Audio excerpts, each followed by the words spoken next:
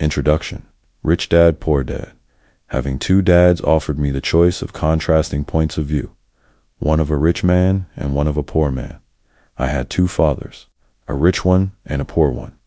One was highly educated and intelligent. He had a PhD and completed 4 years of undergraduate work in less than 2 years. He then went on to Stanford University, the University of Chicago, and Northwestern University to do his advanced studies, all on full financial scholarships. The other father never finished the 8th grade. Both men were successful in their careers, working hard all their lives. Both earned substantial incomes, yet one always struggled financially. The other would become one of the richest men in Hawaii. One died leaving tens of millions of dollars to his family, charities, and his church. The other left bills to be paid. Both men were strong, charismatic, and influential. Both men offered me advice, but they did not advise the same things. Both men believed strongly in education, but did not recommend the same course of study. If I had had only one dad, I would have had to accept or reject his advice. Having two dads offered me the choice of contrasting points of view, one of a rich man and one of a poor man, instead of simply accepting or rejecting one or the other. I found myself thinking more, comparing, and then choosing for myself. The problem was that the rich man was not rich yet, and the poor man was not yet poor. Both were just starting out on their careers, and both were struggling with money and families, but they had very different points of view about money. For example, one dad would say, "The love of money is the root of all evil." The other said, "The lack of money is the root of all evil." As a young boy, having two strong fathers, both influencing me, was difficult. I wanted to be a good son and listen, but the two fathers did not say the same things. The contrast in their points of view, particularly about money, was so extreme that I grew curious and intrigued. I began to start thinking for long periods of time about what each was saying. Much of my private time was spent reflecting, asking myself questions such as, "Why does he say that?" And then asking the same question of the other dad's statement. It would have been much easier to simply say, "Yeah, he's right. I agree with that." Or to simply reject the point of view by saying, "The old man doesn't know what he's talking about." Instead, having two dads whom I loved forced me to think and ultimately choose a way of thinking for myself. As a process, choosing for myself turned out to be much more valuable in the long run than simply accepting or rejecting a single point of view. One of the reasons the rich get richer, the poor get poorer, and the middle class struggles in debt is that the subject of money is taught at home, not in school. Most of us learn about money from our parents. So what can poor parents tell their child about money? They simply say, "Stay in school and study hard." The child may graduate with excellent grades, but with a poor person's financial programming and mindset, sadly, money is not taught in schools. Schools focus on scholastic and professional skills, but not on financial skills. This explains how smart bankers, doctors, and accountants who earned excellent grades may struggle financially all of their lives. Our staggering national debt is due in large part to highly educated politicians and government officials making financial decisions with little or no training in the subject of money. Today, I often wonder what will soon happen when we have millions of people who need financial and medical assistance. They will be dependent upon their families or the government for financial support. What will happen when Medicare and Social Security run out of money? How will a nation survive if teaching children about money continues to be left to parents, most of whom will be, or already are, poor? Because I had two influential fathers, I learned from both of them. I had to think about each dad's advice, and in doing so, I gained valuable insight into the power and effect of one's thoughts on one's life. For example, one dad had a habit of saying, "I can't afford it." The other dad forbade those words to be used. He insisted I ask, "How can I afford it?" One is a statement, and the other is a question. One lets you off the hook, and the other forces you to think. My soon-to-birch dad would explain that by automatically saying the words, "I can't afford it," your brain stops working. By asking the question, "How can I afford it?" your brain is put to work. He did not mean that you should buy everything you want. He was fanatical about exercising your mind, the most powerful computer in the world. He'd say, "My brain gets stronger every day because I exercise it. The stronger it gets, the more money I can make." He believed that automatically saying, "I can't afford it," was a sign of mental laziness. Although both dads worked hard, I noticed that one dad had a habit of putting his brain to sleep when it came to finances, and the other had a habit of exercising his brain. The long-term result was that one dad grew stronger financially and the other grew weaker. It is not much different from a person who goes to the gym to exercise on a regular basis versus someone who sits on the couch watching television. Proper physical exercise increases your chances for health, and proper mental exercise increases your chances for wealth. My two dads had opposing attitudes, and that affected the way they thought. One dad thought that the rich should pay more in taxes to take care of those less fortunate. The other said, taxes punish those who produce and reward those who don't produce. One dad recommended, study hard so you can find a good company to work for. The other recommended, study hard so you can find a good company to buy. One dad said, the reason I'm not rich is because I have you kids. The other said, the reason I must be rich is because I have you kids. One encouraged talking about money and business at the dinner table, while the other forbade the subject of money to be discussed over a meal. One said, when it comes to money, play it safe. Don't take risks. The other said, learn to manage risk.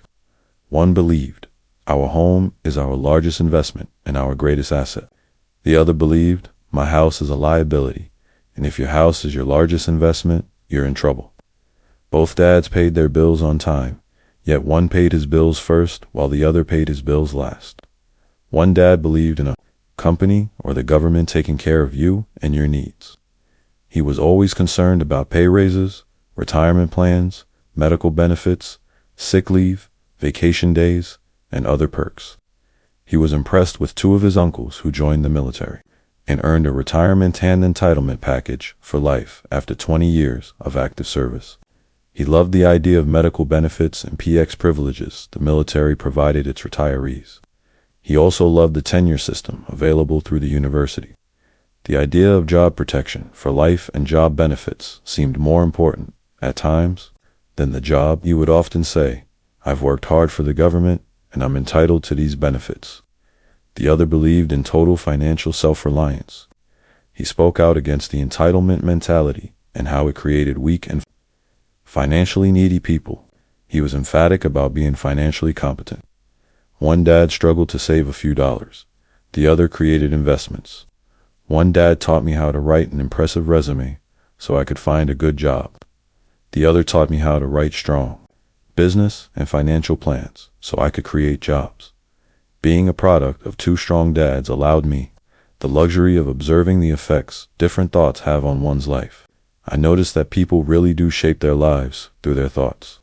For example, my poor dad always said, I'll never be rich, and that prophecy became reality. My rich dad, on the other hand, always referred to himself as rich. He would say things like, I'm a rich man, and rich people don't do this. Even when he was flat broke after a major financial setback, he continued to refer to himself as a rich man.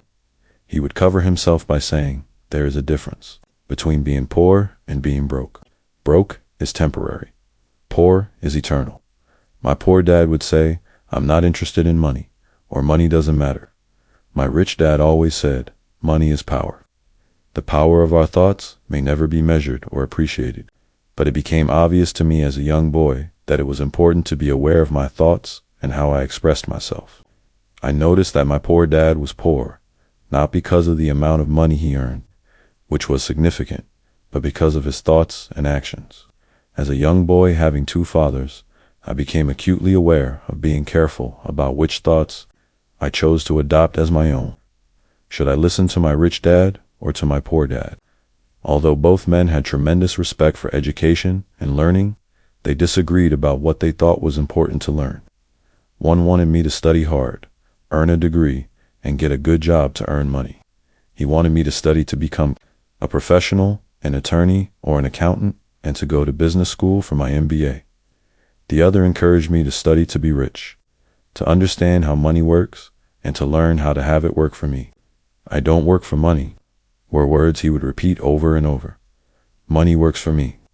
At the age of 9, I decided to listen to and learn from my rich dad about money.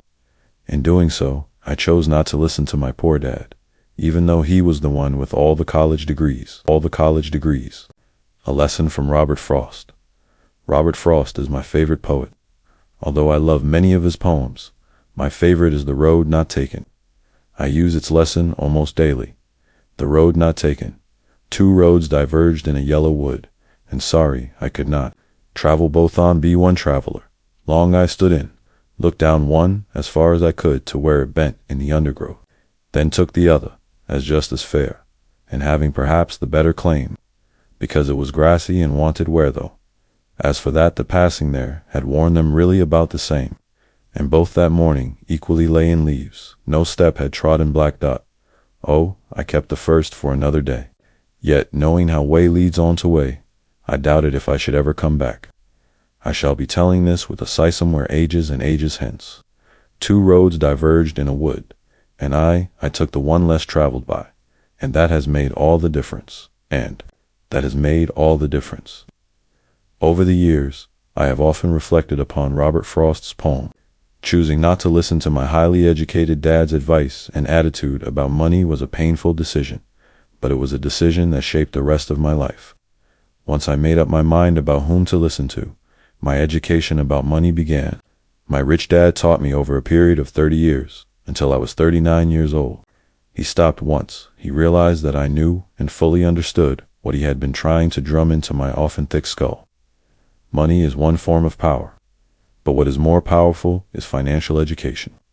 Money comes and goes, but if you have the education about how money works, you gain power over it and can begin building wealth. The reason positive thinking alone does not work is because most people went to school and never learned how money works. So they spend their lives working for money. Because I was only 9 years old when I started, the lessons my rich dad taught me were simple. And when it was all said and done, there were only 6 main lessons, repeated over 30 years. This book is about those 6 lessons, put as simply as possible, just as simply as my rich dad put forth those lessons to me.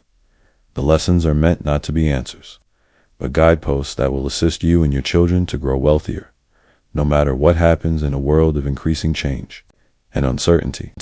Chapter 1. Lesson 1. The rich don't work for money. The poor and the middle class work for money. The rich have money to work for them. Dad, can you tell me how to get rich? My dad put down the evening paper. Why do you want to get rich, son? Because today Jimmy's mom drove up in their new Cadillac, and they were going to their beach house for the weekend. He took 3 of his friends, but Mike and I weren't invited. They told us we weren't invited because we were poor kids. They did. My dad asked incredulously. Yeah, they did, I replied in a hurt tone. My dad silently shook his head, pushed his glasses up the bridge of his nose, and went back to reading the paper. I stood waiting for an answer. The year was 1956. I was 9 years old. By some twist of fate, I attended the same public school where the rich people sent their kids. We were primarily a sugar plantation town. The managers of the plantation and the other affluent people, such as doctors, business owners, and bankers, sent their children to this elementary school. After grade 6, their children were generally sent off to private schools. Because my family lived on one side of the street, I went to this school. Had I lived on the other side of the street, I would have gone to a different school with kids, from families more like mine. After grade 6, these kids and I would go on to the public, intermediate, and high school. There was no private school for them or for me. My dad finally put down the paper. I could tell he was thinking. Well, son, he began slowly. If you want to be rich, you have to learn to make money. How do I make money? I asked. Well, use your head, son, he said, smiling. Even then, I knew that really meant, that's all I'm going to tell you, or I don't know the answer, so don't embarrass me. A partnership is formed out the next morning. I told my best friend Mike what my dad had said. As best as I could tell, Mike and I were the only poor kids in this school. Mike was also in this school by a twist of fate. Someone had drawn a jog in the line for the school district, and we wound up in school with the rich kids. We weren't really poor, but we felt as if we were, because all the other boys had new baseball gloves, new bicycles, new everything. Mom and Dad provided us with the basics, like food, shelter, and clothes, but that was about it. My dad used to say, if you want something, work for it. We wanted things, but there was not much work available for 9-year-old boys. So what do we do to make money? Mike asked. I don't know, I said, but do you want to be my partner? He agreed, and so on that Saturday morning, Mike became my first business partner. We spent all morning coming up with ideas on how to make money. Occasionally, we talked about all the cool guys at Jimmy's beach house having fun. It hurt a little, but that hurt was good, because it inspired us to keep thinking of a way to make money. Finally, that afternoon, a bolt of lightning struck. It was an idea Mike got from a science book he had read. Excitedly, we shook hands, and the partnership now had a business. For the next several weeks, Mike and I ran around our neighborhood, knocking on doors and asking our neighbors if they would save their toothpaste tubes for us. With puzzled looks, most adults consented with a smile. Some asked us what we were doing, to which we replied, "We can't tell you. It's a business secret." My mom grew distressed as the weeks wore on. We had selected a site next to her. Washing machine is the place we would stockpile our raw materials. In a brown cardboard box that at one time held catsup bottles, our little pile of used toothpaste tubes began to grow. Finally, my mom put her foot down. The sight of her neighbors, messy, crumpled, used toothpaste tubes, had gotten to her. "What are you boys doing?" she asked. "And I don't want to hear again that it's a business secret. Do something with this mess, or I'm going to throw it out." Mike and I pleaded and begged, explaining that we would soon have enough, and then we would begin production. We informed her that we were waiting on a couple of neighbors to finish their toothpaste so we could have their tubes. Mom granted us a 1-week extension. The date to begin production was moved up, and the pressure was on. My first partnership was already being threatened with an eviction notice by my own mom. It became Mike's job to tell the neighbors to quickly use up their toothpaste, saying their dentist wanted them to brush more often anyway. I began to put together the production line. One day, my dad drove up with a friend to see 2 9-year-old boys in the driveway with a production line operating at full speed. There was fine white powder everywhere. On a long table were small milk cartons from school and our families. Hibachi grill was glowing with red-hot coals at maximum heat. Dad walked up cautiously, having to park the car at the base of the driveway since the production line blocked the carport. As he and his friend got closer, they saw a steel pot sitting on top of the coals in which the toothpaste tubes were being melted down. In those days, toothpaste did not come in plastic tubes. The tubes were made of lead, so once the paint was burned off, the tubes were dropped in the small steel pot. They melted until they became liquid, and with my mom's pot holders, we poured the lead through a small hole in the top of the milk cartons. The milk cartons were filled with plaster of Paris. White powder was everywhere. In my haste, I had knocked the bag over, and the entire area looked like it had been hit by a snowstorm. The milk cartons were the outer containers for plaster of Paris molds. My dad and his friend watched as we carefully poured the molten lead through a small hole in the top of the plaster of Paris cube. "Careful," my dad said. I nodded without looking up. Finally, once the pouring was through, I put the steel pot down and smiled at my dad. "What are you boys doing?" he asked with a cautious smile. "We're doing what you told me to do. We're going to be rich," I said. "Yep," said Mike, grinning and nodding his head. "We're partners." "And what is in those? Plaster molds?" my dad asked. "Watch," I said. "This should be a good batch." With a small hammer, I tapped at the seal that divided the cube in half. Cautiously, I pulled up the top half of the plaster mold, and a lead nickel fell out. "Oh no," my dad exclaimed. "You're casting nickels out of lead." "That's right," Mike said. "We're doing as you told us to do. We're making money." My dad's friend turned and burst into laughter. My dad smiled and shook his head. Along with a fire and a box of spent toothpaste tubes, in front of him were 2 little boys covered with white dust, smiling from ear to ear. He asked us to put everything down and sit with him on the front step of our house. With a smile, he gently explained what the word counterfeiting meant. Our dreams were dashed. "You mean this is illegal?" asked Mike in a quivering voice. "Let them go," my dad's friend said. "They might be developing a natural talent." My dad glared at him. "Yes, it is illegal," my dad said gently. "But you boys have shown great creativity and original thought. Keep going. I'm really proud of you." Disappointed, Mike and I sat in silence for about 20 minutes before we began cleaning up our mess. The business was over on opening day. Sweeping the powder up, I looked at Mike and said, "I guess Jimmy and his friends are right. We are poor." My father was just leaving as I said that. "Boys," he said, "you're only poor if you give up. The most important thing is that you did something. Most people only talk and dream of getting rich. You've done something. I'm very proud of the two of you. I will say it again. Keep going. Don't quit." Mike and I stood there in silence. They were nice words, but we still did not know what to do. "So how come you're not rich, Dad?" I asked. "Because I chose to be a school teachers really don't think about being rich. We just like to teach. I wish I could help you, but I really don't know how to make money." Mike and I turned and continued our cleanup. "I know," said my dad. "If you boys want to learn how to be rich, don't ask me. Talk to your dad, Mike." My dad asked Mike with a scrunched up face. "Yeah, your dad," repeated my dad with a smile. "Your dad and I have the same banker, and he raves about your father. He's told me several times that your father is brilliant when it comes to making money." Mike asked again in disbelief. "Then how come we don't have a nice car and a nice house like the rich kids at school?" "A nice car and a nice house don't necessarily mean you're rich or you know how to make money," my dad replied. "Jimmy's dad works for the sugar plantation. He's not much different from me. He works for a company and I work for the government.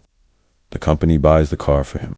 The sugar company is in financial trouble, and Jimmy's dad may soon have nothing. Your dad is different, Mike.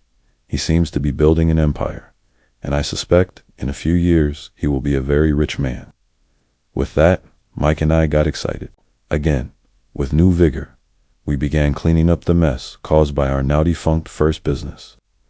As we were cleaning, we made plans for how and when to talk to Mike's dad. The problem was that Mike's dad worked long hours and often did not come home until late. His father owned warehouses, a construction company, a chain of stores, and 3 restaurants. It was the restaurants that kept him out late.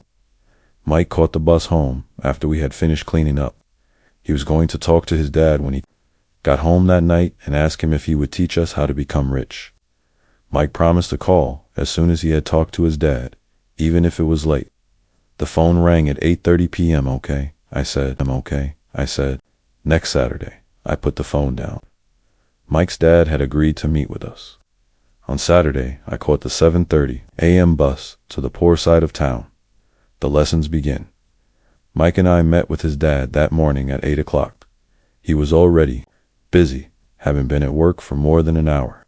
His construction supervisor was just leaving in his pickup truck as I walked up to his simple, small, and tidy home. Mike met me at the door. "Dad's on the phone, and he said to wait on the back porch," Mike said as he opened the door. The old wooden floor creaked as I stepped across the threshold of the aging house. There was a cheap mat just inside the door. The mat was there to hide the years of wear from countless footsteps that the floor had supported. Although clean, it needed to be replaced. I felt claustrophobic as I entered the narrow living room that was filled with old, musty, overstuffed furniture that today would be collector's items. Sitting on the couch were 2 women, both a little older than my mom. Across from the women sat a man in workman's clothes. He wore khaki slacks and a khaki shirt, neatly pressed but without starch, and polished work boots. He was about 10 years older than my dad. They smiled as Mike and I walked past them toward the back porch. I smiled back shyly. "Who are those people?" I asked. "Oh, they work for my dad. The older man runs his warehouses, and the women are the managers of the restaurants. And as you arrived, you saw the construction supervisor who was working on a road project about 50 miles from here. His other supervisor, who was building a tract of houses, Left before you got here. Does this go on all the time? I asked. Not always, but quite often, said Mike, smiling as he pulled up a chair to sit down next to me. I asked my dad if he would teach us to make money, Mike said. Oh, and what did he say to that? I asked with cautious curiosity. Well, he had a funny look on his face at first, and then he said he would make us an offer. I said, rocking my chair back against the wall. I sat there, perched on two rear legs of the chair. Mike did the same thing. Do you know what the offer is? I asked. No, but we'll soon find out. Suddenly, Mike's dad burst through the rickety screen door and onto the porch. Mike and I jumped to our feet, not out of respect, but because we were startled. Ready, boys? He asked as he pulled up a chair to sit down with us. We nodded our heads as we pulled our chairs away from the wall to sit in front of him. He was a big man, about 6 feet tall and 200 pounds. My dad was taller, about the same weight, and 5 years older than Mike's dad. They sort of looked alike, though not of the same ethnic makeup. Maybe their energy was similar. Mike says you want to learn to make money. Is that correct, Robert? I nodded my head quickly, but with a little trepidation. He had a lot of power behind his words and smile. Okay, here's my offer. I'll teach you, but I won't do it. Classroom style. You work for me, I'll teach. You don't work for me, I won't teach you. I can teach you faster if you work, and I'm wasting my time if you just want to sit and listen like you do in school. That's my offer. Take it or leave it. Ah, may I ask a question first? I asked. No. Take it or leave it. I've got too much work to do to waste my time. If you can't make up your mind decisively, then you'll never learn to make money anyway. Opportunities come and go. Being able to know when to make quick decisions is an important skill. You have the opportunity that you asked for. School is beginning, or it's over in 10 seconds. Mike's dad said with a teasing smile. Take it, I said. Take it, said Mike. Good, said Mike's dad. Mrs. Martin will be by in 10 minutes. After I'm through with her, you'll ride with her to my superette and you can begin working. I'll pay you 10 cents an hour and you'll work 3 hours every Saturday. But I have a softball game today, I said. Mike's dad lowered his voice to a stern tone. Take it or leave it, he said. I'll take it, I replied, choosing to work and learn instead of playing. 30 cents later, by 9 a.m. that day, Mike and I were working for Mrs. Martin. She was a kind and patient woman. She always said that Mike and I reminded her of her 2 grown sons. Although kind, she believed in hard work and kept us moving. We spent 3 hours taking canned goods off the shelves, brushing each can with a feather duster to get the dust off, and then restacking them neatly. It was excruciatingly boring work. Mike's dad, whom I call my rich dad, owned 9 of these little superettes, each with a large parking lot. They were the early version of the 7-Eleven convenience stores, little neighborhood grocery stores, where people bought items such as milk, bread, butter, and cigarettes.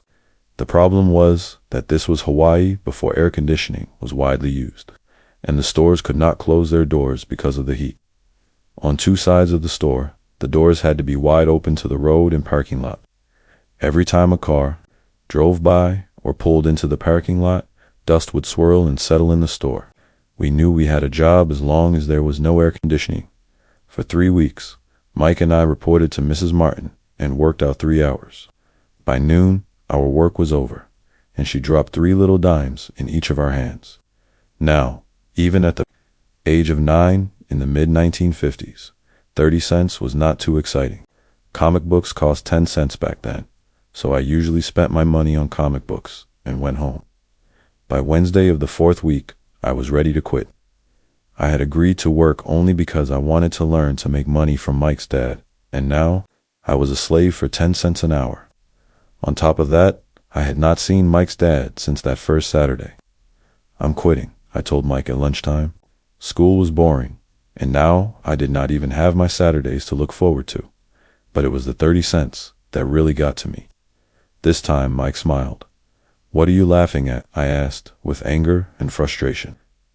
Dad said this would happen. He said to meet with him when you were ready to quit. What? I said indignantly. He's been waiting for me to get fed up. Sort of, Mike said. Dad's kinda different. He doesn't teach like your dad. Your mom and dad lecture a lot. My dad is quiet and a man of few words. You just wait till this Saturday. I'll tell him you're ready. You mean, I've been set up? No, not really, but maybe. Dad will explain on Saturday. Waiting in line on Saturday, I was ready to face Mike's dad. Even my real dad was angry with him. My real dad, the one I called the poor one, thought that my rich dad was violating child labor laws and should be investigated. My educated, poor dad told me to demand what I deserve, at least 25 cents an hour. My poor dad told me that if I did not get a raise, I was to quit immediately. You don't need that damn job anyway, said my poor dad with indignation. At 8 o'clock Saturday morning, I walked through the door of Mike's house when Mike's dad opened it. Take a seat and wait in line, he said as I entered. He turned and disappeared into his little office next to a bedroom. I looked around the room and didn't see Mike anywhere. Feeling awkward, I cautiously sat down next to the same two women who were there 4 weeks earlier. They smiled and slid down the couch to make room for me. 45 minutes went by, and I was steaming. The two women had met with him and left 30 minutes earlier. An older gentleman was in there for 20 minutes and was also gone. The house was empty, and here I sat in a musty, dark living room on a beautiful, sunny Hawaiian day, waiting to talk to a cheapskate who exploited children. I could hear him rustling around the office, talking on the phone, and ignoring me. I was ready to walk out, but for some reason, I stayed. Finally, 15 minutes later, at exactly 9 o'clock, Rich Dad walked out of his office, said nothing, and signaled with his hand for me to enter. I understand you want a raise, or you're going to quit, Rich Dad said as he swiveled in his office chair. Well, you're not keeping your end of the bargain, I blurted out, nearly in tears. It was really frightening for me to confront a grown-up. You said that you would teach me if I worked for you. Well, I've worked for you. I've worked hard. I've given up my baseball games to work for you, but you haven't kept your word, and you haven't taught me anything. You are a crook like everyone in town thinks you are. You're greedy. You want all the money and don't take care of your employees. You made me wait and don't show me any respect. I'm only a little boy, but I deserve to be treated better. Rich Dad rocked back in his swivel chair, hands up to his chin, and stared at me. Not bad, he said. In less than a month, you sound like most of my employees. What? I asked. Not understanding what he was saying, I continued with my grievance. I thought you were going to keep your end of the bargain and teach me. Instead, you want to torture me. That's cruel. That's really cruel. I am teaching you, Rich Dad said quietly. What have you taught me? Nothing, I said angrily. You haven't even talked to me once since I agreed to work for peanuts. 10 cents an hour. I should notify the government about you. We have child labor laws, you know. My dad works for the government, you know. Wow, said Rich Dad. Now you sound just like most of the people who used to work for me. People I've either fired or who have quit. So what do you have to say? I demanded, feeling pretty brave for a little kid. You lied to me. I've worked for you, and you have not kept your word. You haven't taught me anything. How do you know that I've not taught you anything? Asked Rich Dad calmly. Well, you've never talked to me. I've worked for 3 weeks, and you have not taught me anything, I said with a pout. Does teaching mean talking or a lecture? Rich Dad asked. Well, yes, I replied. That's how they teach you in school, he said, smiling. But that is not how life teaches you. And I would say that life is the best teacher of all. Most of the time, life does not talk to you. It just sort of pushes you around. Each push is life saying, wake up. There's something I want you to learn. What is this man talking about? I asked myself silently. Life pushing me around was life talking to me. Now I knew I had to quit my job. I was talking to someone who needed to be locked up. If you learn life's lessons, you will do well. If not, life will just continue to push you around. People do two things. Some just let life push them around. Others get angry and push back. But they push back against their boss, or their job, or their husband or wife. They do not know it's life that's pushing. I had no idea what he was talking about. Life pushes all of us around. Some people give up and others fight. A few learn the lesson and move on. They welcome life pushing them around. To these few people, it means they need and want to learn something. They learn and move on. Most quit, and a few like you fight. Rich Dad stood and shut the creaky old wooden window that needed repair. If you learn this lesson, you will grow into a wise, wealthy, and happy young man. If you don't, you will spend your life blaming a job, low pay, or your boss for your problems.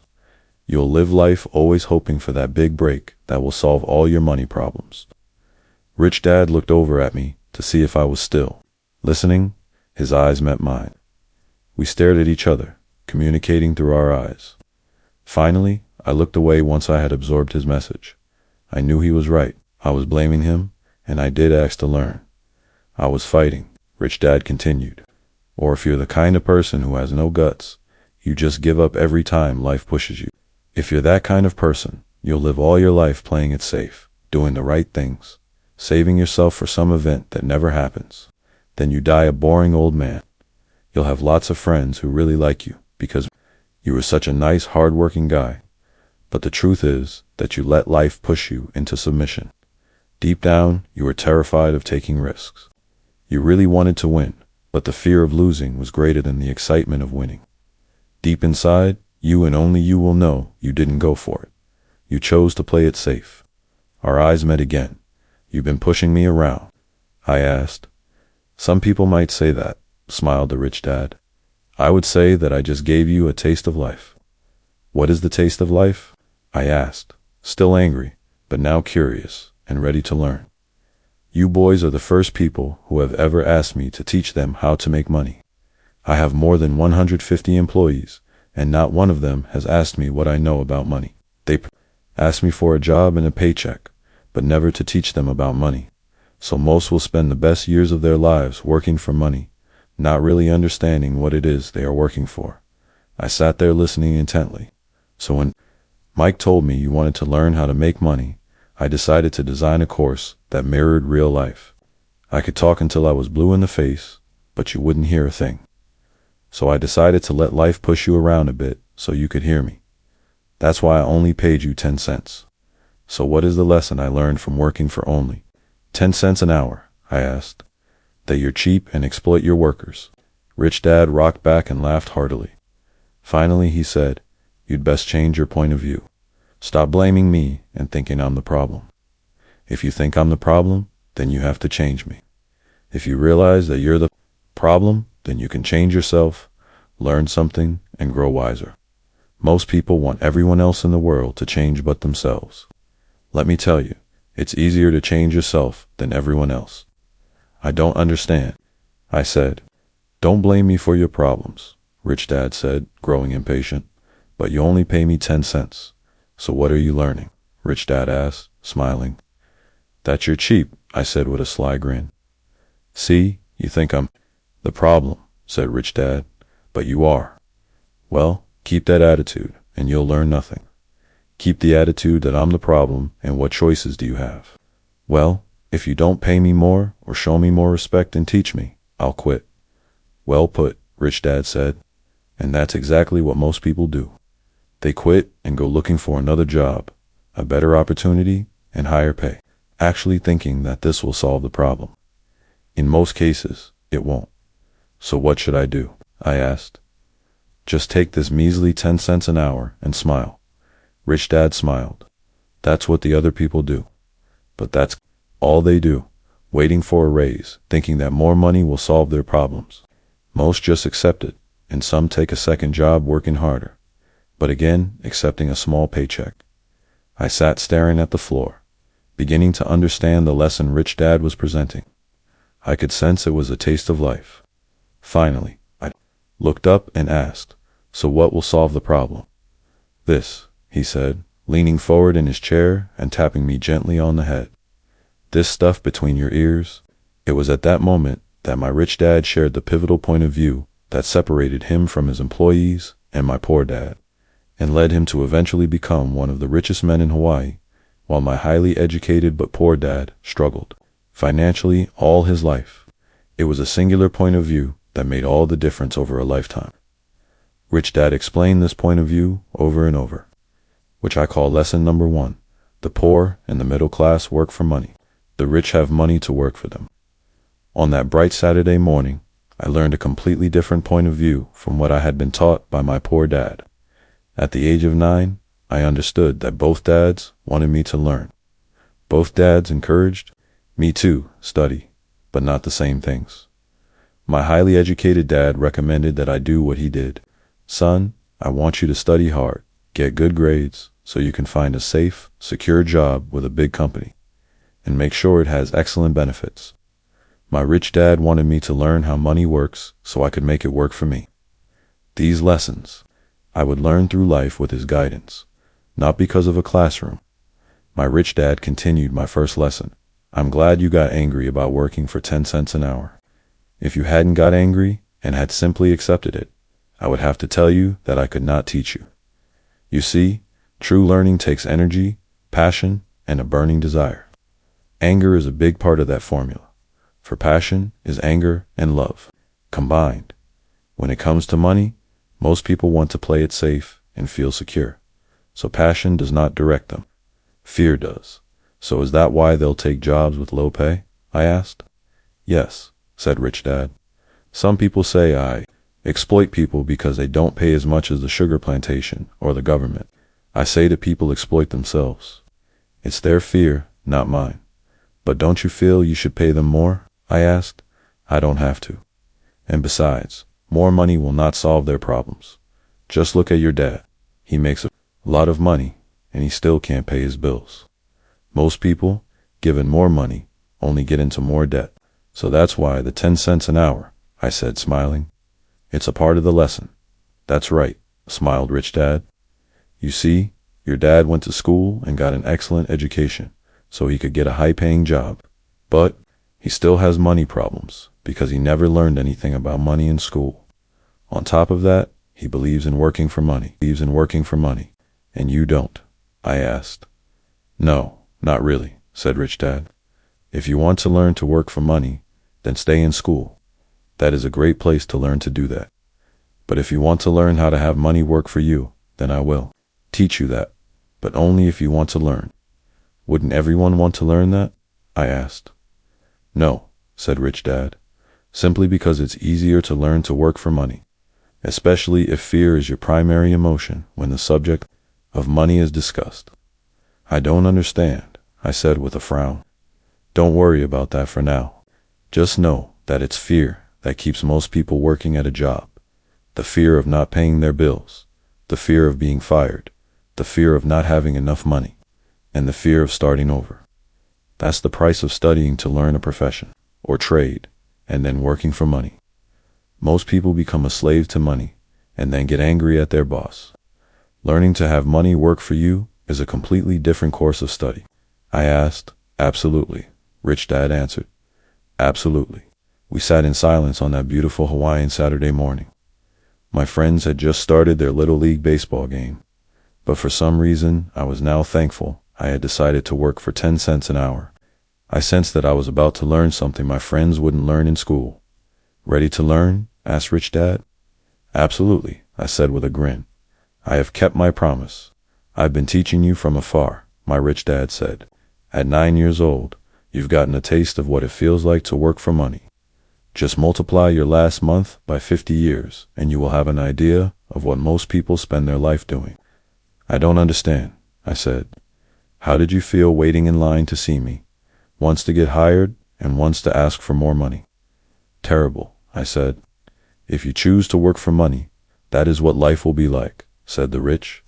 Dad, and how did you feel when Mrs. Martin dropped 3 dimes in your hand for 3 hours of work? I felt like it wasn't enough. It seemed like nothing.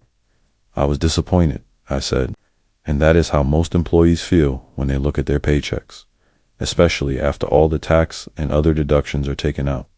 At least you got 100%. You mean most workers don't get paid for everything? I asked with amazement. Heavens no, said the rich dad. The government always takes its share first. How do they do that? I asked. Taxes, said the rich dad. You're taxed when you earn. You're taxed when you spend.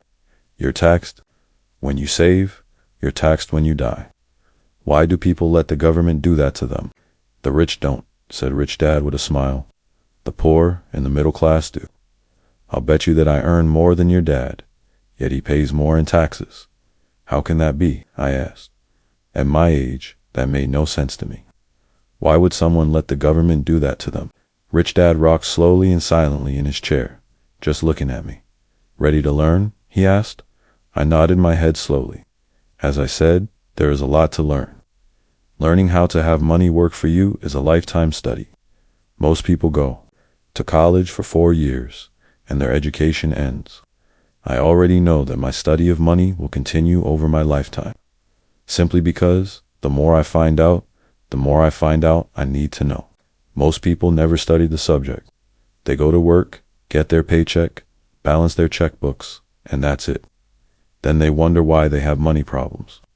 They think that more money will solve the problem, and don't realize that it's their lack of financial education that is the problem. So my dad has tax problems because he doesn't understand money. I asked, confused. Look, said Rich Dad, taxes are just one small section on learning how to have money work for you. Today, I just wanted to find out if you still have the passion to learn about money. Most people don't. They want to go to school, learn a profession, have fun at their work, and earn lots of money. One day they wake up with big money problems, and then they can't stop working. That's the price of only knowing how to work for money instead of studying how to have money work for you. So do you still have the passion to learn? Asked Rich Dad. I nodded my head. Good, said the Rich Dad. Now get back to work. This time, I will pay you nothing. What? I asked in amazement. You heard me? Nothing. You will work the same 3 hours every Saturday. But this time you will not be paid 10 cents per hour. You said you wanted to learn to not work for money, so I'm not going to pay you anything. I couldn't believe what I was hearing. I've already had this conversation with Mike, and he's already working, dusting and stacking canned goods for free. You'd better hurry and get back there. That's not fair, I shouted. You've got to pay something. You said you wanted to learn. If you don't learn this now, you'll grow up to be like the 2 women and the older man sitting in my living room, working for money and hoping I don't fire them, or like your dad, earning lots of money only to be in debt up to his eyeballs, hoping more money will solve the problem. If that's what you want, I'll go back to our original deal of 10 cents an hour. Or you can do what most adults do, complain that there is not enough pay, quit, and go looking for another job. But what do? I asked. Rich Dad tapped me on the head. Use this, he said. If you use it well, you will soon. Thank me for giving you an opportunity, and you will grow into a rich man. I stood there, still not believing what a raw deal I was handed. I came to ask for a raise, and somehow I was instead working for nothing. Rich Dad tapped me on the head again and said, use this. Now get out of here and get back to work. I didn't tell my poor dad I wasn't being paid. He wouldn't have understood, and I didn't want to try to explain something I didn't understand myself. For 3 more weeks, Mike and I worked 3 hours every Saturday for nothing.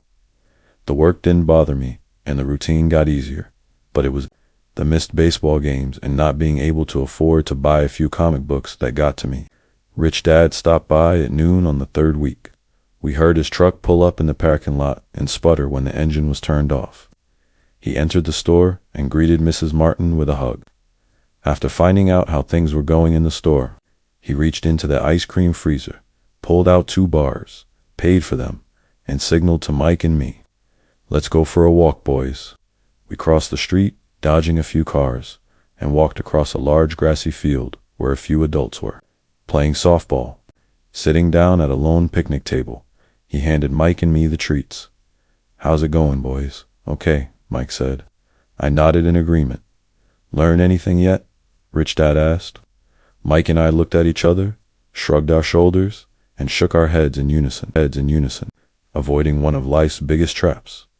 Well, you boys had better start thinking. You're staring at one of life's biggest lessons. If you learn it, you'll enjoy a life of great freedom and security. If you don't, you'll wind up like Mrs. Martin and most of the people playing softball in this park, They work very hard for little money, clinging to the illusion of job security and looking forward to a 3-week vacation each year and maybe a skimpy pension after 4 years of service. If that excites you, I'll give you a raise to 25 cents an hour. But these are good, hard-working people. Are you making fun of them? I demanded. A smile came over Rich Dad's face. Mrs. Martin is like a mother to me. I would never be that cruel. I may sound unkind because I'm doing my best to point something out to the two of you. I want to expand your point of view so you can see something most people never have the benefit of seeing because their vision is too narrow. Most people never see the trap they are in. Mike and I sat there, uncertain of his message. He sounded cruel, yet we could sense he was trying to drive home a point. With a smile, Rich Dad said, "Doesn't that 25 cents an hour sound good? Doesn't it make your heart beat a little faster?" I shook my head no, but it really did. 25 cents an hour would be big bucks to me. "Okay, I'll pay you $1 an hour," Rich Dad said, with a sly grin. Now my heart started to race. My brain was screaming, "Take it, take it." I could not believe what I was hearing. Still, I said nothing. "Okay, $2 an hour." My little brain and heart nearly exploded. After all, it was 1956, and being paid $2 an hour would have made me the richest kid in the world. I couldn't imagine earning that kind of money. I wanted to say yes. I wanted the deal. I could picture a new bicycle, new baseball glove, and the adoration of my friends when I flashed some cash. On top of that, Jimmy and his rich friends could never call me poor again. But somehow my mouth stayed shut. The ice cream had melted and was running down my hand. Rich Dad was looking at two boys, staring back at him, eyes wide open and brains empty. He was testing us, and he knew there was a part of our emotions that wanted to take the deal. He understood that every person has a weak and needy part of their soul that can be bought. And he knew that every individual also had a part of their soul that was resilient and could never be bought. It was only a question of which one was stronger. Okay, $5 an hour. Suddenly, I was silent. Something had changed.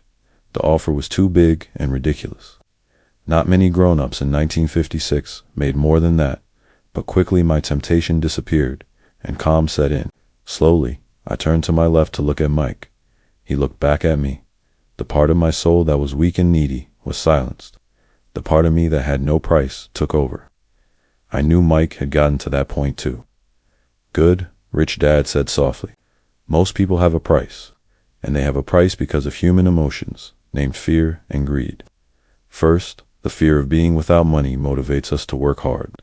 And then once we get that paycheck, greed or desire starts us thinking about all the wonderful things money can buy.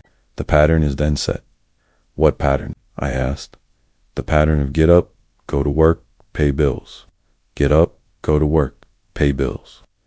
People's lives are forever controlled by two emotions, fear and greed.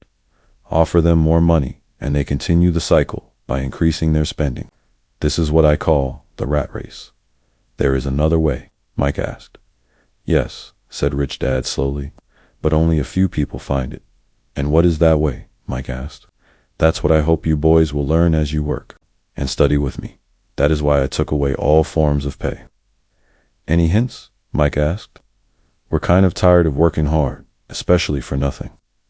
"Well, the first step is telling the truth," said Rich Dad. "We haven't been lying," I said. "I did not say you were lying. I said to tell the truth," Rich Dad retorted. "The truth about what?" I asked. "How you're feeling," Rich Dad said. "You don't have to say it to anyone else. Just admit it to yourself." "You mean the people in this park? The people who work for you? Mrs. Martin? They don't." "Do that?" I asked. "I doubt it," said Rich Dad. "Instead, they feel the fear of not having money. They don't confront it logically.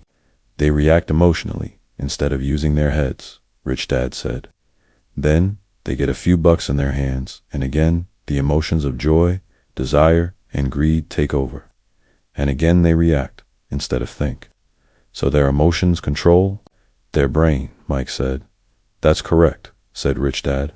"Instead of admitting the truth about how they feel, they react to their feelings and fail to think. They feel the fear, so they go to work, hoping that money will soothe the fear. But it doesn't. It continues to haunt them, and they return to work, hoping again that money will calm their fears, and again it doesn't. Fear keeps them in this trap of working, earning money, working, earning money, hoping the fear will go away. But every day they get up, and that old fear wakes up with them. For millions of people, that old fear keeps them awake all night, causing a night of turmoil and worry. So they get up and go to work, hoping that a paycheck will kill that fear, knowing at their soul money is running their lives, and they refuse to tell the truth about that. Money is in control of their emotions and their souls. Rich Dad sat quietly, letting his words sink in. Mike and I heard what he said, but didn't understand fully what he was talking about. I just knew that I often wondered why grown-ups hurried off to work. It did not seem like much fun, and they never looked that happy, but something kept them going. Realizing we had absorbed as much as possible of what he was talking about, Rich Dad said, "I want you boys to avoid that trap. That is really what I want to teach you. Not just to be rich, because being rich does not solve the problem." "It doesn't?" I asked, surprised. "No, it doesn't. Let me explain the other emotion, desire. Some call it greed, but I prefer desire. It's perfectly normal to desire something better, prettier, more fun, or exciting. So people also work for money because of desire. They desire money for the joy they think it can buy. But the joy that money brings is often short-lived, and they soon need more money for more joy, more pleasure, more comfort, and more security. So they keep working, thinking money will soothe their souls that are troubled by fear and desire. But money can't do that. Even rich people do this." Mike asked. "Rich people included," said Rich Dad. "In fact, the reason many rich people are rich isn't because of desire, but because of fear. They believe that money can eliminate the fear of being poor, so they amass tons of it, only to find the fear gets worse. Now they fear losing the money. I have friends who keep working even though they have plenty. I know people who have millions who are more afraid now than when they were poor. They're terrified of losing it all. The fears that drove them to get rich got worse. That weak and needy part of their soul is actually screaming louder. They don't want to lose the big houses, the cars, and the high life money has bought them. They worry about what their friends would say if they lost all their money. Many are emotionally desperate and neurotic, although they look rich and have more money. So is a poor man happier?" I asked. "No, I don't think so," replied Rich Dad. "The avoidance of money is just as psychotic as being attached to money." As if on cue, the town derelict went past our table, stopping by the large rubbish can and rummaging around in it. The three of us watched him with great interest, when before we probably would have just ignored him. Rich Dad pulled $1 out of his wallet and gestured to the older man. Seeing the money, the derelict came over immediately, took the bill, thanked Rich Dad profusely, and hurried off, ecstatic with his good fortune. "He's not much different from most of my employees," said Rich Dad. "I've met so many people who say, 'Oh, I'm not interested in money,' yet they'll work at a job for 8 hours a day. That's a denial of truth. If they weren't interested in money, then why are they working? That kind of thinking is probably more psychotic than a person who hoards money." As I sat there listening to my Rich Dad, my mind flashed back to the countless times my own dad said, "I'm not interested in money." He said those words often. He also covered himself by always saying, "I work because I love my job." "So what do?" I asked.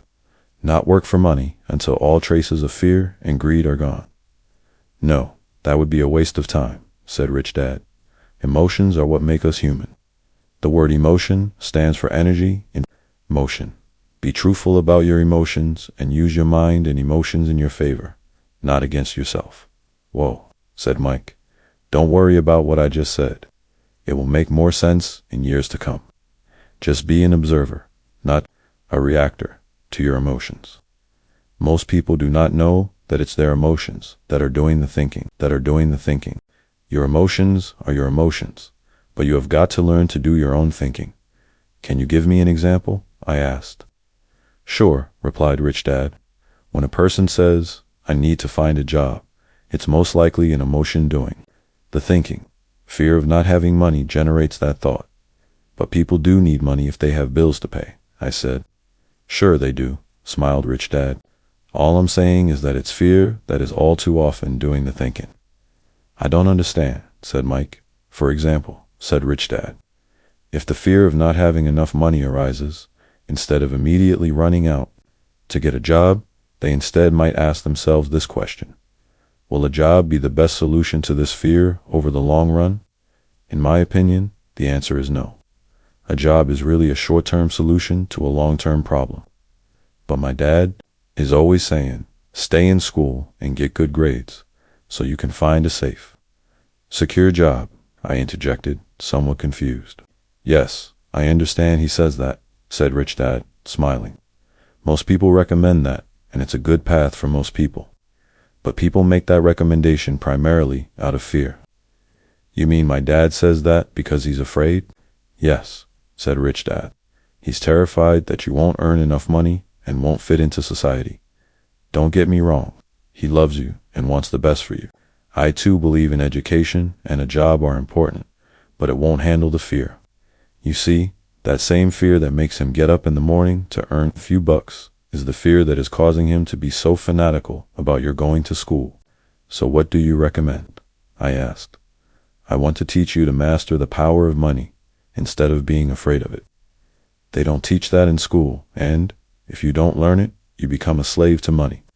It was finally making sense. He wanted us to widen our views and to see what the Mrs. Martins of this world couldn't see. He used examples that sounded cruel at the time, but I've never forgotten them. My vision widened that day, and I began to see the trap that lay ahead for most people. You see, we're all employees ultimately. We just work at different levels, said Rich Dad. I just want you boys to have a chance to avoid the trap caused by those two emotions, fear and desire. Use them in your favor, not against you. That's what I want to teach you. I'm not interested in just teaching you to make a pile of money that won't handle the fear or desire. If you don't first handle fear and desire, and you get rich, you'll only be a highly paid slave. So how do we avoid the trap? I asked. The main cause of poverty or financial struggle is fear and ignorance, not the economy or the government or the rich. It's self-inflicted fear and ignorance that keep people trapped. So you boys go to school and get your college degrees, and I'll teach you how to stay out of the trap. The pieces of the puzzle were appearing. My highly educated dad had a great education and a great career, but school never told him how to handle money or his fear of it. It became clear that I could learn different and important things from two fathers. So you've been talking about the fear of not having money. How does the desire for money affect our thinking? Mike asked. How did you feel when I tempted you with a pay raise? Did you notice your desires rising? We nodded our heads. By not giving in to your emotions, you were able to delay your reactions and think. That is important. We will always have emotions of fear and greed. From here on in, it's imperative for you to use those emotions to your advantage, and for the long term, to not let your emotions control your thinking. Most people use fear and greed against themselves. That's the start of ignorance. Most people live their lives chasing paychecks, pay raises, and job security because of the emotions of desire and fear, not really questioning where those emotion-driven thoughts are leading them. It's just like the picture of a donkey dragging a cart with its owner dangling a carrot just in front of its nose. The donkey's owner may be going where he wants to, but the donkey is chasing an illusion. Tomorrow, there will only be another carrot for the donkey. You mean the moment I picture a new baseball glove, candy, and toys, that's like a carrot to a donkey? Mike asked. Yes, and as you get older, your toys get more expensive, a new car, a boat, and a big house to impress your friends, said Rich Dad with a smile. Fear pushes you out the door, and desire calls to you. That's the trap. So what's the answer? Mike asked. What intensifies fear and desire is ignorance. That is why rich people with lots of money often have more fear the richer they get. Money is the carrot, the illusion. If the donkey could see the whole picture, it might rethink its choice to chase the carrot. Rich Dad went on to explain that a human's life is a struggle between ignorance and illumination. He explained that once a person stops searching for information and self-knowledge, ignorance sets in. That struggle is a moment-to-moment decision, to learn to open or close one's mind. Look, school is very important. You go to school to learn a skill or profession, to become a contributing member of society. Every culture needs teachers, doctors, mechanics, artists, cooks, business people, police officers, firefighters, and soldiers. Schools train them so society can thrive and flourish, said Rich Dad. Unfortunately, for many people, school is the end, not the beginning. There was a long silence. Rich Dad was smiling. I didn't comprehend everything he said that day, but as with most great teachers, his words continued to teach for years. I've been a little cruel today, said Rich Dad, but I want you to always remember this talk. I want you to always think of Mrs. Martin, and I want you always to remember that donkey. Never forget that fear and desire can lead you into life's biggest trap if you're not aware of them controlling your thinking. To spend your life living in fear, never exploring your dreams, is cruel. To work hard for money, thinking that it will buy you things that will make you happy, is also cruel. To wake up in the middle of the night, terrified about paying bills, is a horrible way to live. To live a life dictated by the size of a paycheck is not really living a life. Thinking that a job makes you secure is lying to yourself. That's cruel, and that's the trap I want you to avoid. I've seen how money runs people's lives. Don't let that happen to you. Please don't let money run your life. A softball rolled under our table. Rich Dad picked it up and threw it back. So what does ignorance have to do with greed and fear? I asked. Because it is ignorance about money that causes so much greed and fear, said Rich Dad. Let me give you some examples. A doctor, wanting more money to better provide for his family, raises his fees. By raising his fees, it makes health care more expensive for everyone. It hurts the poor people the most, so they have worse health than those with money. Because the doctors raise their fees, the attorneys raise their fees. Because the attorneys' fees have gone up, school teachers want a raise, which raises our taxes, and on and on and on. Soon there will be such a horrifying gap between the rich and the poor that chaos will break out and another great civilization will collapse. History proves that great civilizations collapse when the gap between the haves and have-nots is too great. Sadly, America is on that same course because we haven't learned from history. We only memorize historical dates and names, not the lesson. Aren't prices supposed to go up? I asked. In an educated society with a well-run government, prices should actually come down. Of course, that is often only true in theory. Prices go up because of greed and fear caused by ignorance. If schools taught people about money, there would be more money and lower prices. But schools focus only on teaching people to work for money, not how to harness money's power. But don't we have business schools? Mike asked. And haven't you encouraged me to go for my MBA? Yes, said Rich Dad. But all too often, business schools train employees to become sophisticated bean counters. Heaven forbid a bean counter takes over a business. All they do is look at the numbers, fire people, and kill the business. I know this because I hire bean. All they think about is cutting costs and raising prices, which cause more problems. Bean counting is important. I wish more people knew it, but it, too, is not the whole picture, added Rich Dad angrily. So is there an answer? Asked Mike. Yes, said Rich Dad. Learn to use your emotions to think, not think with your emotions. When you boys mastered your emotions by agreeing to work for free, I knew there was hope.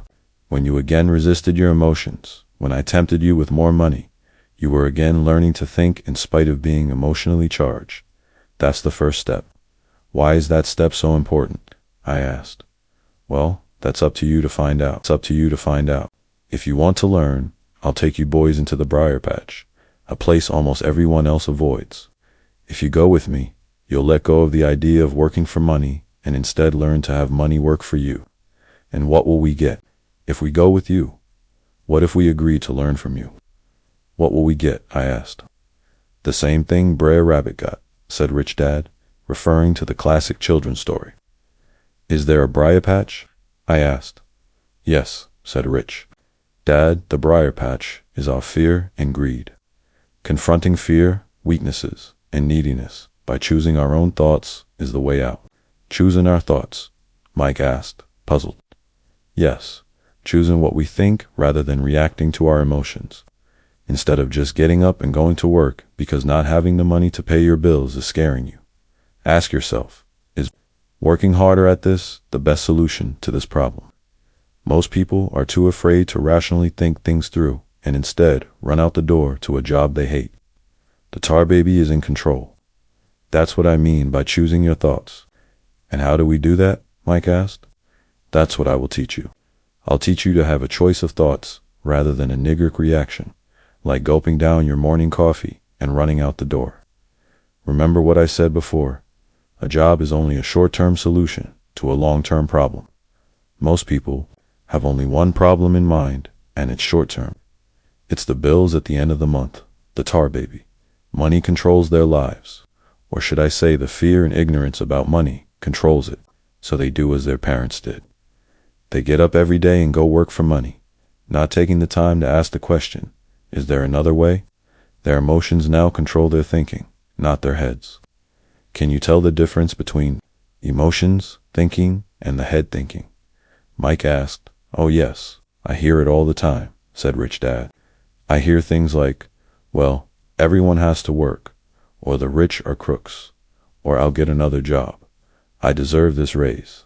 You can't push me around, or I like this job because it's secure.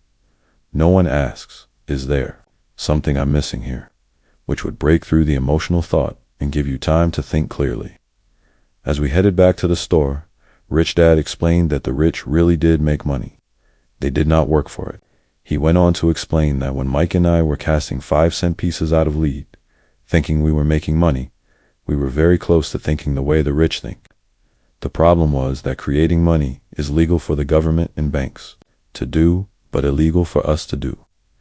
There are legal ways to create money from nothing, he told us. Rich Dad went on to explain that the rich know that money is an illusion, truly like the carrot for the donkey. It's only out of fear and greed that the illusion of money is held together by billions of people who believe that money is real. It's not. Money is really made up. It is only because of the illusion of confidence and the ignorance of the masses that this house of cards stands. He talked about the gold standard that America was on, and that each dollar bill was actually a silver certificate. What concerned him was the rumor that we would someday go off the gold standard and our dollars would no longer be backed by something tangible. If that happens, boys, all hell will break loose. The poor, the middle class, and the ignorant will have their lives ruined simply because they will continue to believe that money is real and that the company they work for, or the government, will look after them. We really did not understand what he was saying that day, but over the years, it made more and more sense. Seeing what others missed Dot as he climbed into his pickup truck outside his convenience store.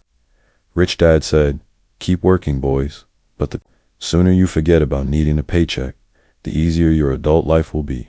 Keep using your brain, work for free, and soon your mind will show you ways of making money far beyond what I could ever pay you. You will see things that other people never see. Most people never see these opportunities because they're looking for money and security, so that's all they get. The moment you see one opportunity, you'll see them for the rest of your life. The moment you do that, I'll teach you something else. Learn this, and you'll avoid one of life's biggest traps. Mike and I picked up our things from the store and waved goodbye to Mrs. Martin. We went back to the park, to the same picnic bench, and spent several more hours thinking and talking. We spent the next week at school thinking and talking. For 2 more weeks, we kept thinking, talking, and working for free. At the end of the second Saturday, I was again saying goodbye to Mrs. Martin and looking at the comic book stand with a longing gaze. The hard thing about not even getting 30 cents every Saturday was that I didn't have any money to buy comic books. Suddenly, as Mrs. Martin said goodbye to Mike and me, I saw her do something I'd never seen her do before. Mrs. Martin was cutting the front page of the comic book in half. She kept the top half of the comic book cover and threw the rest of the book into a large cardboard box. When I asked her what she did with the comic books, she said, I throw them away. I give the top half of the cover back to the comic book distributor for credit when he brings in the new comics. He's coming in an hour. Mike and I waited for an hour. Soon, the distributor arrived, and I asked him if we could have the comic books. To my delight, he said, "You can have them if you work for this store and do not resell them." Remember our old business partnership? Well, Mike and I revived it. Using a spare room in Mike's basement, we began piling hundreds of comic books in that room. Soon our comic book library was open to the public. We hired Mike's younger sister, who loved to study, to be head librarian. She charged each child 10 cents admission to the library, which was open from 2:30 p.m. to 4:30 p.m. every day after school. The customers, the children of the neighborhood, could read as many comics as they wanted in 2 hours. It was a bargain for them, since a comic cost 10 cents each, and they could read 5 or 6 in 2 hours. Mike's sister would check the kids as they left to make sure they weren't borrowing any comic books. She also kept the books, logging in how many kids showed up each day, who they were, and any comments they might have. Mike and I averaged $9.50 per week over a 3-month period. We paid his sister $1 a week and allowed her to read the comics for free, which she rarely did since she was always studying. Mike and I kept our agreement by working in the store every Saturday and collecting all the comic books from the different stores. We kept our agreement to the distributor by not selling any comic books. We burned them once they got to tattered. We tried opening a branch office, but we could never quite find someone as trustworthy and dedicated as Mike's sister. At an early age, we found out how hard it was to find good staff. 3 months after the library first opened, a fight broke out in the room. Some bullies from another neighborhood pushed their way in, and Mike's dad suggested we shut down the business, so our comic book business shut down, and we stopped working on Saturdays at the convenience store. But Rich Dad was excited because he had new things he wanted to teach us. He was happy because we had learned our first lesson so well. We learned to make money work for us. By not getting paid for our work at the store, we were forced to use our imaginations to identify an opportunity to make money by starting our own business. The comic book library, we were in control of our own finances, not dependent on an employer. The best part was that our business generated money for us. Even when we weren't physically there, our money worked for us. Instead of paying us money, Rich Dad had given us so much more. Chapter 2. Lesson 2.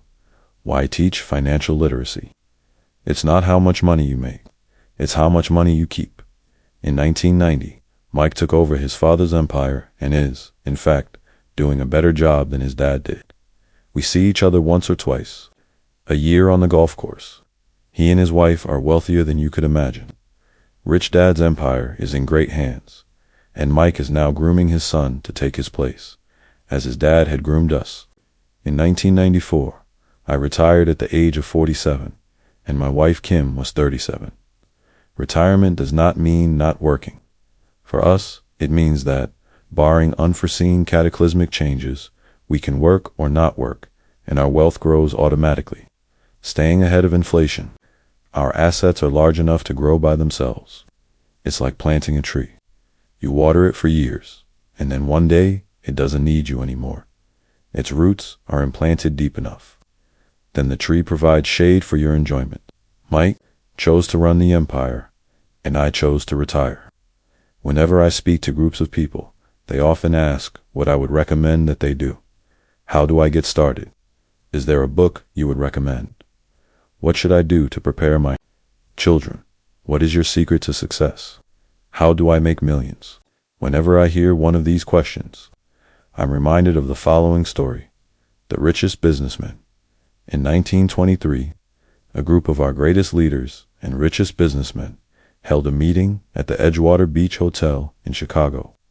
Among them were Charles Schwab, head of the largest independent steel company; Samuel Insull, president of the world's largest utility; Howard Hobson, head of the largest gas company; Ivor Kreuger, president of International Match Co., one of the world's largest companies at that time; Leon Fraser, president of the Bank of International Settlements; Richard Whitney, president of the New York Stock Exchange; Arthur Cotton and Jesse Livermore, two of the biggest stock speculators; and Albert Fall, a member of President Harding's cabinet.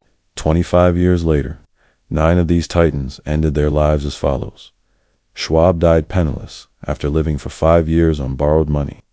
Insull died broke in a foreign land, and Kroger and Cotton also died broke. Hobson went insane. Whitney and Albert Fall were released from prison, and Fraser and Livermore committed suicide. I doubt if anyone can say what really happened to these men. If you look at the date, 1923, it was just before the 1929 market crash and the Great Depression, which I suspect had a great impact on these men and their lives. The point is this: today we live in times of greater and faster change than these men did. I suspect there will be many booms and busts in the coming years that will parallel the ups and downs these men faced. I am concerned that too many people are too focused on money and not on their greatest wealth, their education.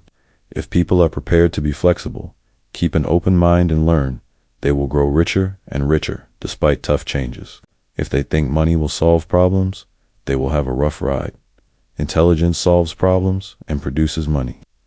Money without financial intelligence is money soon gone. Most people fail to realize that in life, it's not how much money you make, it's how much money you keep. We've all heard stories of lottery winners who are poor, then suddenly rich, and then poor again.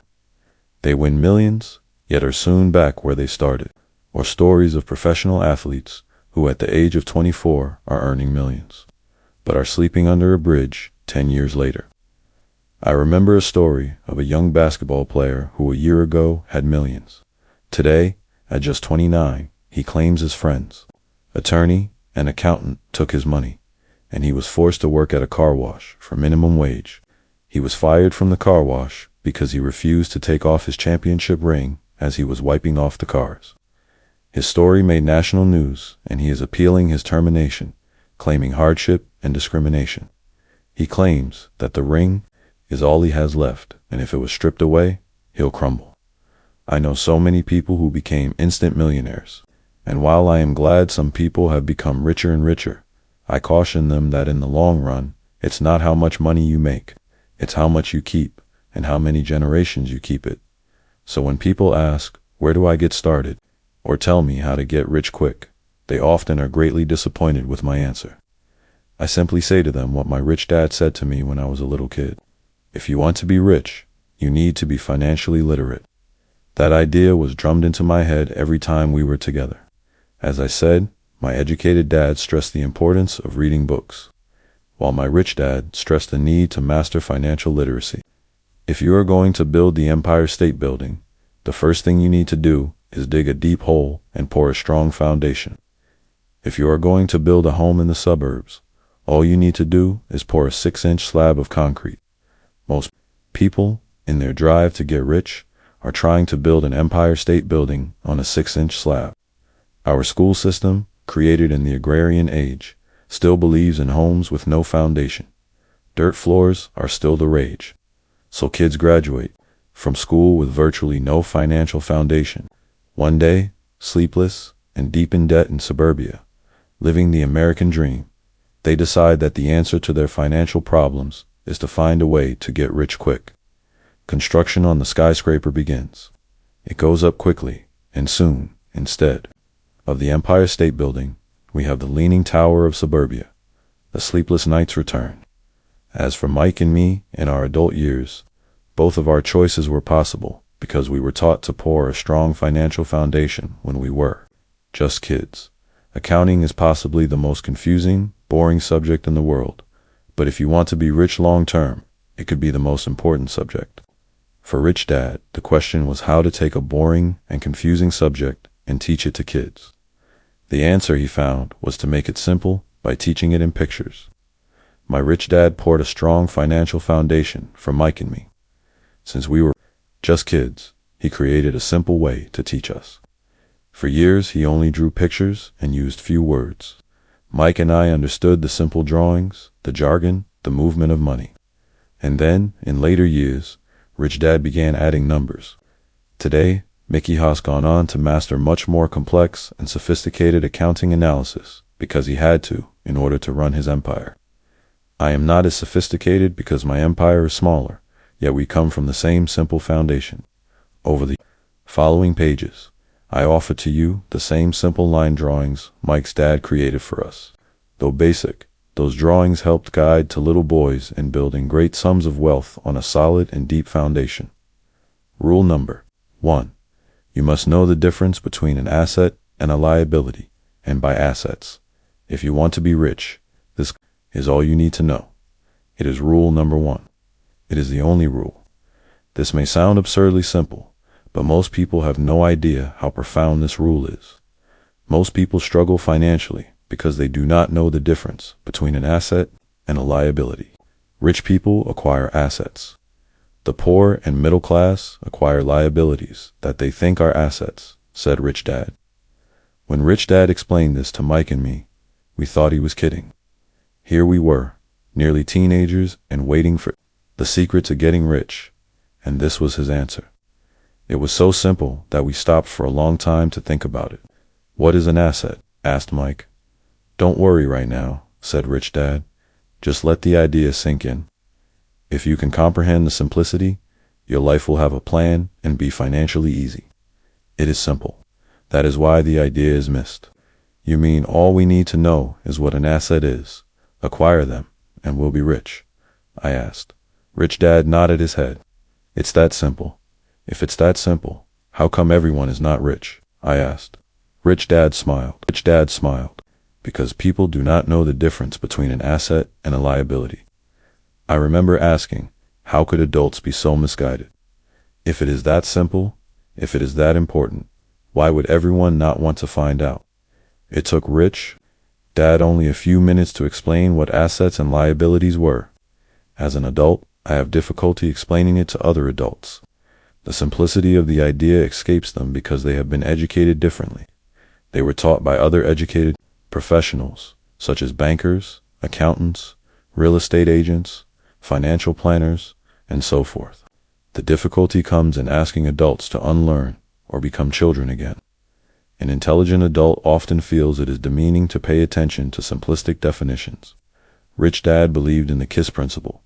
Keep it simple, stupid, or keep it super simple. So he kept it simple for us, and that made our financial foundation strong. So what causes the confusion? How could something so simple be so screwed up? Why would someone buy an asset that was really a liability? The answer is found in basic education. We focus on the word literacy and not financial literacy. What defines something to be an asset or a liability are not words. In fact, if you really want to be confused, look up the words asset and liability in the dictionary. I know the definition may sound good to a trained accountant, but for the average person, it makes no sense. But we adults are often too proud to admit that something does not make sense.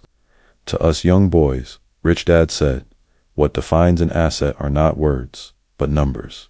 And if you can't read the numbers, you can't tell an asset from a hole in the ground. In accounting, Rich Dad would say, it's not the numbers, but what the numbers are telling you. It's just like words. It's not the words, but the story the words are telling you. If you want to be rich, you've got to read and understand numbers. If I heard that once, I heard it 1,000 times from my Rich Dad. And I also heard, the rich acquire assets, and the poor and middle class acquire liabilities. Here is how to tell the difference between an asset and a liability. Most accountants and financial professionals do not agree with the definitions, but these simple drawings were the start of strong financial foundations for two young boys. So as I said earlier, my Rich Dad simply told two young boys that assets, put money in your pocket, nice, simple, and usable. An asset is something that puts money in my pocket.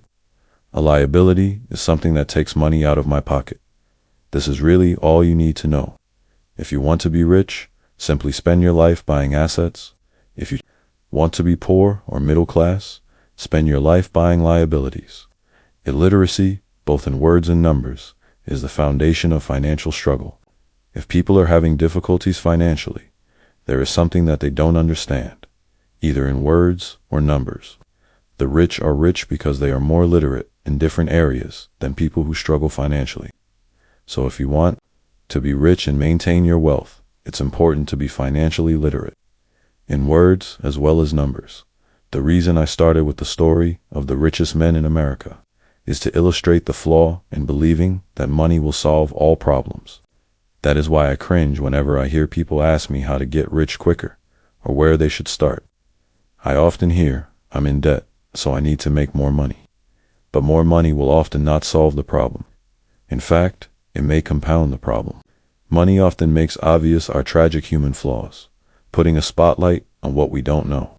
That is why, all too often, a person who comes into a sudden windfall of cash, let's say an inheritance, a pay raise, or lottery winnings, soon returns to the same financial mess, if not worse, than the mess they were in before. Money only accentuates the cash flow pattern running in your head. If your pattern is to spend everything you get, most likely an increase in cash will just result in an increase in spending. Thus, the saying, a fool and his money is one big party. I have said many times that we go to school to gain scholastic and professional skills, both of which are important. We learn to make money with our professional skills. In the 1960s, when I was in high school, if someone did well academically, people assumed this bright student would go on to be a medical doctor because it was the profession with the promise of the greatest financial reward. Today, doctors face financial challenges I wouldn't wish on my worst enemy.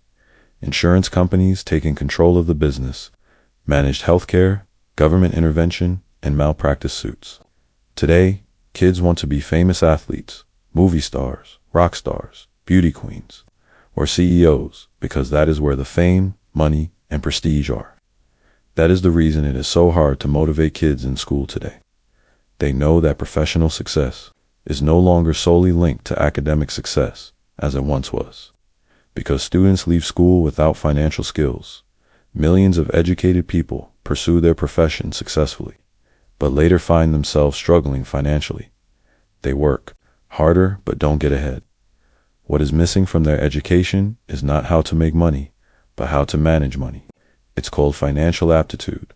What you do with the money once you make it, how to keep people from taking it from you, how to keep it longer, and how to make that money work hard for you.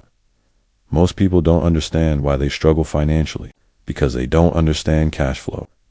A person can be highly educated, professionally successful, and financially illiterate. These people often work harder than they need to because they learned how to work hard, but not how to have their money work hard for them. How the quest for a financial dream turns into a financial nightmare. The classic story of hard-working people has a set pattern. Recently married, the happy, highly educated young couple moves into one of their cramped, rented apartments. Immediately, they realize that they are saving money because two can live as cheaply as one.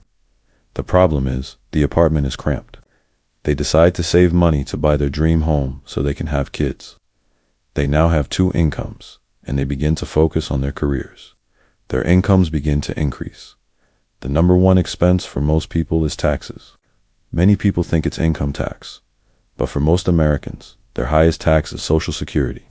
As an employee, it appears as if the Social Security tax combined with the Medicare tax rate is roughly 7.5%, but it's really 15%, since the employer must match the Social Security amount. In essence, it is money the employer can't pay you. On top of that, you still have to pay income tax on the amount deducted from your wages for Social Security tax. Income you never received because it went directly to Social Security through withholding. Going back to the young couple, as a result of their incomes increasing, they decide to buy the house of their dreams.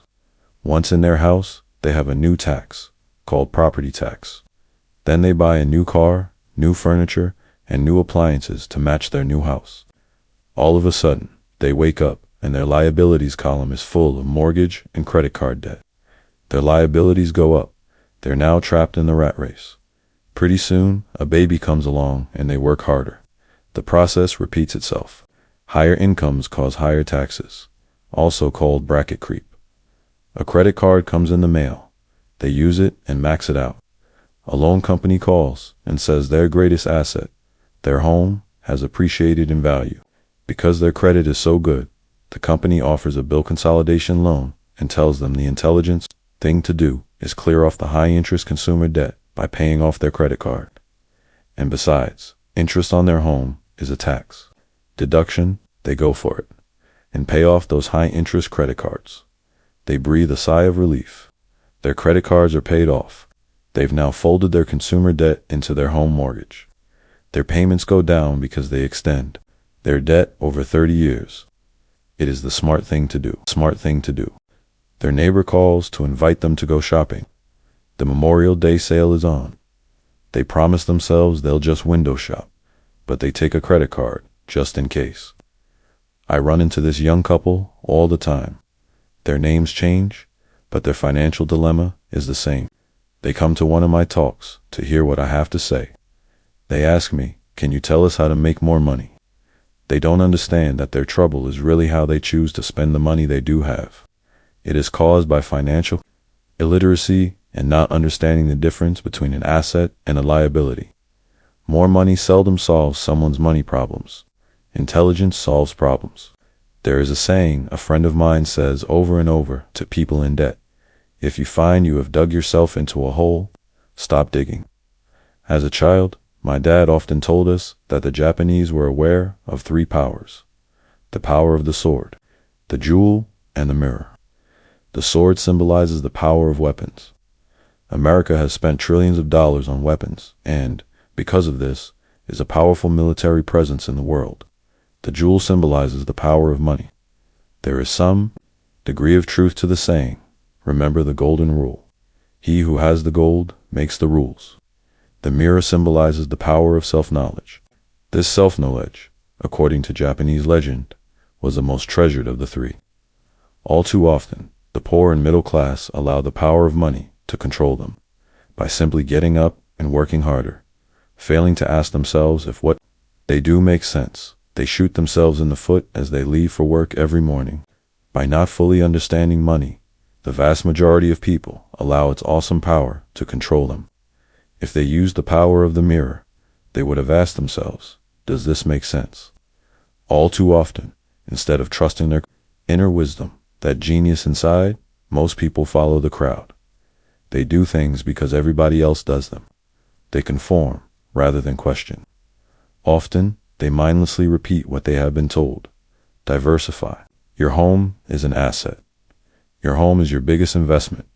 You get a tax break for going into greater debt. Get a safe job. Don't make mistakes. Don't take risks.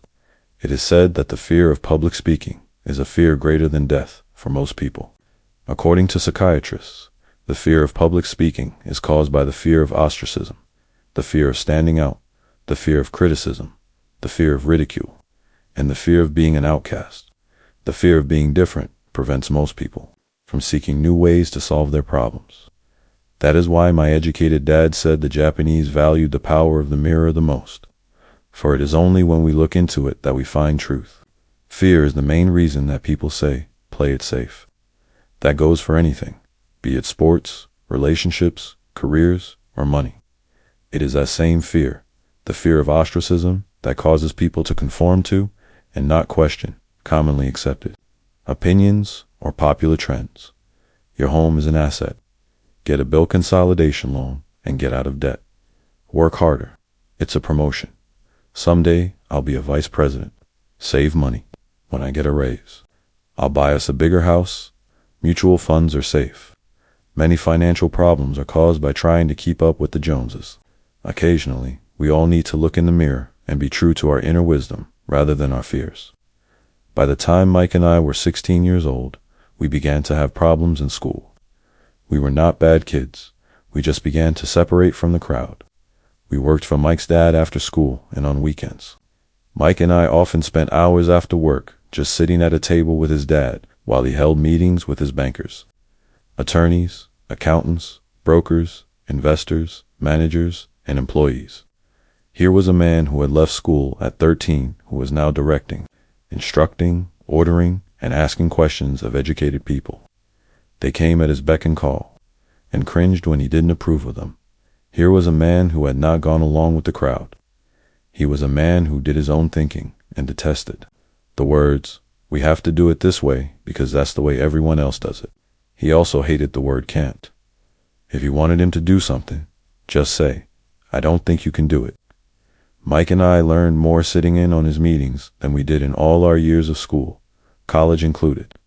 Mike's dad was not book smart, but he was financially educated and successful as a result.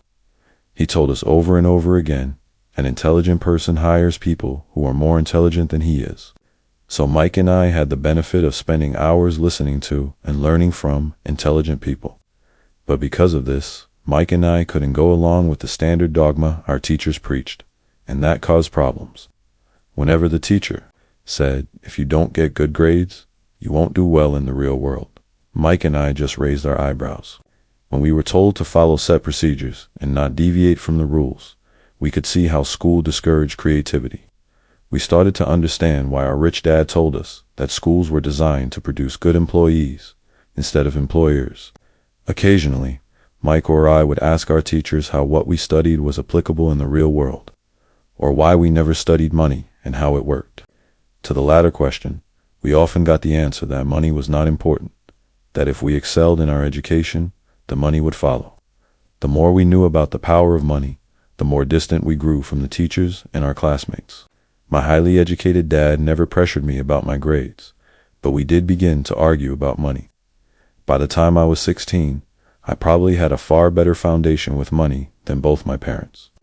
I could keep books, I listened to tax accountants, corporate attorneys, bankers, real estate brokers, investors, and so forth. By contrast, my dad talked to other teachers. One day, my dad told me that our home was his greatest investment, and not too pleasant.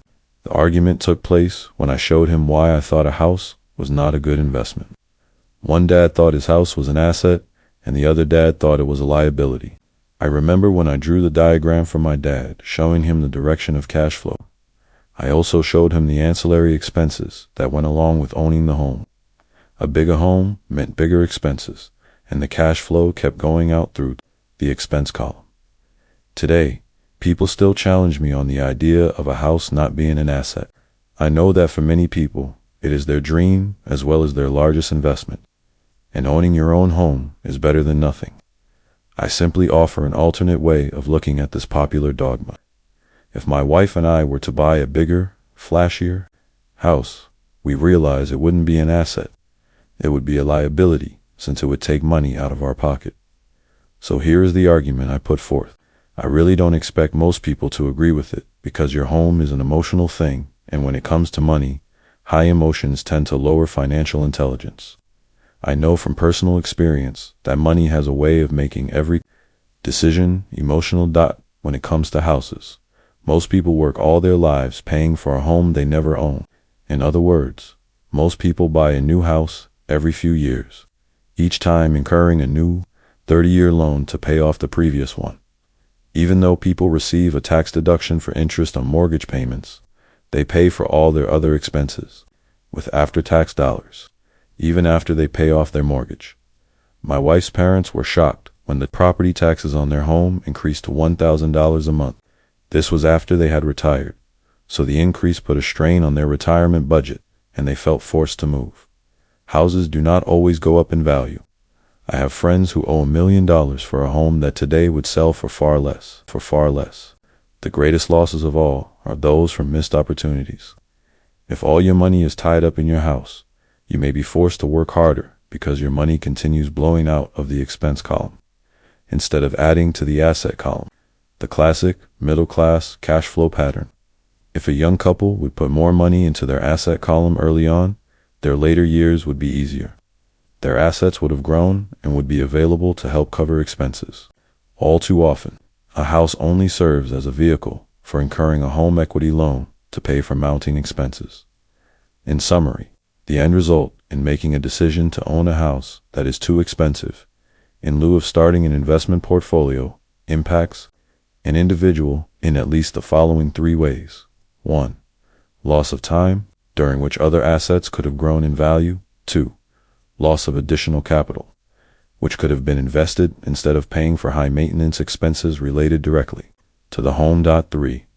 Loss of education. Too often, people count their house and savings and retirement plans as all they have in their asset column. Because they have no money to invest, they simply don't invest. This costs them investment experience. Most never become what the investment world calls a sophisticated investor, and the best investments are usually first sold to sophisticated investors, who then turn around and sell them to the people playing it safe. I am not saying don't buy a house. What I am saying is that you should understand the difference between an asset and a liability. When I want a bigger house, I first buy assets that will generate the cash flow to pay for the house. My educated dad's personal financial statement best demonstrates the life of someone caught in the rat race. His expenses match his income, never allowing him enough left over to invest in assets. As a result, his liabilities are larger than his assets. Why the rich get richer. A review of my rich dad's financial statement shows why the rich get richer. The asset column generates more than enough income to cover expenses, with the balance reinvested into the asset column. The asset column continues to grow, and therefore, the income it produces grows with it. The result is that the rich get richer. Why the middle class struggle?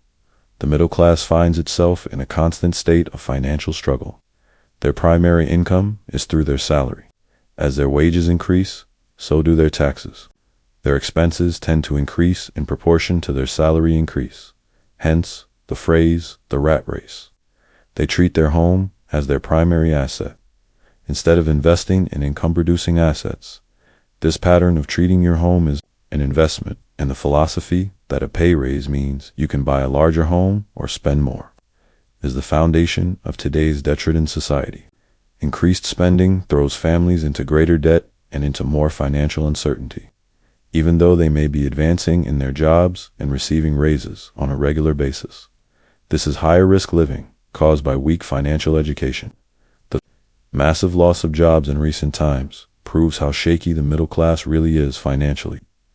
Company pension plans are being replaced by 401k plans. Social Security is obviously in trouble and can't be relied upon as a source for retirement. Panic has set in for the middle class. Today, mutual funds are popular because they supposedly represent safety. Average mutual fund buyers are too busy working to pay taxes and mortgages, save for their children's college, and pay off credit cards. They do not have time to study investing, so they rely on the expertise of the manager of a mutual fund. Also, because the mutual fund includes many different types of investments, they feel their money is safer because it is diversified. This educated middle class subscribes to the dogma put out by mutual fund brokers and financial planners. Play it safe. Avoid risk. The real tragedy is that the lack of early financial education is what creates the risk faced by average middle class people. The reason they have to play it safe is because their financial positions are tenuous at best. Their balance sheets are not balanced. Instead, they are loaded with liabilities and have no real assets that generate income. Typically, their only source of income is their paycheck. Their livelihood becomes entirely dependent on their employer. So when genuine deals of a lifetime come along, these people can't take advantage of them because they are working so hard, are taxed to the max, and are loaded with debt. As I said at the start of this section, the most important rule is to know the difference between an asset and a liability. Once you understand the difference, concentrate your efforts on buying income-generating assets. That's the best way to get started on a path to becoming rich. Keep doing that, and your asset column will grow. Keep liabilities and expenses down so more money is available to continue pouring into the asset column. Soon the asset base will be so deep that you can afford to look at more speculative investments that may have returns of 100% to infinity. $5,000 investments that are soon turned into $1 million or more. Investments that the middle class calls too risky. The investment is not risky for the financially literate. As an employee who is also a homeowner, your working efforts are generally as follows. 1. You work for the company. Employees make their business owner or the shareholders rich, not themselves. Your efforts and success will help provide for the owner's success and retirement. 2. You work for the government. The government takes its share from your paycheck before you even see it. By working harder, you simply increase the amount of taxes taken by the government. Most people work from January to May just for the government. 3. You work for the bank. After taxes, your next largest expense is usually your mortgage and credit card debt. The problem with simply working harder is that each of these three levels takes a greater share of your increased efforts. You need to learn how to have your increased efforts benefit you and your family directly. Once you have decided to concentrate on minding your own business, focusing your efforts on acquiring assets instead of a bigger paycheck, how do you set your goals? Most people must keep their job and rely on their wages to fund their acquisition of assets. As their assets grow, how do they measure the extent of their success? When does someone know that they are rich, that they have wealth? As well as having my own definitions for assets and liabilities, I also have my own definition for wealth. Actually, I borrowed it from a man named R. Buckminster Fuller. Some call him a quack, and others call him a genius. Years ago, he got architects buzzing because he applied for a patent for something called a geodesic dome. But in the application, Fuller also said something about wealth. It was pretty confusing at first, but after reading it, it began to make some sense. Wealth is a person's ability to survive so many number of days forward. Or, if I stopped working today, how long could I survive? Unlike net worth, the difference between your assets and liabilities, which is often filled with a person's expensive junk and opinions of what things are worth. This definition creates the possibility for developing a truly accurate measurement. I could now measure and know where I was in terms of my goal to become financially independent. Although net worth often includes non-cash producing assets, like stuff you bought that now sits in your garage, wealth measures how much money your money is making and therefore your financial survivability. Wealth is the measure of the cash flow from the asset column compared with the expense column. Let's use an example. Let's say I have cash flow from my asset column of $1,000 a month, and I have monthly expenses of $2,000. What is my wealth? Let's go back to Buckminster Fuller's definition. Using his definition, how many days forward can I survive? Assuming a 30-day month, I have enough cash flow for half a month. When I achieve $2,000 a month cash flow from my assets, then I will be wealthy. So while I'm not yet rich, I am wealthy. I now have income generated from assets each month that fully cover my monthly expenses. If I want to increase my expenses, I first must increase my cash flow to maintain this level of wealth. Also note that it is at this point that I'm no longer dependent on my wages. I have focused on and been successful in building an asset column that has made me financially independent. If I quit my job today, I would be able to cover my monthly expenses with the cash flow from my assets. My next goal would be to have the excess cash flow from my assets reinvested into the asset column. The more money that goes into my asset column, the more my asset column grows. The more my assets grow, the more my cash flow grows. And as long as I keep my expenses less than the cash flow from these assets, I grow richer with more and more income from sources other than my physical labor. As this reinvestment process continues, I am well on my way to becoming rich. Just remember this simple observation, 1. The rich buy assets. 2. The poor only have expenses. 3. The middle class buy liabilities they think are assets. So how do I start minding my own business? What is the answer? Listen to the founder of McDonald's in the next chapter.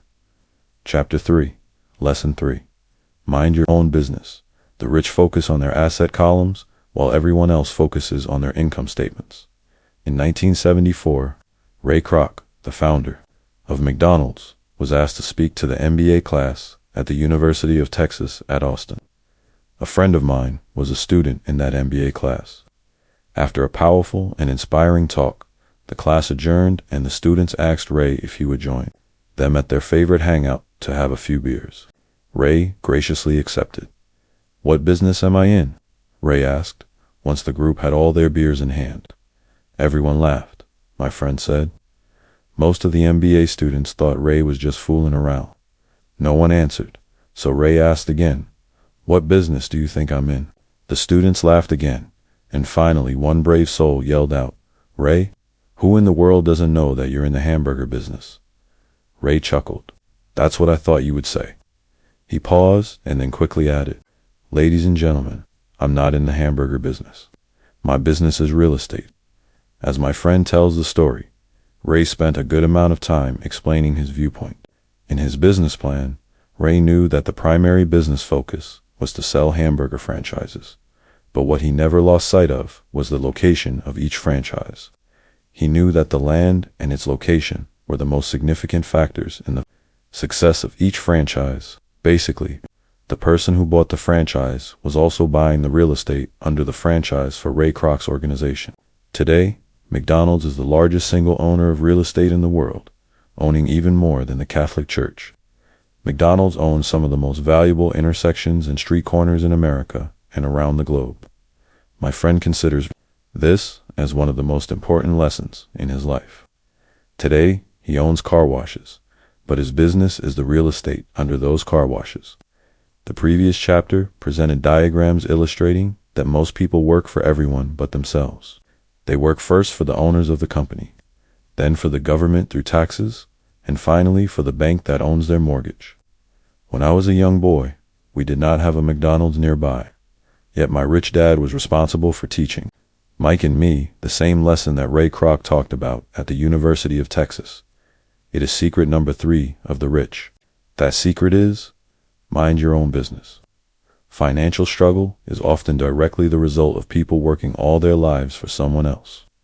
Many people will simply have nothing at the end of their working days to show for their efforts.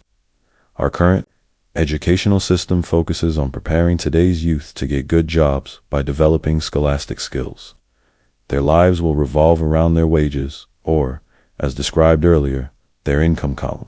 Many will study further to become engineers, scientists, cooks, police officers, artists, writers, and so on. These professional skills allow them to enter the workforce and work for money. But there is a big difference between your profession and your business. Often I ask people, what is your business? And they will say, oh, I'm a banker. Then I ask them if they own the bank, and they usually respond, no, I work there. In that instance, they have confused their profession with their business. Their profession may be a banker, but they still need their own business. A problem with school is that you often become what you study. So if you study cooking, you become a chef. If you study the law, you become an attorney, and a study of auto mechanics makes you a mechanic. The mistake in becoming what you study is that too many people forget to mind their own business. They spend their lives minding someone else's business and making that person rich. To become financially secure, a person needs to mind their own business. Your business revolves around your asset column, not your income column. As stated earlier, the number 1 rule is to know the difference between an asset and a liability, and to buy assets. The rich focus on their asset columns, while everyone else focuses on their income statements. That is why we hear so often, I need a raise. If only I had a promotion. I am going back to school to get more training so I can get a better job. I am going to work overtime. Maybe I can get a second job. In some circles, these are sensible ideas, but you are still not minding your own business. These ideas all still focus on the income column and will only help a person become more financially secure if the additional money is used to purchase income-generating assets. The primary reason the majority of the poor and middle class are fiscally conservative, which means I can't afford to take risks, is that they have no financial foundation. They have to cling to their jobs and play it safe. When downsizing became the in thing to do, millions of workers found out their largest so-called asset, their home, was eating them alive. Their asset was costing them money every month. Their car, another asset, was eating them alive. The golf clubs in the garage that cost $1,000 were not worth $1,000 anymore. Without job security, they had nothing to fall back on. What they thought were assets could not help them survive in a time of financial crisis. I assume most of us have filled out a credit application to buy a house or a car. It's always interesting to look at the net worth section because of what accepted banking and accounting practices allow a person to count as assets. One day, when I wanted a loan, my financial position did not look too good, so I added my new golf clubs, my art collection, books, electronics, Armani suits, wristwatches, shoes, and other personal effects to boost the number in the asset column. but I was turned down because I had too much real estate investment. The loan committee didn't like that I made so much money from rent. They wanted to know why I did not have a normal job with a salary. They did not question the Armani suits, golf clubs, or art collection. Life is sometimes tough when you do not fit the standard profile. I cringe every time I hear someone say to me that their net worth is $1 million or $100,000 or whatever. One of the main reasons net worth is not accurate is simply because the moment you begin selling your assets, you are taxed for any gains. So many people have put themselves in deep financial trouble when they run short of income. To raise cash, they sell their assets, but their personal assets can generally be sold for only a fraction of the value that is listed on their personal balance sheet. Or if there is a gain on the sale of the assets, they are taxed on the gain. So again, the government takes its share, thus reducing the amount available to help them out of debt. That is why I say someone's net worth is often worth less than they think. Start minding your own business. Keep your daytime job, but start buying real assets, not liabilities or personal effects that have no real value once you get them home. A new car loses nearly 25% of the price you pay for it the moment you drive it off the lot. It is not a true asset, even if your banker lets you list it as one. My $400 new titanium driver was worth $150 the moment I teed off. Keep expenses low, reduce liabilities, and diligently build a base of solid assets. For young people who have not yet left home, it is important for parents to teach them the difference between an asset and a liability.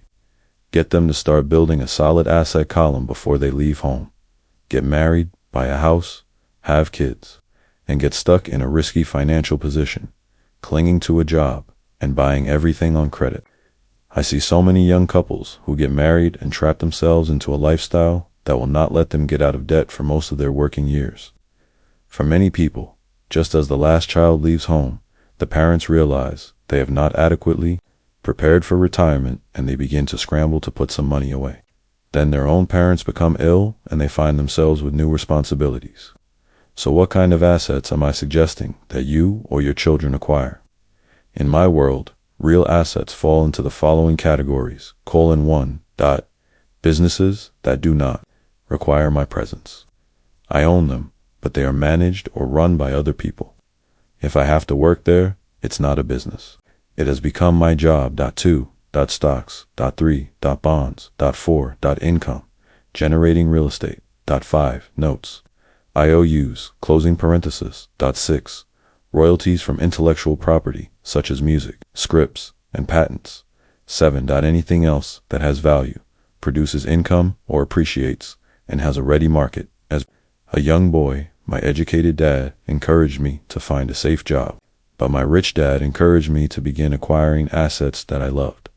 If you don't love it, you won't take care of it. I collect real estate simply because I love buildings and land.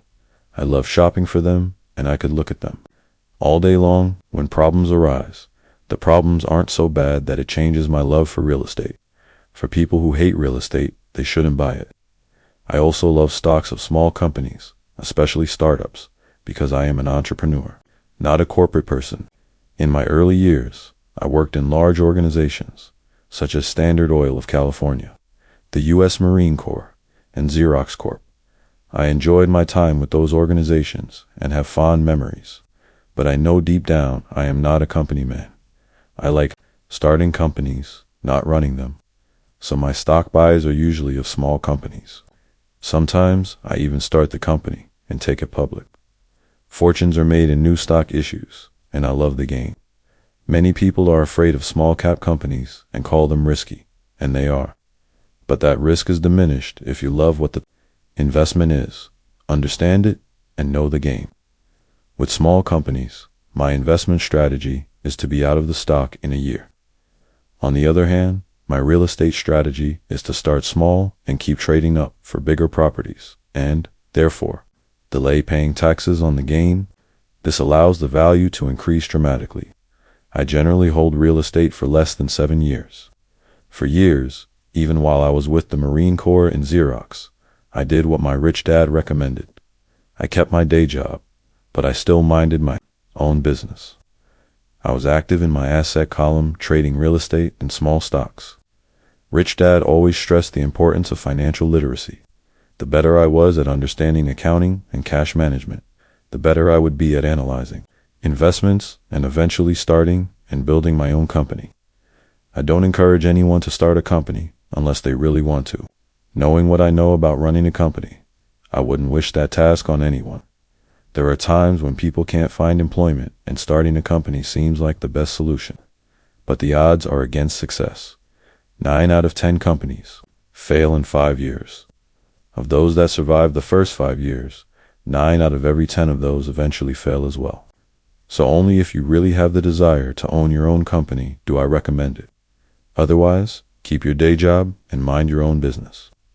When I say mind your own business, I mean to build and keep your asset column strong. Once a dollar goes into it, never let it come out. Think of it this way. Once a dollar goes into your asset column, it becomes your employee. The best thing about money is that it works 24 hours a day and can work for generations. Keep your day job, be a great, hard-working employee, but keep building that asset column. As your cash flow grows, you can indulge in some luxuries.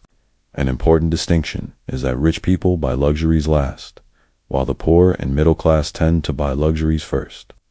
The poor and the middle class often buy luxury items like big houses, diamonds, furs, jewelry, or boats because they want to look rich.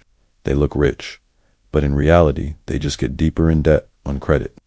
The old money people, the long-term rich, build their asset column first. Then the income generated from the asset column buys their luxuries. The poor and middle class buy luxuries with their own sweat, blood, and children's inheritance. A true luxury is a reward for investing in and developing a real asset. For example, when my wife Kim and I had extra money coming from our apartment houses, she went out and bought her Mercedes. It didn't take any extra work or risk on her, part because the apartment house bought the car. She did, however, have to wait for years while the real estate investment portfolio grew and began generating enough extra cash flow to pay for the car. But the luxury, the Mercedes, was a true reward because she proved she knew how to grow her asset column. That car now means a lot more to her than simply another pretty car. It means she used her financial intelligence to afford it. Instead, most people impulsively go out and buy a new car or some other luxury on credit. They may feel bored and just want a new toy. Buying a luxury on credit often causes a person to eventually resent that luxury because the debt becomes a financial burden. After you've taken the time and invested in and built your own business, you are now ready to learn the biggest secret of the rich, the secret that puts the rich way ahead of the pack, way ahead of the pack. Chapter 4. Lesson 4. The history of taxes and the power of corporations. My rich dad just played the game smart, and he did it through corporations. The biggest secret of the rich. I remember in school being told the story of Robin Hood and his merry men. My teacher thought it was a wonderful story of a romantic hero who robbed from the rich and gave to the poor. My rich dad did not see Robin Hood as a hero. He called Robin Hood a crook. Robin Hood may be long gone, but his followers live on. I often still hear people say, "Why don't the rich pay for it?" Or the rich should pay more in taxes and give it to the poor. It is this Robin Hood fantasy, or taken from the rich to give to the poor, that has caused the most pain for the poor and the middle class. The reason the middle class is so heavily taxed is because of the Robin Hood ideal. The reality is that the rich are not taxed. It's the middle class, especially the educated upper-income middle class, who pays for the poor. Again, to understand fully how things happen, we need to look at the history of taxes. Although my highly educated dad was an expert on the history of education, my rich dad fashioned himself as an expert on the history of taxes. Rich Dad explained to Mike and me that originally, in England and America, there were no taxes. Occasionally, there were temporary taxes levied in order to pay for wars. The king or the president would put the word out and ask everyone to chip in. Taxes were levied in Britain for the fight against Napoleon from 1799 to 1816, and in America to pay for the Civil War from 1861 to 1865. In 1874, England made income tax a permanent levy on its citizens. In 1913, an income tax became permanent in the United States with the adoption of the 16th Amendment to the U.S. Constitution. At one time, Americans were anti-tax. It had been the tax on tea that led to the famous Tea Party in Boston Harbor, an incident that helped ignite the Revolutionary War. It took approximately 50 years in both England and the United States to sell the idea of a regular income tax. What these historical dates failed to reveal is that both of these taxes were initially levied against only the rich. It was this point that Rich Dad wanted Mike and me to understand. He explained that the idea of taxes was made popular and accepted by the majority by telling the poor and the middle class that taxes were created only to punish the rich. This is how the masses voted for the law, and it became constitutionally legal. Although it was intended to punish the rich, in reality it wound up punishing the very people who voted for it, the poor and middle class. Once government got a taste of money, its appetite grew, said Rich Dad. Your dad and I are exactly opposite. He's a government bureaucrat, and I am a capitalist. We get paid, and our success is measured on opposite behaviors. He gets paid to spend money and hire people. The more he spends and the more people he hires, the larger his organization becomes. In the government, a large organization is a respected organization. On the other hand, within my organization, the fewer people I hire and the less money I spend, the more I am respected by my investors. That's why I don't like government people.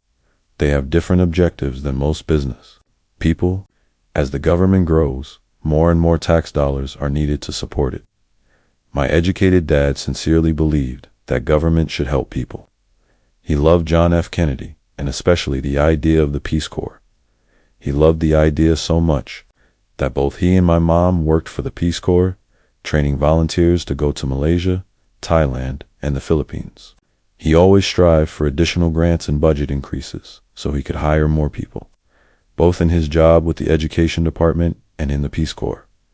From the time I was about 10 years old, I would hear from my rich dad that government workers were a pack of lazy thieves, and from my poor dad, I would hear how the rich were greedy crooks who should be made to pay more taxes. Both sides had valid points. It was difficult to go to work for one of the biggest capitalists in town and come home to a father who was a prominent government leader. It was not easy to know which dad to believe. Yet, when you study the history of taxes, an interesting perspective emerges. As I said, the passage of taxes was only possible because the masses believed in the Robin Hood theory of economics. Take from the rich and give to everyone else. The problem was that the government's appetite for money was so great that taxes soon needed to be levied on the middle class, and from there it kept trickling down. However, the rich saw an opportunity because they don't play by the same set of rules. The rich knew about corporations, which became popular in the days of sailing ships. The rich created the corporation as a vehicle to limit their risk to the assets of each voyage. The rich put their money into a corporation to finance the voyage. The corporation would then hire a crew to sail to the New World to look for treasure. If the ship was lost, the crew lost their lives, but the loss to the rich would be limited only to the money they invested for that particular voyage. It is the knowledge of the legal corporate structure that really gives the rich a vast advantage over the poor and the middle class. Having two fathers teaching me, one a socialist and the other a capitalist, I quickly began to realize that the philosophy of the capitalist made more financial sense to me. It seemed to me that the socialists ultimately penalized themselves due to their lack of financial education. No matter what the take from the rich crowd came up with, the rich always found a way to outsmart them. That is how taxes were eventually levied on the middle class. The rich outsmarted the intellectuals solely because they understood the power of money, a subject not taught in schools.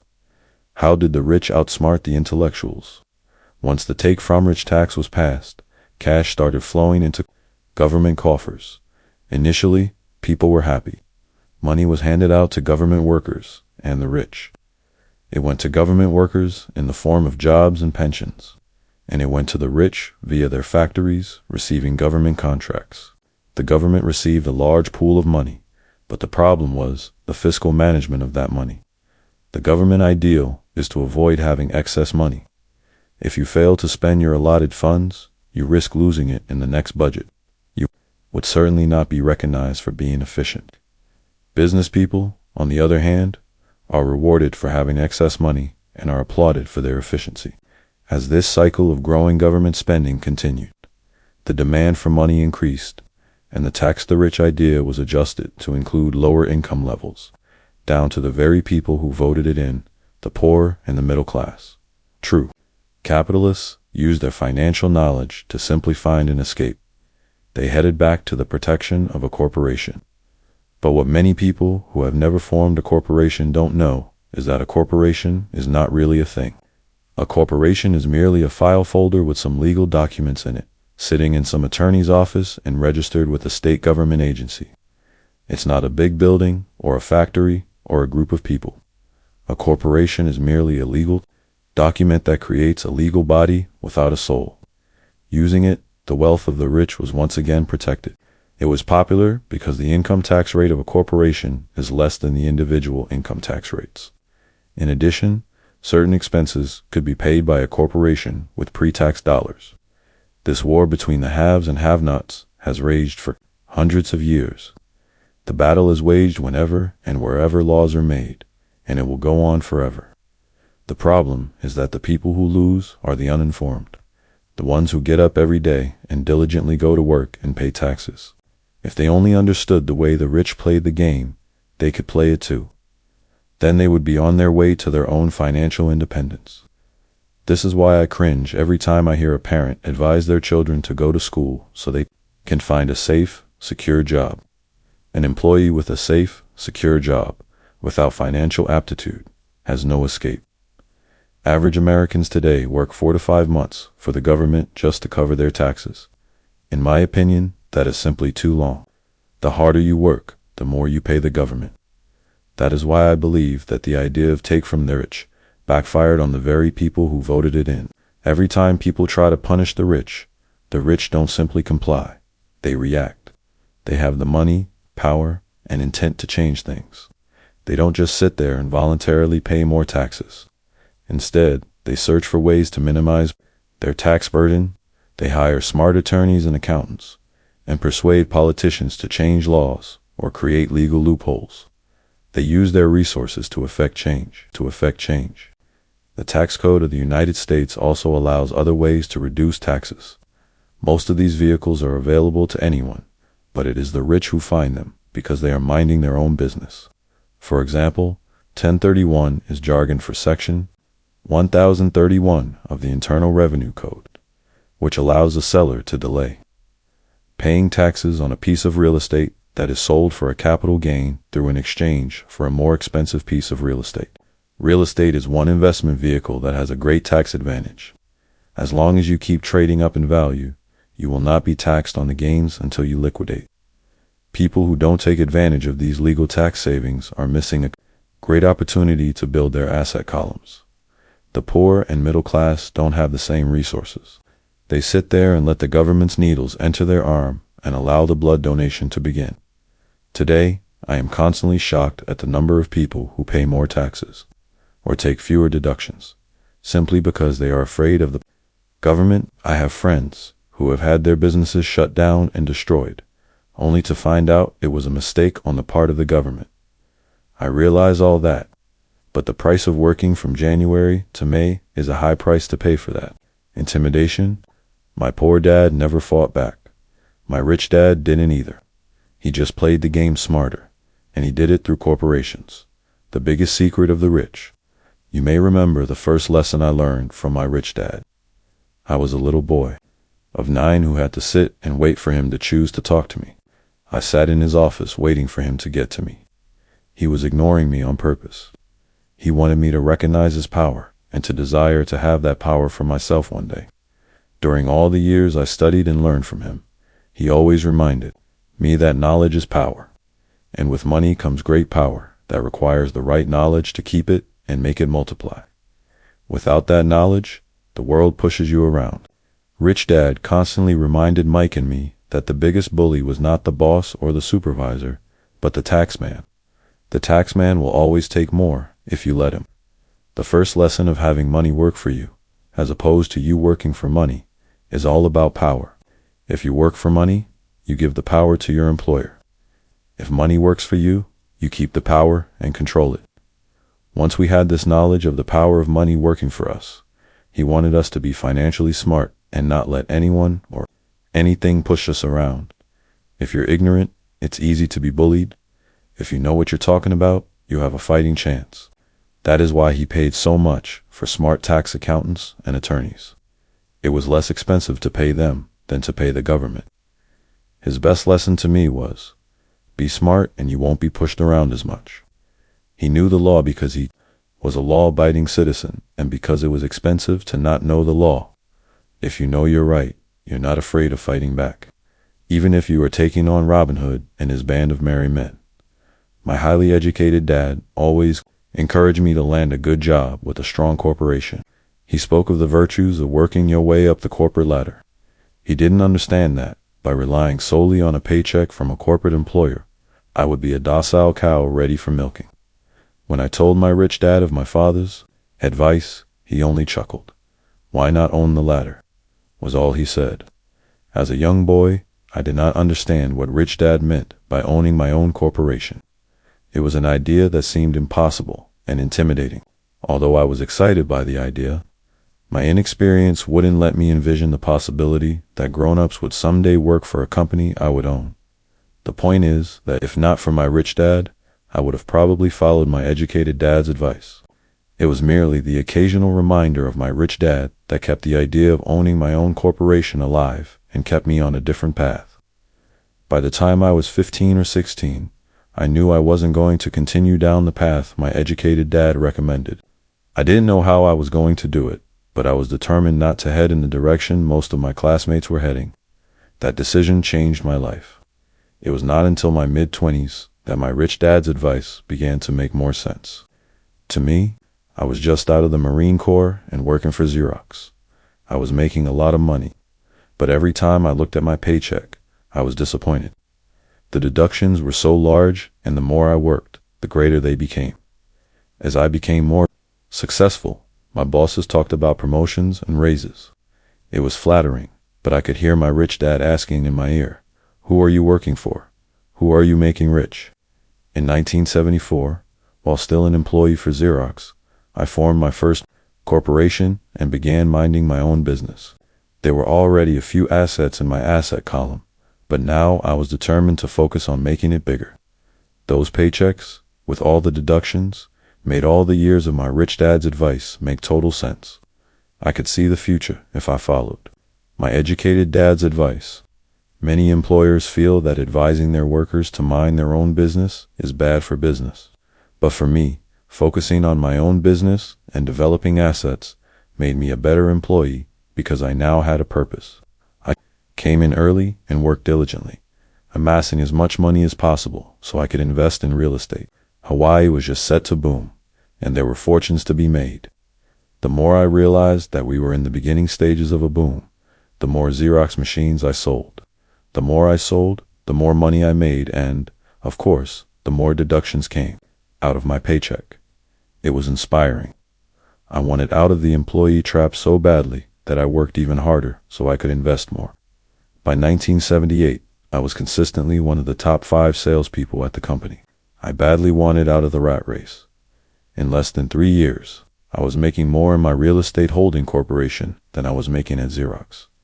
And the money I was making in my asset column in my own corporation was money working for me, not me pounding on doors, selling copiers. My rich dad's advice made much more sense. Soon the cash flow from my properties was so strong that my company bought me my first Porsche. My fellow Xerox salespeople thought I was spending my commissions. I wasn't. I was investing my commissions in assets. My money was working hard to make more money. Each dollar in my asset column was a great employee, working hard to make more employees and buy the boss a new Porsche with before-tax dollars. I began to work harder for Xerox. The plan was working, and my Porsche was the proof. By using the lessons I learned from my rich dad, I was able to get out of the proverbial rat race at an early age. It was made possible because of the strong Financial knowledge I had acquired through Rich Dad's lessons. Without this financial knowledge, which I call financial intelligence or financial IQ, my road to financial independence would have been much more difficult. I now teach others, in the hope that I may share my knowledge with them. I remind people that financial IQ is made up of knowledge from 4 broad areas of expertise. 1. Accounting. Accounting is financial literacy or the ability to read numbers. This is a vital skill if you want to build an empire. The more money you are responsible for, the more accuracy is required, or the house comes tumbling down. This is the left brain side, or the details. Financial literacy is the ability to read and understand financial statements, which allows you to identify the strengths and weaknesses of any business. 2. Investing. Investing is the science of making money. This involves strategies and formulas which use the creative right brain side. 3. Understanding markets. Understanding markets is the science of supply and demand. You need to know the technical aspects of the market, which are emotion-driven. In addition to the fundamental or economic aspects of an investment, does an investment make sense or does it not make sense based on current market conditions? 4. The law, a corporation wrapped around the technical skills of accounting, investing, and markets can contribute to explosive growth. A person who understands the tax advantages and protections provided by a corporation can get rich so much faster than someone who is an employee or a small business sole proprietor. It's like the difference between someone walking and someone flying. The difference is profound when it comes to long-term wealth. Tax advantages. A corporation can do many things that an employee cannot, like pay expenses before paying taxes. That is a whole area of expertise that is very exciting. Employees earn and get taxed, and they try to live on what is left. A corporation earns, spends everything it can, and is taxed on anything that is left. It's one of the biggest legal tax loopholes that the rich use. They're easy to set up and are not expensive if you own investments that are producing good cash flow. For example, by owning your own corporation, your vacations can be board meetings in Hawaii, car payments, insurance, repairs, and health club. Memberships are company expenses. Most restaurant meals are partial expenses, and on and on. But it's done legally with pre-tax dollars. Protection from lawsuits. We live in a litigious society. Everybody wants a piece of your action. The rich hide much of their wealth using vehicles such as corporations and trusts to protect their assets from creditors. When someone sues a wealthy individual, they are often met with layers of legal protection and often find that the wealthy person actually owns nothing. They control everything, but own nothing. The poor and middle class try to own everything and lose it to the government or to fellow citizens who like to sue the rich. They learned it from the Robin Hood story. Take from the rich and give it to the poor. It is not the purpose of this book to go into the specifics of owning a corporation, but I will say that if you own any kind of legitimate assets, I would consider finding out more about the benefits and protection offered by a corporation as soon as possible. There are many books written on the subject that will detail the benefits and even walk you through the steps necessary to set up a corporation. Garrett Sutton's books on corporations provide wonderful insight into the power of personal corporations. Financial IQ is actually the synergy of many skills and talents. I would say it is the combination of the 4 technical skills listed above that make up basic financial intelligence. If you aspire to great wealth, it is the combination of these skills that will greatly amplify your financial intelligence. In summary, business owners with corporations earn, spend and pay taxes. Employees who work for corporations earn, pay taxes, and then spend. That is part of your overall financial strategy. I recommend that you learn about the protection that legal entities can provide for businesses and assets. Chapter 5. Lesson 5. The rich invent money. Often in the real world.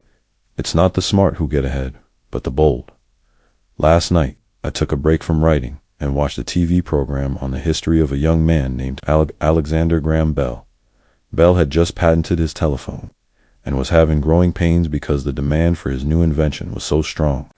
Needing a bigger company, he then went to the giant at that time, Western Union, and asked them if they would buy his patent and his tiny company.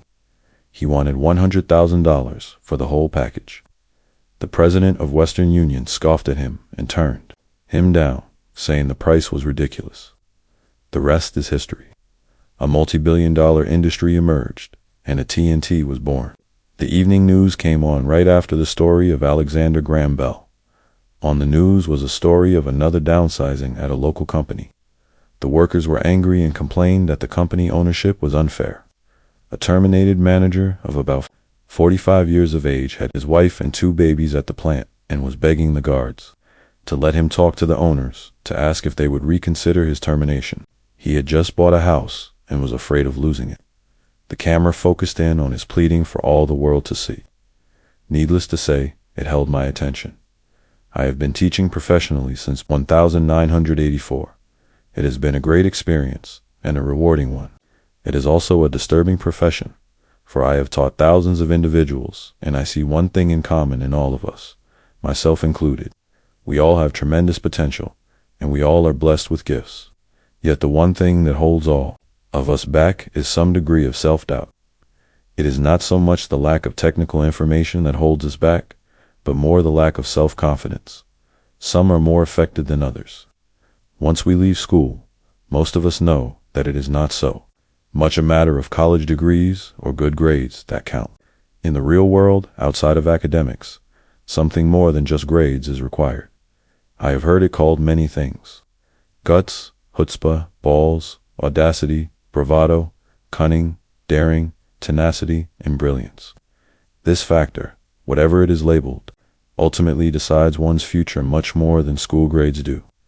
Inside each of us is one of these brave, brilliant, and daring characters. There is also the flip side of that character, people who could get down on their knees and beg if necessary. After a year in Vietnam as a Marine Corps pilot, I got to know both of those characters inside of me intimately. One is not better than the other, yet as a teacher, I recognized that it was excessive fear and self-doubt that were the greatest detractors of personal genius. It broke my heart to see students know the answers, yet lack the courage to act on the answer. Often in the real world, it's not the smart who get ahead, but the bold. In my personal experience, your financial genius requires both technical knowledge as well as courage. If fear is too strong, the genius is suppressed.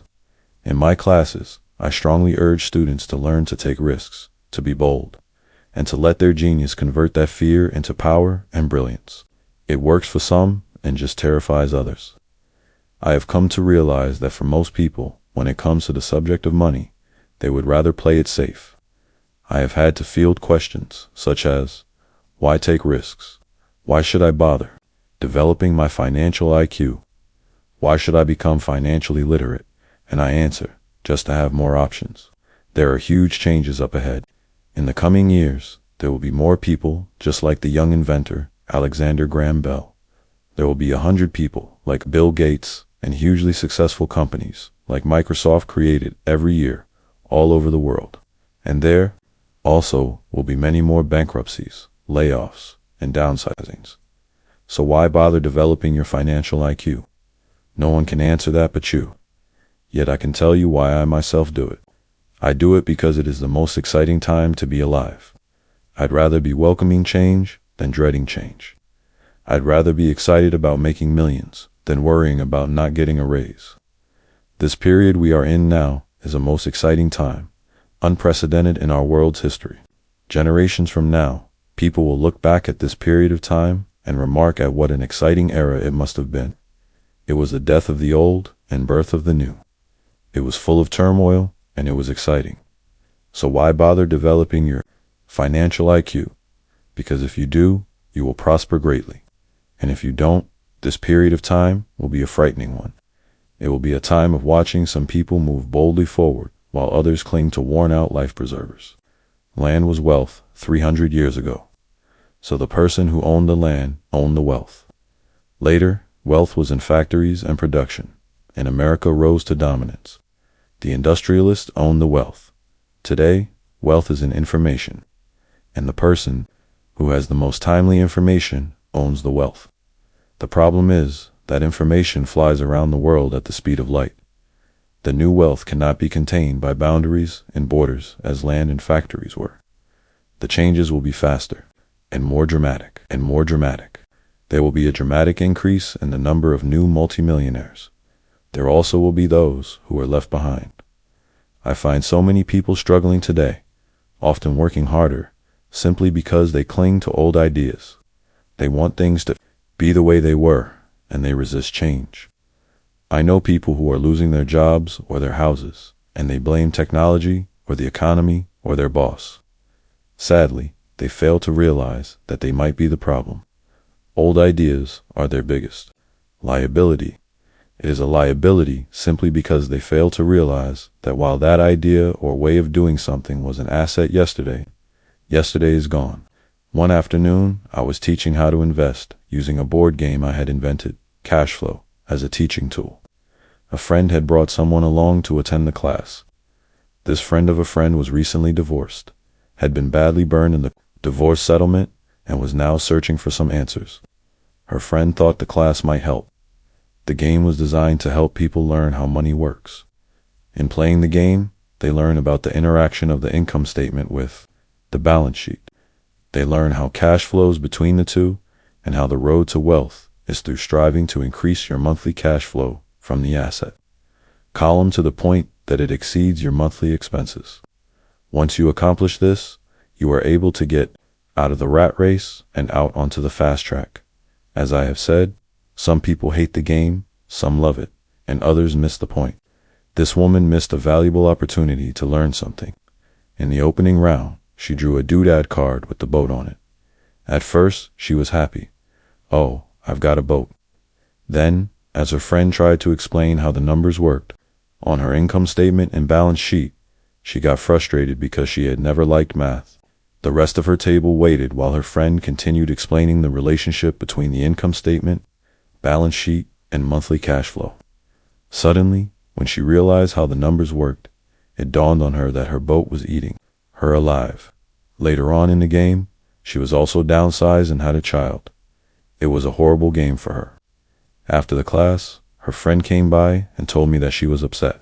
She had come to the class to learn about investing and did not like the idea that it took so long to play a silly game. Her friend attempted to tell her to look within herself to see if the game reflected her in any way. With that suggestion, the woman demanded her money back. She said that the very idea that a game could be a reflection of her was ridiculous. Her money was promptly refunded, and she left. Since 1984, I have made millions simply by doing what the school system does, not do in school. Most teachers lecture. I hated lectures as a student. I was soon bored, and my mind would drift. In 1984, I began teaching via games and simulations, and I still rely on these tools today. I always encourage adult students to look at games as reflecting back to them what they know and what they need to learn. Most importantly, games reflect behavior. They are instant feedback systems. Instead of the teacher lecturing you, the game is giving you a personalized lecture, one that is custom made just for you. The friend of the woman who left later called to give me an update. She said her friend was fine and had calmed down. In her cooling off period, she could see some slight relationship between the game and her life. Although she and her husband did not own a boat, they did own everything else imaginable. She was angry after their divorce, both because he had run off with a younger woman and because, after 20 years of marriage, they had accumulated little in the way of assets. There was virtually nothing for them to split. Their 20 years of married life had been incredible fun, but all they had accumulated was a ton of doodads. She realized that her anger at doing the numbers, the income statement and balance sheet, came from her embarrassment about not understanding them. She had believed that finances were the man's job. She maintained the house and did the entertaining, and he handled the finances. She was now quite certain that in the last 5 years of their marriage, he had hidden money from her. She was angry at herself for not being more aware of where the money was going, as well as for not knowing about the other woman. Just like a board game, the world is always providing us with instant feedback. We could learn a lot if we tuned in more. One day not long ago, I complained to my wife that the cleaners must have shrunk my pants. My wife gently smiled and poked me in the stomach to inform me that the pants had not shrunk. Something else had expanded me. The cash flow game was designed to give every player personal feedback. Its purpose is to give you options. If you draw the boat card and it puts you into debt, the question is, now what can you do? How many different financial options can you come up with? That is the purpose of the game. To teach players to think and create new and various financial options. Thousands of people throughout the world have played this game. The players who get out of the rat race the quickest are the people who understand numbers and have creative financial minds. They recognize different financial options. Rich people are often creative and take calculated risks. People who take the longest are people who are not familiar with numbers and often do not understand the power of investing. Some people playing cash flow gain lots of money in the game, but they don't know what to do with it. Even though they have money, everyone else seems to be getting ahead of them, and that is true in real life. There are a lot of people who have a lot of money and do not get ahead financially. Limiting your options is the same as hanging on to old ideas. I have a friend from high school who now works at 3 jobs. Years ago, he was the richest of all my classmates. When the local sugar plantation closed, the company he worked for went down with the plantation. In his mind, he had but one option, and that was the old option: work hard. The problem was that he couldn't find an equivalent job that recognized his seniority from the old company. As a result, he is overqualified for the jobs he currently has, so his salary is lower. He now works 3 jobs to earn enough to survive. I have watched people playing cash flow complain that the right opportunity cards are not coming their way, so they sit there. I know people who do that in real life. They wait for the right opportunity. I have watched people get the right opportunity card and then not have enough money. Then they complain that they would have gotten out of the rat race if they had had more money. So they sit there. I know people in real life who do that also. They see all the great deals, but they have no money. And I have seen people pull a great opportunity card, read it out loud, and have no idea that it is a great opportunity. They have the money, the time is right, they have the card, but they can't see the opportunity staring them in the face. They fail to see how it fits into their financial plan for escaping the rat race. And I know more people like that than all the others combined. Most people have an opportunity of a lifetime flash right in front of them, and they fail to see it. A year later, they find out about it after everyone else got rich. Financial intelligence is simply having more options. If the opportunities aren't coming your way, what else can you do to improve your financial position? If an opportunity lands in your lap and you have no money and the bank won't talk to you, what else can you do to get the opportunity to work in your favor? If your hunch is wrong and what you've been counting on doesn't happen, how can you turn a lemon into millions? That is financial intelligence. It is not so much what happens, but how many different financial solutions you can think of to turn a lemon into millions. It is how creative you are in solving financial problems. Most people only know one solution: work hard, save, and borrow. So why would you want to increase your financial intelligence? Because you want to be the kind of person who creates your own luck. You take whatever happens and make it better. Few people realize that luck is created just as money is. And if you want to be luckier and create money instead of working hard, then your financial intelligence is important. If you are the kind of person who is waiting for the right thing to happen, you might wait for a long time. It's like waiting for all the traffic lights to be green for 5 miles before you'll start your trip. As young boys, Mike and I were constantly told by my rich dad that money is not real. Rich Dad occasionally reminded us of how close we came to the secret of money on that first day we got together and began making money out of plaster of Paris. The poor and middle class work for money, he would say. The rich make money. The more real you think money is, the harder you will work for it. If you can grasp the idea that money is not real, you will grow richer faster. What is it? Was a question Mike and I often came back with. What is money if it is not real? What we agree it is, was all Rich Dad would say. The single most powerful asset we all have is our mind. If it is trained well, it can create enormous wealth, seemingly instantaneously. An untrained mind can also create extreme poverty that can crush a family for generations. In the information age, money is increasing exponentially.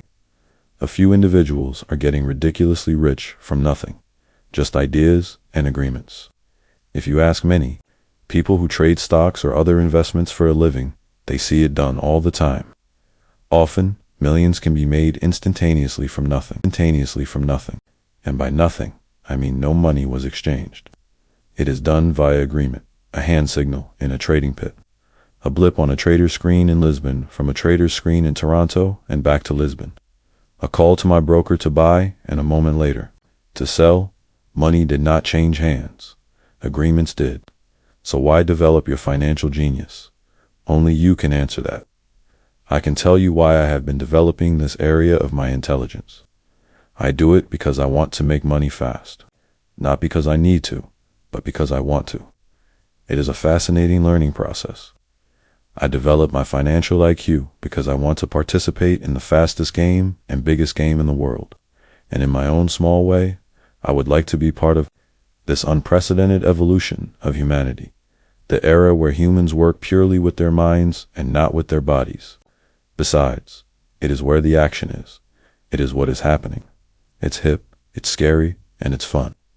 That is why I invest in my financial intelligence, developing the most powerful asset I have. I want to be with people moving boldly forward. I do not want to be with those left behind. I will give you a simple example of creating money. In the early 1990s, the economy of Phoenix, Arizona was horrible. I was watching a TV show when a financial planner came on and began forecasting. Doom and gloom. His advice was to save money. Put $100 away every month, he said. In 40 years, you will be a multimillionaire. Well, putting money away every month is a sound idea. It is one option, the option most people subscribe to. The problem is this: it blinds the person to what is really going on. It causes them to miss major opportunities for much more significant growth of their money. The world is passing them by. As I said, the economy was terrible at that time. For investors, this is the perfect market condition. A chunk of my money was in the stock market and in apartment houses. I was short of cash. Because people were giving properties away, I was buying. I was not saving money, I was investing. Kim and I had more than $1 million in cash, working in a market that was rising fast. It was the best opportunity to invest. The economy was terrible. I just could not pass up these small deals. Houses that were once $100,000 were now $75,000. But instead of shopping with local real estate agents, I began shopping at the bankruptcy attorney's office or the courthouse steps. In these shopping places, a $75,000 house could sometimes be bought for $20,000 or less. For $2,000, which was loaned to me from a friend for 90 days for $200. I gave an attorney a cashier's check as a down payment. While the acquisition was being processed, I ran an ad advertising a $75,000 house for only $60,000 and no money down.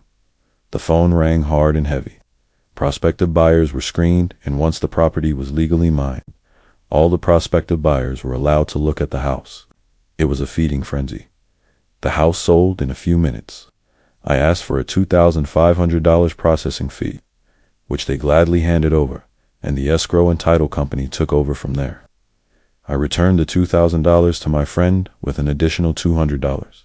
He was happy. The home buyer was happy. The attorney was happy. And I was happy. I had sold a house for $60,000 that cost me $20,000. The $40,000 was created from money in my asset column in the form of a promissory note from the buyer. Total working time, 5 hours.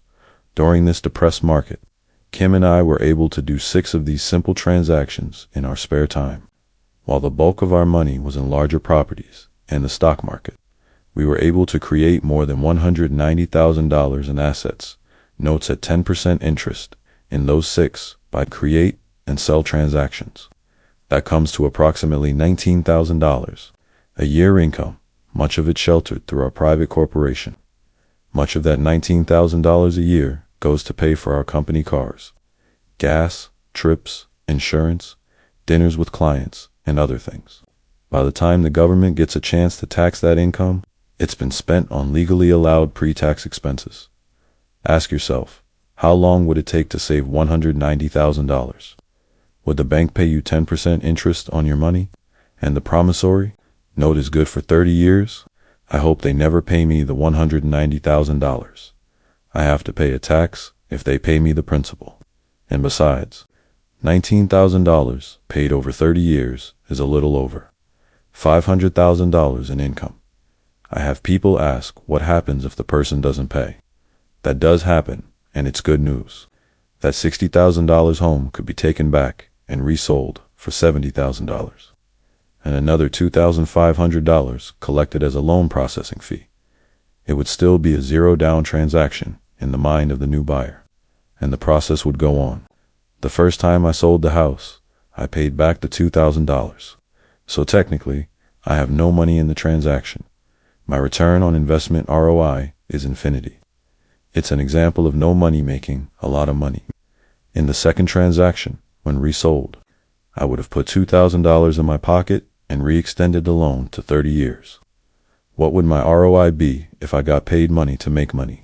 I do not know, but it sure beats saving $100 a month, which actually starts out as $150 because it's after-tax income for 40 years earning low interest. And again, you're taxed on the interest. That is not too intelligent. It may be safe, but it's not smart. A few years later, as the Phoenix real estate market strengthened, those houses we sold for $60,000 became worth $110,000. Foreclosure opportunities were still available, but became rare. It cost a valuable asset, my time, to go out looking for them. Thousands of buyers were looking for the few available deals. The market had changed. It was time to move on and look for other opportunities to put in the asset column. You can't do that here. That is against the law. You're lying. I hear those comments much more often than can you show me how to do that. The math is simple. You do not need algebra or calculus. And the escrow company handles the legal transaction and the servicing of the payments. I have no roofs to fix or toilets to unplug because the owners do that. It's their house. Occasionally, someone does not pay, and that is wonderful because there are late fees or they move out and the property is sold again. The court system handles that, and it may not work in your area. The market conditions may be different, but the example illustrates how a simple financial process can create hundreds of thousands of dollars with little money and low risk. It is an example of money being only an agreement. Anyone with a high school education can do it, yet most people won't. Most people listen to the standard advice of work hard and save money. For about 30 hours of work, approximately $190,000 was created in the asset column, and no taxes were paid. Which one sounds harder to you? 1. Work hard. Pay 50% in taxes. Save what is left. Your savings then earn 5%, which is also taxed. Or 2. Take the time to develop your financial intelligence, harness the power of your brain and the asset column. If you use option number 1, be sure to factor in how much time it takes you to save $190,000. Time is one of your greatest assets. Now you may understand why I silently shake my head when I hear parents say, "My child is doing well in school and receiving a good education." It may be good, but is it adequate?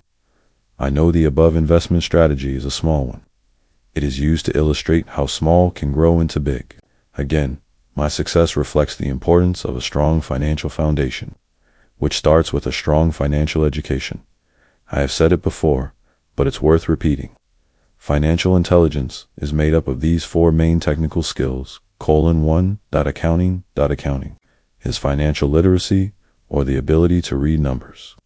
This is a vital skill if you want to build businesses or investments. 2. Investing is the science of money making money. 3.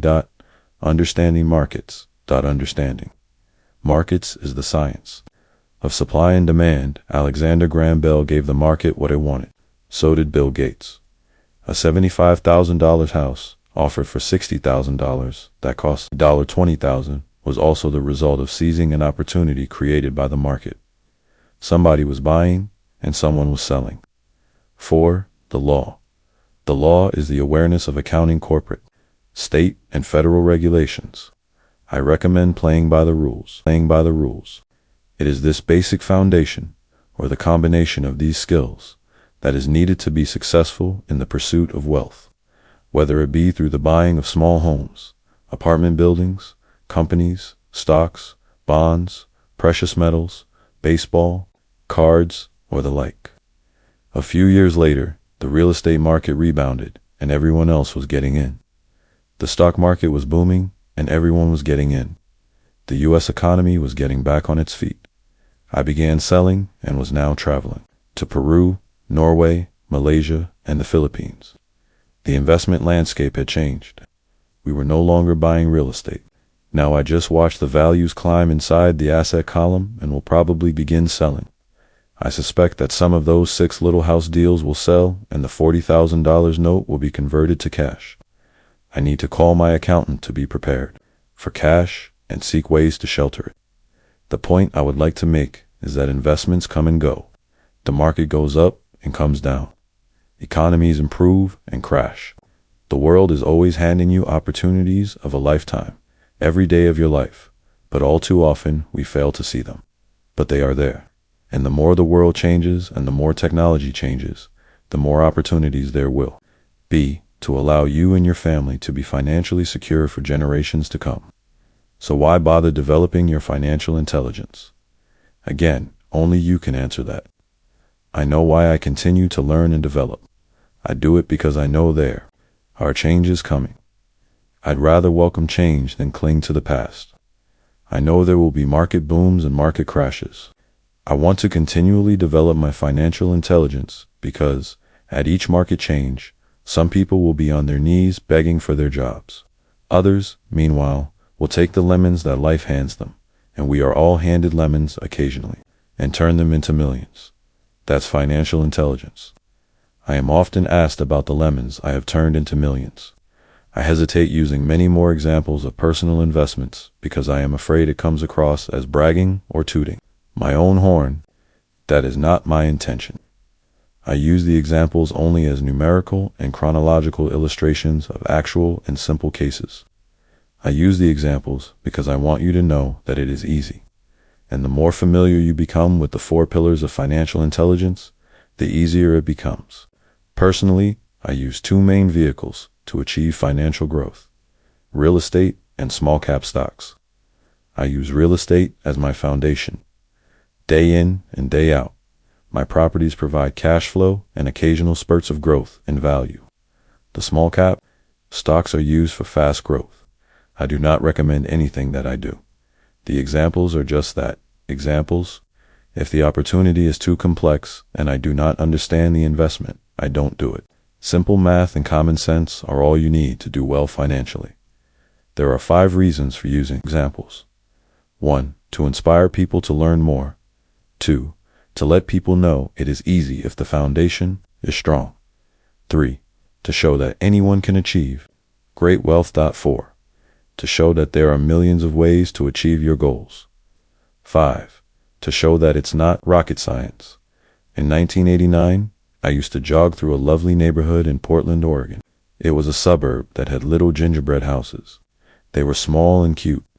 I almost expected to see Little Red Riding Hood skipping down the sidewalk on her way to Granny's. There were for sale signs everywhere. The timber market was terrible. The stock market had just crashed, and the economy was depressed. On one street, I noticed a for sale sign that was up longer than most. It looked old. Jogging past it one day, I ran into the owner, who looked troubled. "What are you asking for your house?" I asked. The owner turned and smiled weakly. "Make me an offer," he said. "It's been for sale for over a year.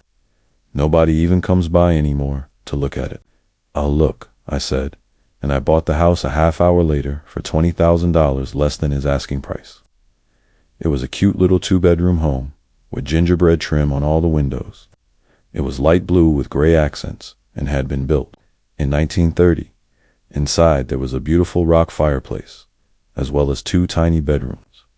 It was a perfect rental house. I gave the owner $5,000 down for a $45,000 house, that was really worth $65,000. Except that no one wanted to buy it. The owner moved out in a week, happy to be free, and my first tenant moved in, a local college professor. After the mortgage, expenses, and management fees were paid, I put a little less than $40 in my pocket at the end of each month. Hardly exciting. A year later, the depressed Oregon real estate market had begun to pick up. California investors, flush with money from their still booming real estate market, were moving north and buying up Oregon and Washington. I sold that little house for $95,000 to a young couple from California who thought it was a bargain. My capital gains of approximately $40,000 were placed into a 1031 tax-deferred exchange, and I went shopping for a place to put my money. In about a month, I found a 12-unit apartment house right next to the Intel plant in Beaverton, Oregon. The owners lived in Germany, had no idea what the place was worth, and again, just wanted to get out of it. I offered $275,000 for a $450,000 building. They agreed to $300,000. I bought it and held it for 2 years, utilizing the same 1031 exchange process. We sold the building for $495,000 and bought a 30-unit apartment building in Phoenix, Arizona. We had moved to Phoenix by then to get out of the rain and needed to sell anyway.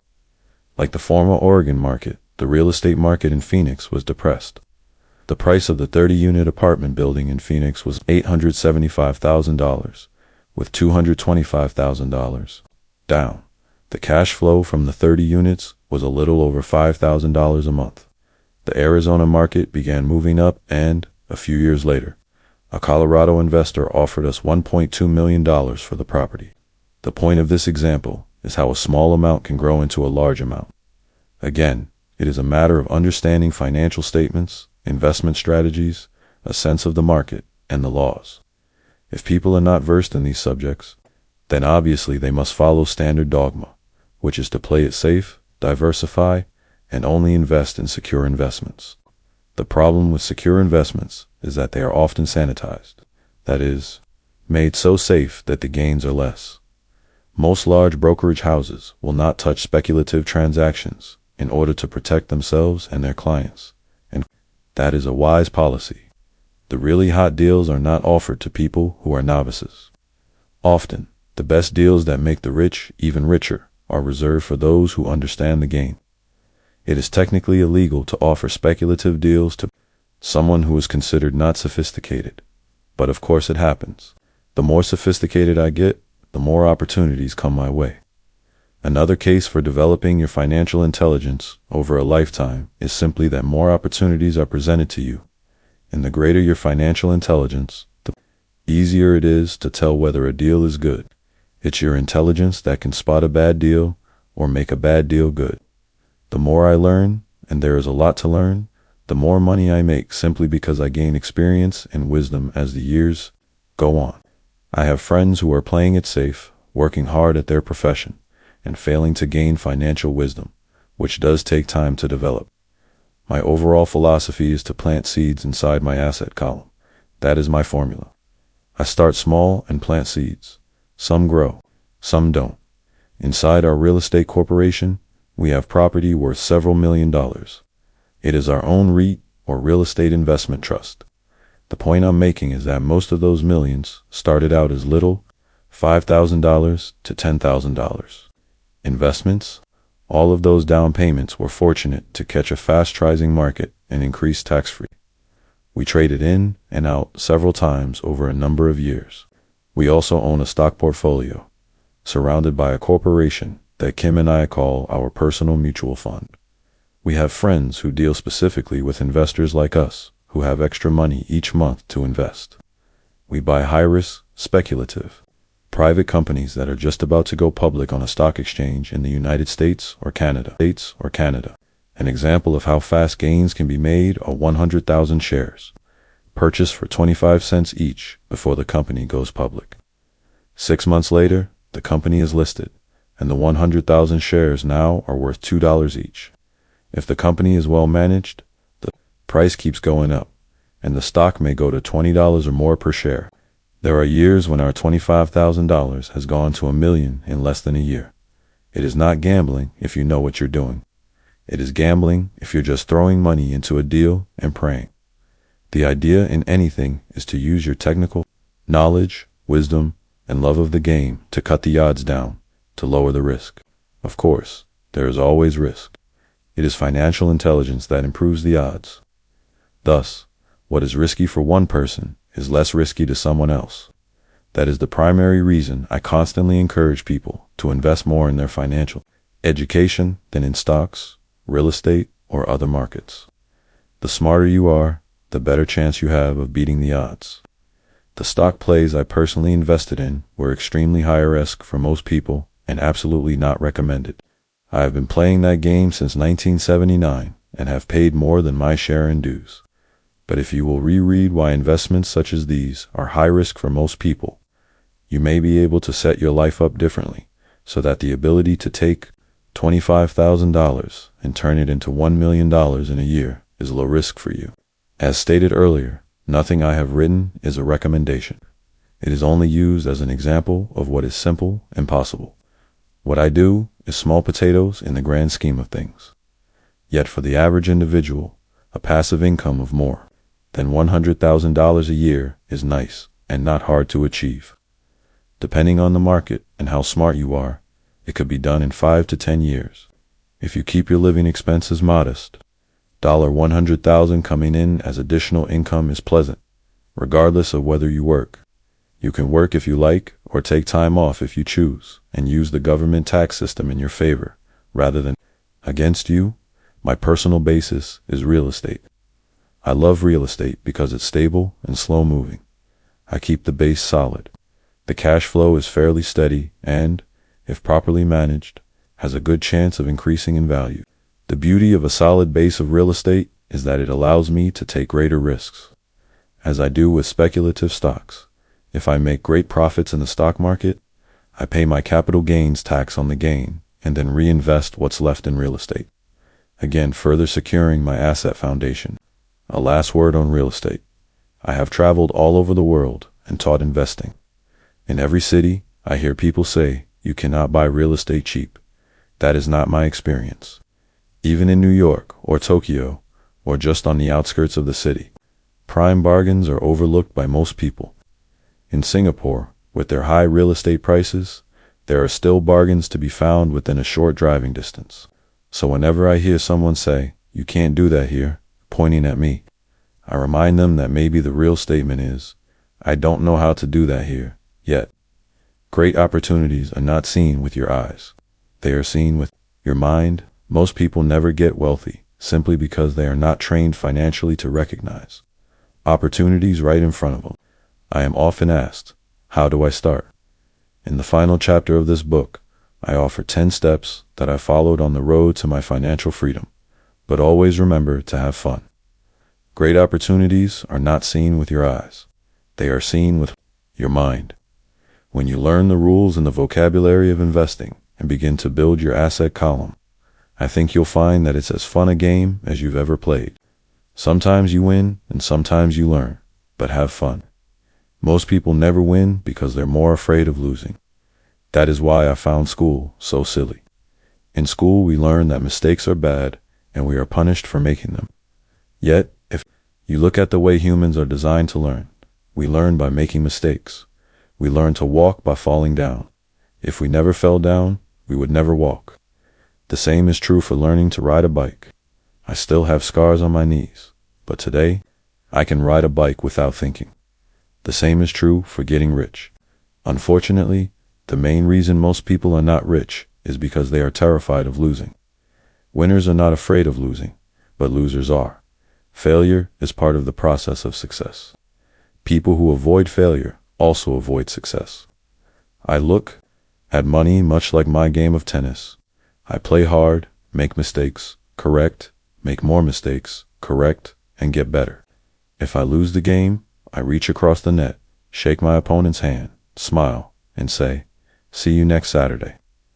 There are two kinds of investors. 1.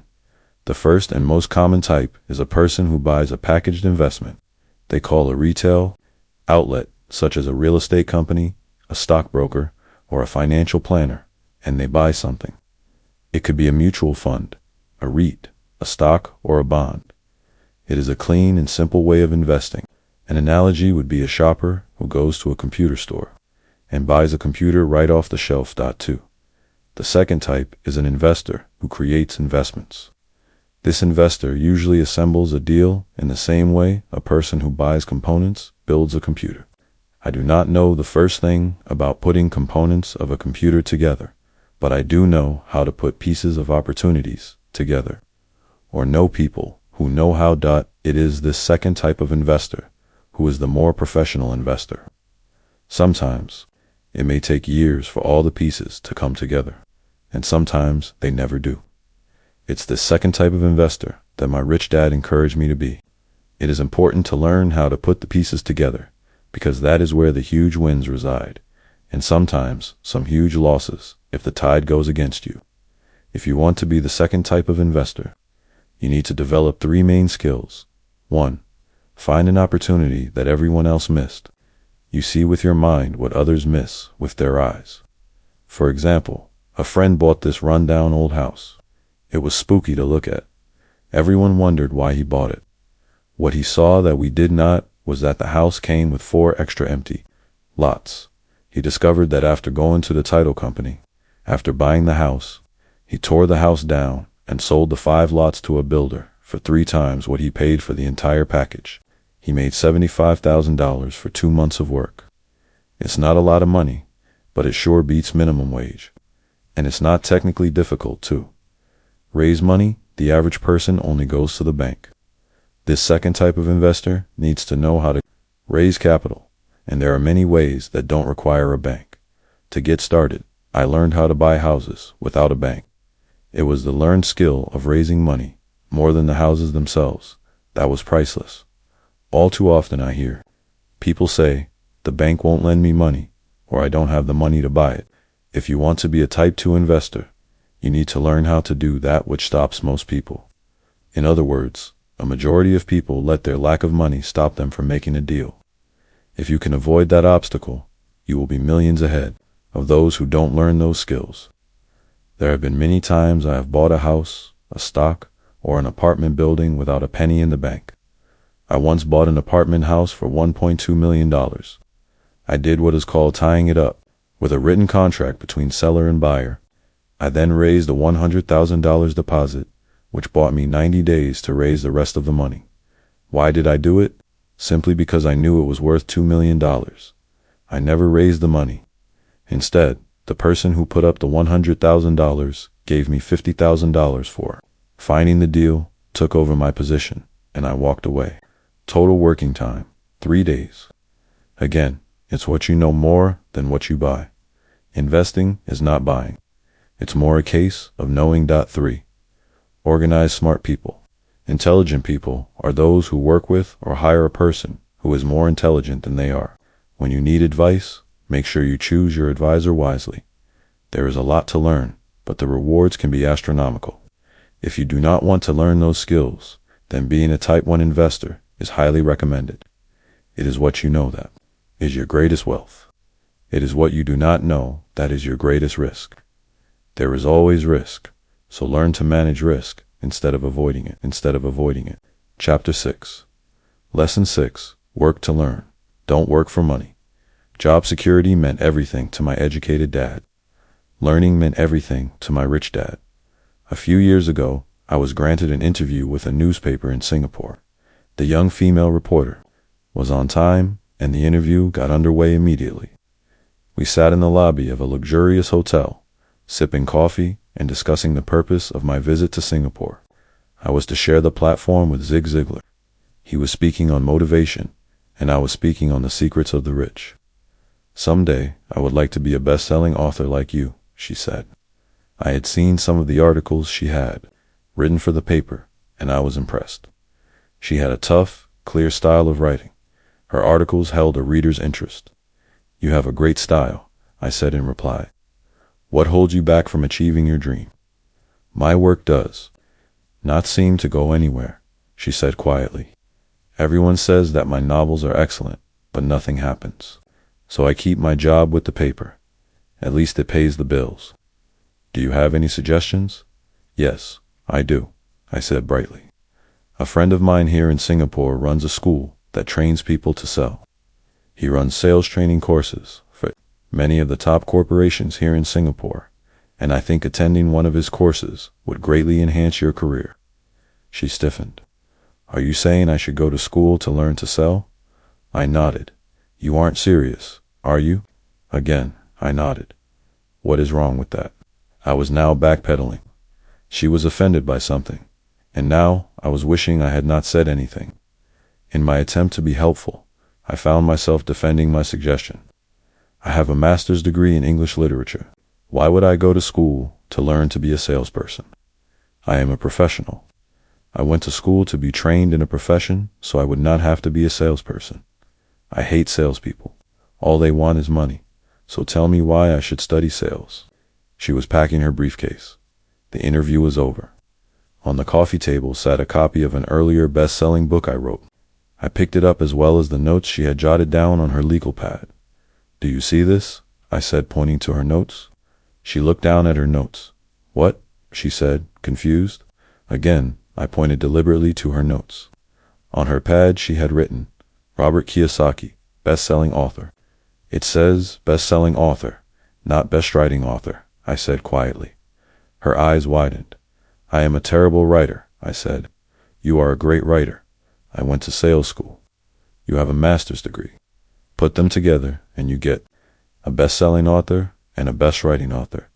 Anger flared from her eyes. I'll never stoop so low as to learn how to sell. People like you have no business writing. I am a professionally trained writer and you are a salesman. It is not fair, she fumed. She put the rest of her notes away and hurried out through the large glass doors into the humid Singapore morning. At least she gave me a fair and favorable write-up the next morning. The world is filled with smart, talented, educated, and gifted people. We meet them every day. They are all around us. A few days ago, my car was not running well. I pulled into a garage, and the young mechanic had it fixed in just a few minutes. He knew what was wrong by simply listening to the engine. I was amazed. I am constantly shocked at how little talented people earn. I have met brilliant, highly educated people who earn less than $20,000 a year. A business consultant who specializes in the medical trade was telling me how many doctors, dentists, and chiropractors struggle financially. All this time, I thought that when they graduated, the dollars would pour in. It was this business consultant who gave me the phrase, they are one skill away from great wealth. What this phrase means is that most people need only to learn and master one more skill and their income would jump exponentially. I have mentioned before that financial intelligence is a synergy of accounting, investing, marketing, and law. Combine those for technical skills, and making money with money is easier than most people would believe. When it comes to money, the only skill most people know is to work hard. The classic example of a synergy of skills was that young writer for the newspaper. If she diligently learned the skills of sales and marketing, her income would jump dramatically. If I were her, I would take some courses in advertising copywriting as well as sales. Then, instead of working at the newspaper, I would seek a job at an advertising agency. Even if it were a cut in pay, she would learn how to communicate in shortcuts that are used in successful advertising. She also would spend time learning public relations, an important skill. She would learn how to get millions in free publicity. Then, at night and on weekends, she could be writing her great novel. When it was finished, she would be better able to sell her book. Then, in a short while, she could be a best-selling author. When I came out with my first book, If You Want to Be Rich and Happy, Don't Go to School, a publisher suggested I change the title to The Economics of Education. I told the publisher that, with a title like that, I would sell 2 books, one to my family and one to my best friend. The problem is that they would expect it for free. The obnoxious title, If You Want to Be Rich and Happy, Don't Go to School, was chosen because we knew it would get tons of publicity. I am pro-education and believe in education reform. If I were not pro-education, why would I continue to press for changing our antiquated educational system? So I chose a title that would get me on more TV and radio shows, simply because I was willing to be controversial. Many people thought I was a fruitcake. but the book sold and sold. When I graduated from the U.S. Merchant Marine Academy in 1969, my educated dad was happy. Standard Oil of California had hired me for its oil tanker fleet as a third mate. The pay was low compared with my classmates, but it was okay for a first real job after college. My starting pay was about $42,000 a year, including overtime, and I only had to work for 7 months. I had 5 months of vacation. If I had wanted to, I could have taken the run to Vietnam with a subsidiary shipping company and easily doubled my pay. Instead of taking 5 months of vacation, I had a great career ahead of me. Yet I resigned after 6 months with the company and joined the Marine Corps to learn how to fly. My educated dad was devastated. Rich Dad congratulated me. In school and in the workplace, the popular opinion is the idea of specialization. That is, in order to make more money or get promoted, you need to specialize. That is why medical doctors immediately begin to seek a specialty, such as orthopedics or pediatrics. The same is true for accountants, architects, lawyers, pilots, and others. My educated dad believed in the same dogma. That is why he was thrilled when he eventually achieved his doctorate. He often admitted that schools reward people who study more and more about less and less.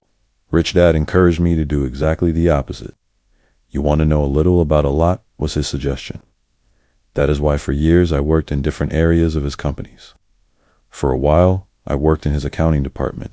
Although I would probably never have been an accountant, he wanted me to learn via osmosis. Rich Dad knew I would pick up jargon and a sense of what is important and what is not. I also worked as a busboy and construction worker, as well as in sales, reservations, and marketing. He was grooming Mike and me. That is why he insisted we sit in on the meetings with his bankers, lawyers, accountants, and brokers. He wanted us to know a little about every aspect of his empire. When I quit my high-paying job with Standard Oil, my educated dad had a heart-to-heart talk with me. He was bewildered. He could not understand my decision to resign from a career that offered high pay, great benefits, lots of time off, and opportunity for promotion. When he asked me one evening, "Why did you quit?" I could not explain it to him, though I tried hard to. My logic did not fit his logic. The big problem was that my logic was my rich dad's logic. Job security meant everything to my educated dad. Learning meant everything to my rich dad. Educated dad thought I went to school to learn to be a ship's officer. Rich Dad knew that I went to school to study international trade. So as a student, I made cargo runs, navigating large freighters, oil tankers, and passenger ships to the Far East and the South Pacific. Rich Dad emphasized that I should stay in the Pacific instead of taking ships to Europe because he knew that the emerging nations were in Asia, not Europe. While most of my classmates, including Mike, were partying at their fraternity houses, I was studying trade, people, business styles, and cultures in Japan, Taiwan, Thailand, Singapore, Hong Kong, Vietnam, Korea, Tahiti, Samoa, and the Philippines. I was partying also, but it was not in any frat house. I grew up rapidly. Educated dad just could not understand why I decided to quit and join the Marine Corps. I told him I wanted to learn to fly, but really, I wanted to learn to lead troops. Rich Dad explained to me that the hardest part of running a company is managing people. He had spent 3 years in the Army. My educated dad was draft exempt. Rich Dad valued learning to lead men into dangerous situations. Leadership is what you need to learn next, he said. If you're not a good leader, you'll get shot in the back, just like they do in business. Returning from Vietnam in 1973, I resigned my commission, even though I loved flying. I found a job with Xerox Corp. I joined it for one reason, and it was not for the benefits. I was a shy person, and the thought of selling was the most frightening subject in the world. Xerox has one of the best sales training programs in America. Rich Dad was proud of me. My educated dad was ashamed. Being an intellectual, he thought that salespeople were below him. I worked with Xerox for 4 years until I overcame my fear of knocking on doors and being rejected. Once I could consistently be in the top 5 in sales, I again resigned and moved on, leaving behind another great career with an excellent company. In 1977, I formed my first company. Rich Dad had groomed Mike and me to take over companies. So I now had to learn to form them and put them together. My first product, the nylon and Velcro wallet, was manufactured in the Far East and shipped to a warehouse in New York, near where I had gone to school. My formal education was complete, and it was time to test my wings. If I failed, I would go broke. Rich Dad thought it best to go broke before 30. You still have time to recover, was his advice. On the eve of my 30th birthday, my first shipment left Korea for New York. Today, I still do business internationally. And as my rich dad encouraged me to do, I keep seeking the emerging nations. Today, my investment company invests in South American countries and Asian countries, as well as in Norway and Russia. There is an old cliche that goes, "Job is an acronym for just over broke." Unfortunately, I would say that applies to millions of people. Because school does not think. Financial intelligence is an intelligence. Most workers live within their means. They work and they pay the bills. There is another horrible management theory that goes, workers work hard enough to not be fired, and owners pay just enough so that workers won't quit. And if you look at the pay scales of most companies, again, I would say there is a degree of truth to that statement. The net result is that most workers never get ahead. They do what they've been taught to do. Get a secure job. Most workers focus on working for pay and benefits that reward them in the short term, but are often disastrous in the long run. Instead, I recommend to young people to seek work for what they will learn, more than what they will earn. Look down the road at what skills they want to acquire before choosing a specific profession and before getting trapped in the rat race. Once people are trapped in the lifelong process of bill paying, they become like those little hamsters running around in those metal wheels. Their little furry legs are spinning furiously. The wheel is turning furiously. But come tomorrow morning, they'll still be in the same cage. Great job. In the movie Jerry Maguire, starring Tom Cruise, there are many great one-liners. Probably the most memorable is, "Show me the money." But there is one line I thought most truthful. It comes from the scene where Tom Cruise is leaving the firm. He has just been fired, and he is asking the entire company, who wants to come with me, and the whole place is silent and frozen. Only one woman speaks up and says, "I'd like to, but I'm due for a promotion in 3 months." That statement is probably the most truthful statement in the whole movie. It is the type of statement that people use to keep themselves busy, working away to pay bills. I know my educated dad looked forward to his pay raise every year, and every year he was disappointed. So he would go back to school to earn more qualifications so he could get another raise. Then, once again, there would be another disappointment. The question I often ask people is, where is this daily activity taking you, just like the little hamster? I wonder if people look at where their hard work is taking them. What does the future hold? In his book, The Retirement Myth, Craig S. Carpel writes, "I visited the headquarters of a major national pension consulting firm and met with a managing director who specializes in designing lush retirement plans for top management. When I asked her what people who don't have corner offices will be able to expect in the way of pension income, she said with a confident smile, 'The silver bullet.' 'What,' I asked, 'is the silver bullet?' She shrugged and said, 'If baby boomers discover they don't have enough money to live on when they're older, they can always blow their brains out.'" Carpel goes on to explain the difference between the old, defined, benefit retirement plans and the new 401k plans that are riskier. It is not a pretty picture for most people working today, and that is just for retirement.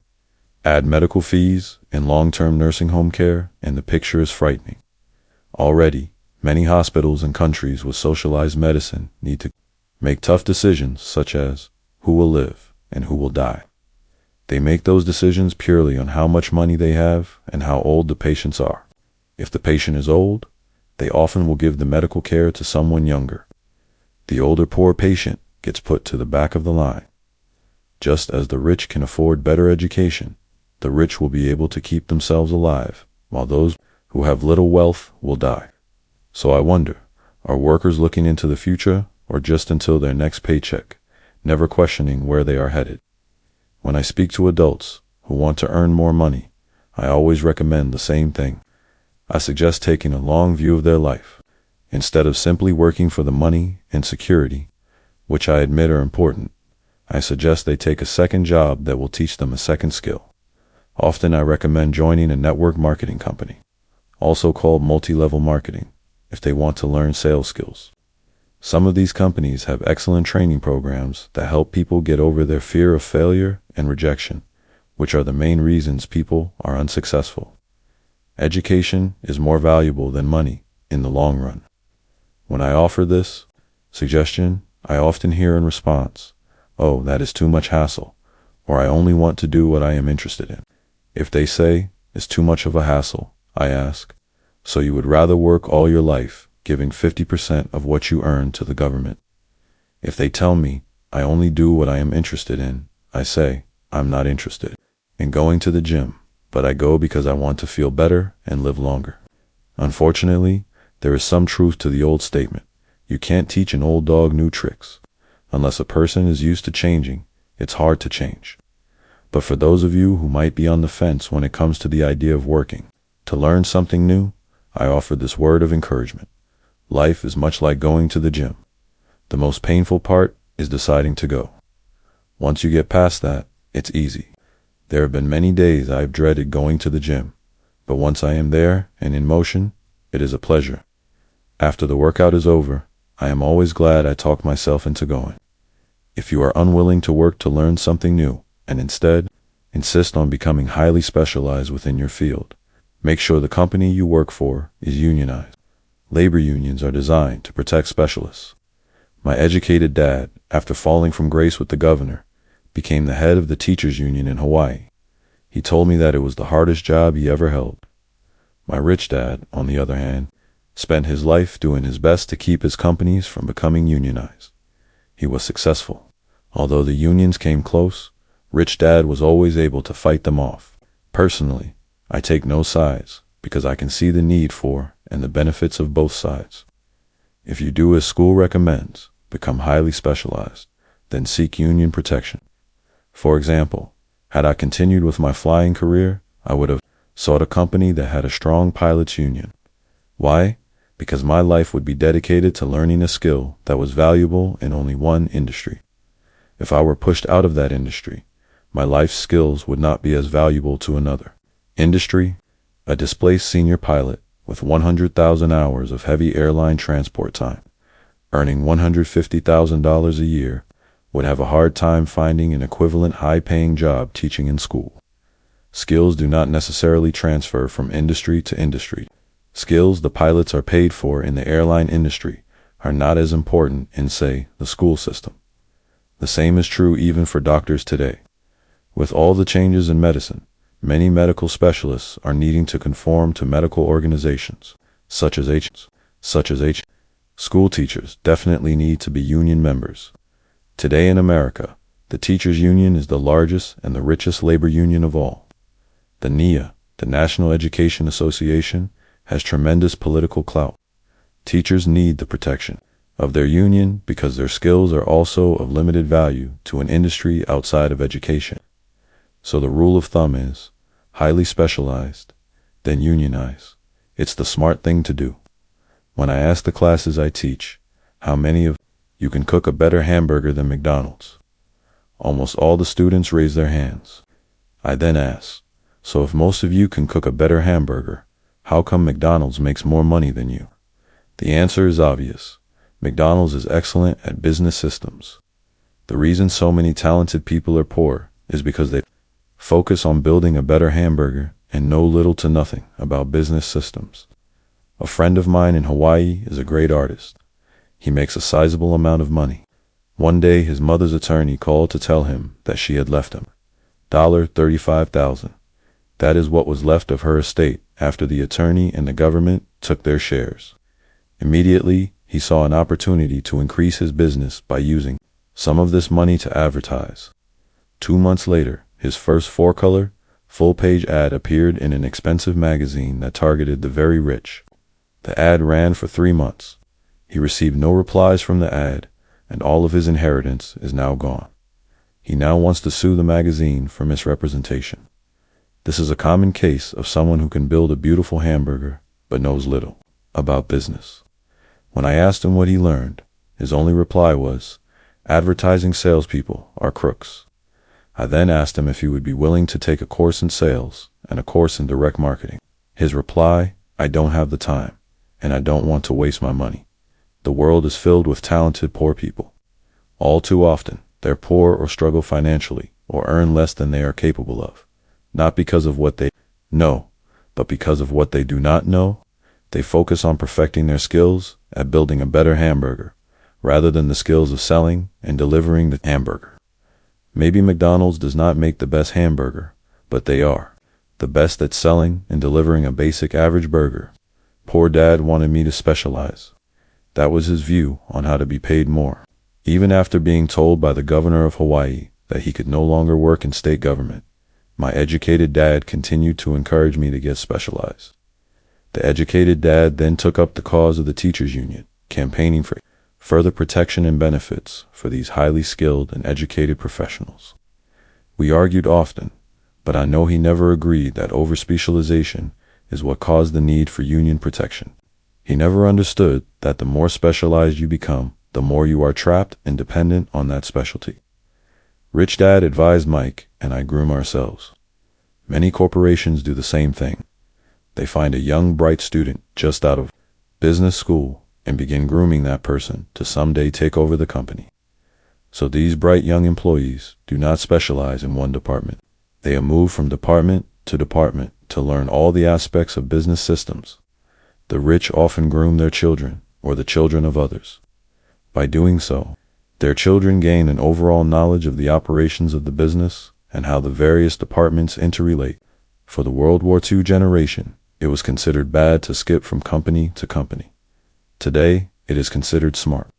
Since people will skip from company to company rather than seek greater specialization in skills, why not seek to learn more than to earn? In the short term, it may earn you less, but it will pay dividends in the long term. The main management skills needed for success are 1. Management of cash flow. 2. Management of systems. 3. Management of people. The most important specialized skills are sales and marketing. The ability to sell, to communicate to another human being, be it a customer, employee, boss, spouse, or child, is the base skill of personal success. Communication skills such as writing, speaking, and negotiating are crucial to a life of success. These are skills I work on constantly, attending courses or buying educational resources to expand my knowledge. As I have mentioned, my educated dad worked harder and harder the more competent he became. He also became more trapped the more specialized he got. Although his salary went up, his choices diminished. Soon after he was locked out of government work, he found out how vulnerable he really was professionally. It is like professional athletes who suddenly are injured or are too old to play. Their once high-paying position is gone, and they have limited skills to fall back on. I think that is why my educated dad sided so much with the unions after that. He realized how much a union would have benefited him. Rich Dad encouraged Mike and me to know a little about a lot. He encouraged us to work with people smarter than we were, and to bring smart people together to work as a team. Today, it would be called a synergy of professional specialties. Today, I met ex-school teachers earning hundreds of thousands of dollars a year. They earn that much because they have specialized skills in their field as well as other skills. They can teach as well as sell and market. I know of no other skills to be more important than selling and marketing. The skills of selling and marketing are difficult for most people, primarily due to their fear of rejection. The better you are at communicating, negotiating, and handling your fear of rejection, the easier life is.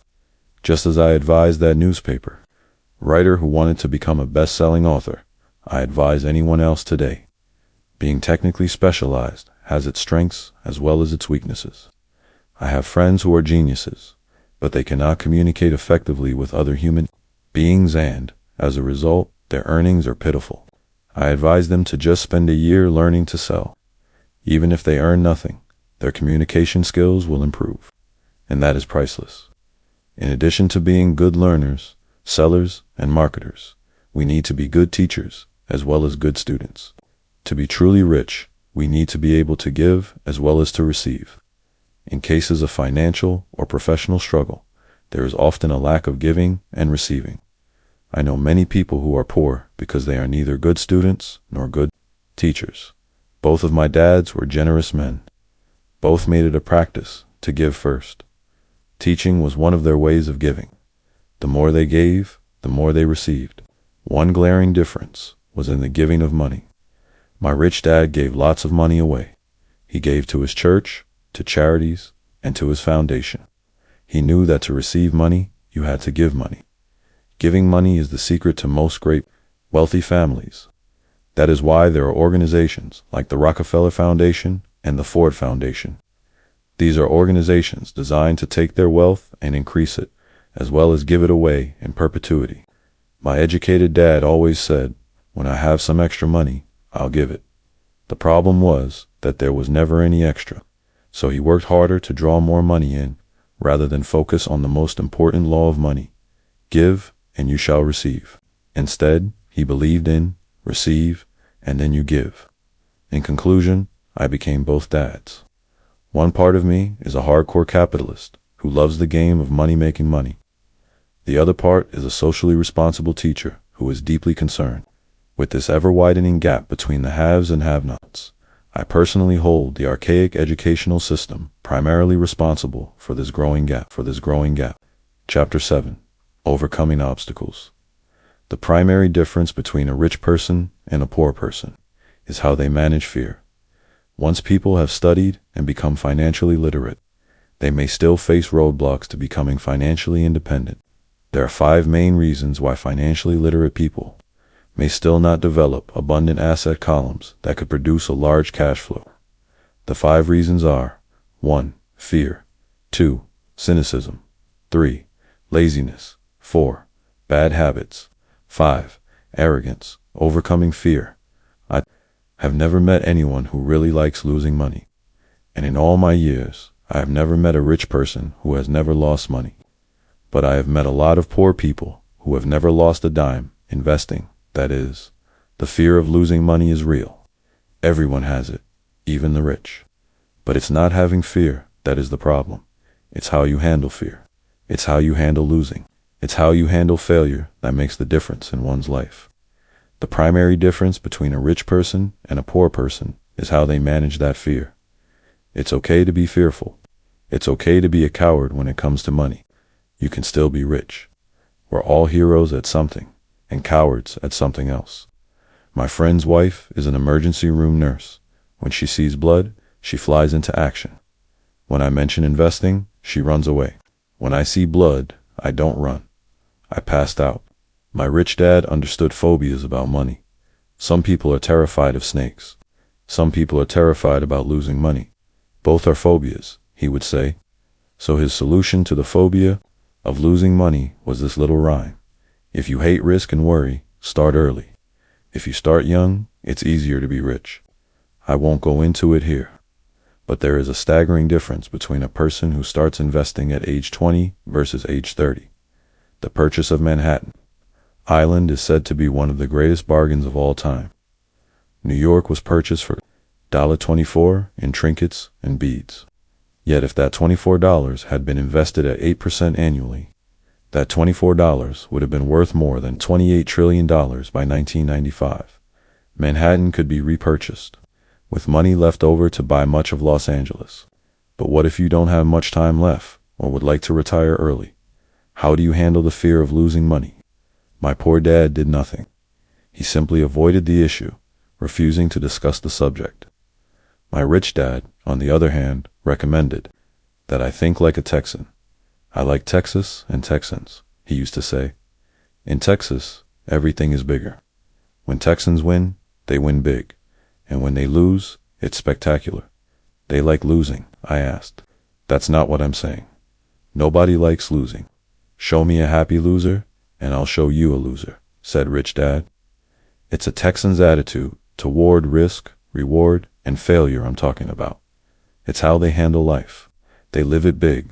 Not like most of the people around here, living like roaches when it comes to money, terrified that someone will shine a light on them, and whimpering when the grocery clerk shortchanges them a quarter. Rich Dad went on, "What I like best is the Texas attitude. They're proud when they win, and they brag when they lose. Texans have a saying, if you're going to go broke, go big. You don't want to admit you went broke over a duplex." He constantly told Mike and me that the greatest reason for lack of financial success was because most people played it too safe.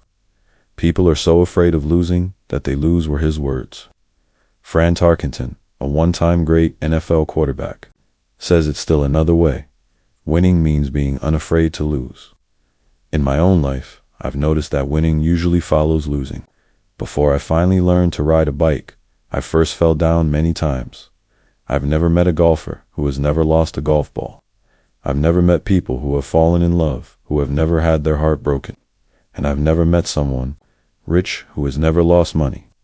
So for most people, the reason they don't win financially is because the pain of losing money is far greater than the joy of being rich. Another saying in Texas is, everyone wants to go to heaven, but no one wants to die. Most people dream of being rich, but are terrified of losing money, so they never get to heaven. Rich Dad used to tell Mike and me stories about his trips to Texas. If you really want to learn the attitude of how to handle risk, losing, and failure, go to San Antonio and visit the Alamo.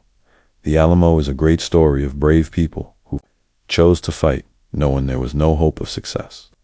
They chose to die instead of surrendering. It's an inspiring story worthy of study. Nonetheless, it's still a tragic military defeat. They got their butts kicked. So how do Texans handle failure? They still shout, "Remember the Alamo." Mike and I heard this story a lot. He always told us this story when he was about to go into a big deal, and he was nervous. After he had done all his due diligence, and it was time to put up or shut up, he told us this story. Every time he was afraid of making a mistake or losing money, he told us this story. It gave him strength, for it reminded him that he could always turn a financial loss into a financial win. Rich Dad knew that failure would only make him stronger and smarter. It's not that he wanted to lose. He just knew who he was and how. He would take a loss. He would take a loss and make it a win. That's what made him a winner and others losers. It gave him the courage to cross the line when others backed out. That's why I like Texans so much, he would say. They took a great failure and turned it into inspiration, as well a tourist destination that makes them millions. But probably his words that mean the most to me today are these. Texans don't bury their failures. They get inspired by them. They take their failures and turn them into rallying cries. Failure inspires Texans to become winners. But that formula is not just the formula for Texans. It is the formula for all winners. I've said that falling off my bike was part of learning to ride. I remember falling off only made me more determined to learn to ride, not less. I also said that I have never met a golfer who has never lost a ball. For top professional golfers, losing a ball or a tournament provides the inspiration to be better, to practice harder, to study more. That's what makes them better. For winners, losing inspires them. For losers, losing defeats them. I like to quote John D. Rockefeller, who said, "I always tried to turn every disaster into an opportunity." And being Japanese American, I can say this. Many people say that Pearl Harbor was an American mistake. I say it was a Japanese mistake. From the movie Tora, Tora, Tora, a somber Japanese admiral says to his cheering subordinates, "I am afraid we have awakened a sleeping giant." Remember, Pearl Harbor became a rallying cry. It turned one of America's greatest losses into the reason to win. This great defeat gave America strength, and America soon emerged as a world power. Failure inspires winners, and failure defeats losers. It is the biggest secret of winners. It's the secret that losers do not know. The greatest secret of winners is that failure inspires winning. Thus, they're not afraid of losing. Repeating Fran Tarkenton's quote, "Winning means being unafraid to lose." People like Fran Tarkenton are not afraid of losing because they know who they are. They hate losing, so they know that losing will only inspire them to become better. There is a big difference between hating, losing, and being afraid to lose. Most people are so afraid of losing money that they go broke over a duplex. Financially, they play life too safe and too small. They buy big houses and big cars, but not big investments. The main reason that over 90% of the American public struggles financially is because they play not to lose. They don't play to win. They go to their financial planners or accountants or stockbrokers and buy a balanced portfolio. Most have lots of cash in CDs, low-yield bonds, mutual funds that can be traded within a mutual fund family, and a few individual stocks. It is a safe and sensible portfolio, but it is not a winning portfolio. It is a portfolio of someone playing not to lose. Don't get me wrong. It's probably a better portfolio than more than 70% of the population has, and that's frightening. It's a great portfolio for someone who loves safety, but playing it safe and balanced on your investment portfolio is not the way. Successful investors play the game. If you have little money and you want to be rich, you must first be focused, not balanced. If you look at any successful person, at the start they were not balanced. Balanced people go nowhere. They stay in one spot. To make progress, you must first go unbalanced. Just look at how you make progress walking. Thomas Edison was not balanced. He was focused. Bill Gates was not balanced. He was focused. Donald Trump is focused. George Soros is focused. George Patton did not take his tanks wide. He focused them and blew through the weak spots in the German line. The French went wide with the Maginot Line, and you know what happened to them? If you have any desire to be rich, you must focus. Do not do what poor and middle-class people do. Put their few eggs in many baskets. Put a lot of your eggs in a few baskets and focus. Follow one course until successful. If you hate losing, play it safe. If losing makes you weak, play it safe. Go with balanced investments. If you're over 25 years old and are terrified of taking risks, don't change. Play it safe, but start early. Start accumulating your nest egg early because it will take time. But if you have dreams of freedom, of getting out of the rat race, the first question to ask yourself is, how do I respond to failure? If failure inspires you to win, maybe you should go for it, but only maybe. If failure makes you weak or causes you to throw temper tantrums, like spoiled brats who call attorneys to file lawsuits every time something doesn't go their way, then play it safe. Keep your daytime job, or buy bonds or mutual funds. But remember, there is risk in those financial instruments also, even though they may appear safe. I say all this, mentioning Texas and Fran Tarkenton, because stacking the asset column is easy. It's really a laptitude game. It doesn't take much education. 5th grade math will do. But building your asset column is a game in which attitude plays a major role. It takes guts, patience, and a great attitude toward failure. Losers avoid failing, and failure turns losers into winners. Just remember the Alamo. Overcoming cynicism, the sky is falling. The sky is falling. Most of us know the story of Chicken Little, who ran around warning the barnyard of impending doom. We all know people who are that way. There's a Chicken Little inside each of us. As I stated earlier, the cynic is really a little chicken. We all get a little chicken when fear and doubt cloud our thoughts. All of us have doubts. I'm not smart. I'm not good enough. So-and-so is better than me. Our doubts often paralyze us. We play the what-if game. What if the economy crashes right after I invest? What if I lose control and I can't pay the money back? What if things don't go as I planned? Or we have friends or loved ones who will remind us of our shortcomings. They often say, "What makes you think you can do that? If it's such a good idea, how come someone else hasn't done it?" That will never work. You don't know what you're talking about. These words of doubt often get so loud that we fail to act. A horrible feeling builds in our stomach. Sometimes we can't sleep, we fail to move forward. So we stay with what is safe, and opportunities pass us by. We watch life passing by as we sit immobilized with a cold knot in our body. We have all felt this at one time in our lives, some more than others. Peter Lynch of Fidelity Magellan Mutual Fund Fame refers to warnings about the sky falling as noise, and we all hear it. Noise is either created inside our heads or comes from outside, often from friends, family, co-workers, and the media. Lynch recalls the time during the 1950s when the threat of nuclear war was so prevalent in the news that people began building fallout shelters and storing food and water. If they had invested that money wisely in the market, instead of building a fallout shelter, they'd probably be financially independent today. When violence breaks out in a city, gun sales go up all over the country. A person dies from rare hamburger meat in the state of Washington, and the Arizona Health Department orders restaurants to have all beef cooked well done. A drug company ran a TV commercial in February showing people catching the flu. Colds go up as well as sales of cold medicine. Most people are poor because, when it comes to investing, the world is filled with Chicken Littles running around yelling, "The sky is falling, the sky is falling." And Chicken Littles are effective because every one of us is a little chicken. It often takes great courage to not let rumors and talk of doom and gloom affect your doubts and fears. But a savvy investor knows that the seemingly worst of times is actually the best of times to make money. When everyone else is too afraid to act, they pull the trigger and are rewarded. Some time ago, a friend named Richard came from Boston to visit Kim and me in Phoenix. He was impressed with what we had done through stocks and real estate. The Phoenix real estate prices were depressed.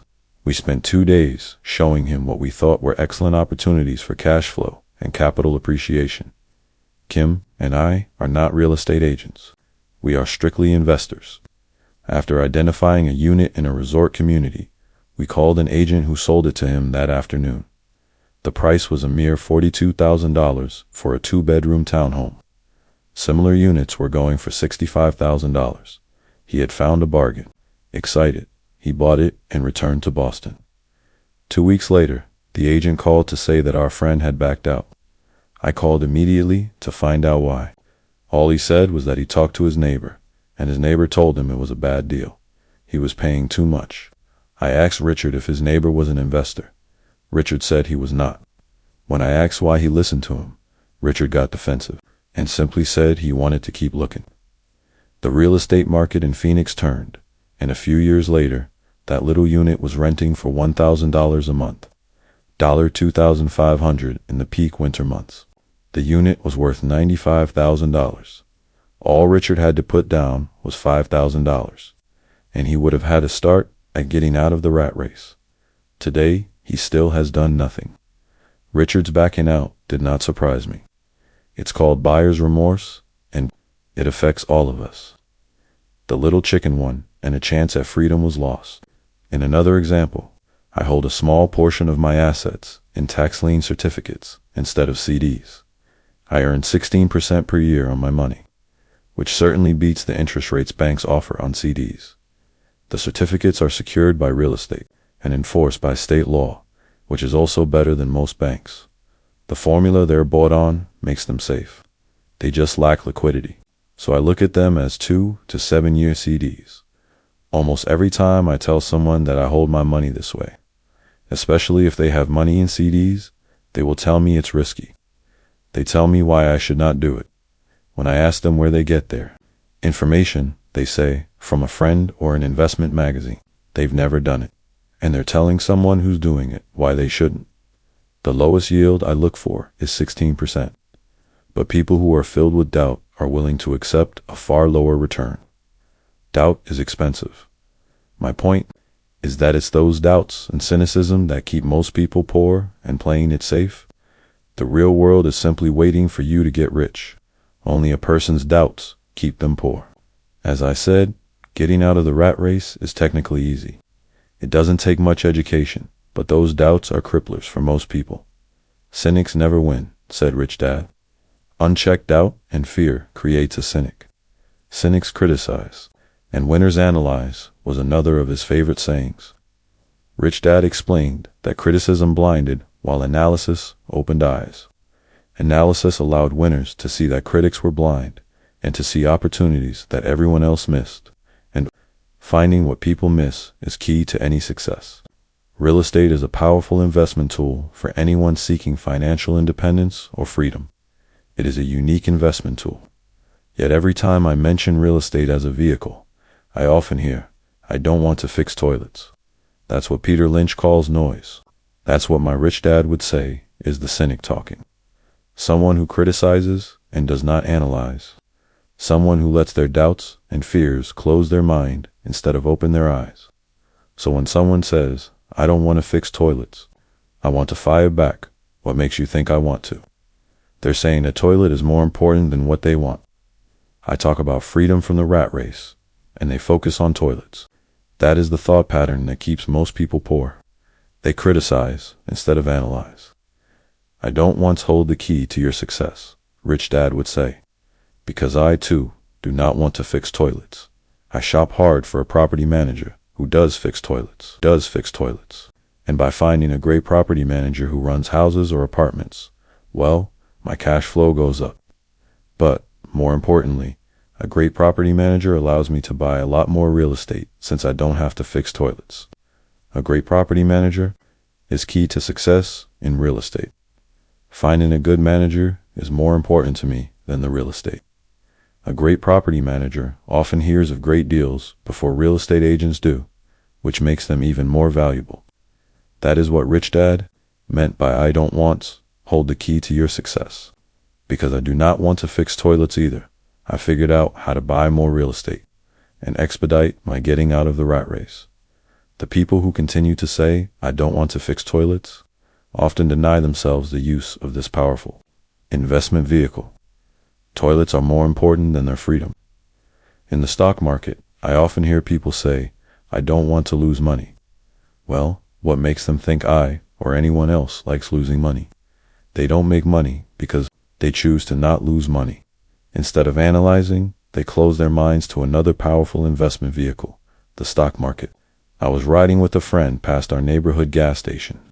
He looked up and saw that the price of gas was going up, and thus the price of oil. My friend is a worrywart or a chicken little. To him, the sky is always going to fall, and it usually does on him. When we got home, he showed me all the stats as to why the price of oil was going to go up over the next few years. Statistics I had never seen before, even though I already owned substantial shares of an existing oil company. With that information, I immediately began looking for and found a new, undervalued oil company that was about to find some oil deposits. My broker was excited about this new company, and I bought 15,000 shares for 65 cents per share. 3 months later, this same friend and I drove by the same gas station, and sure enough, the price per gallon had gone up nearly 15%. Again, the chicken little worried and complained.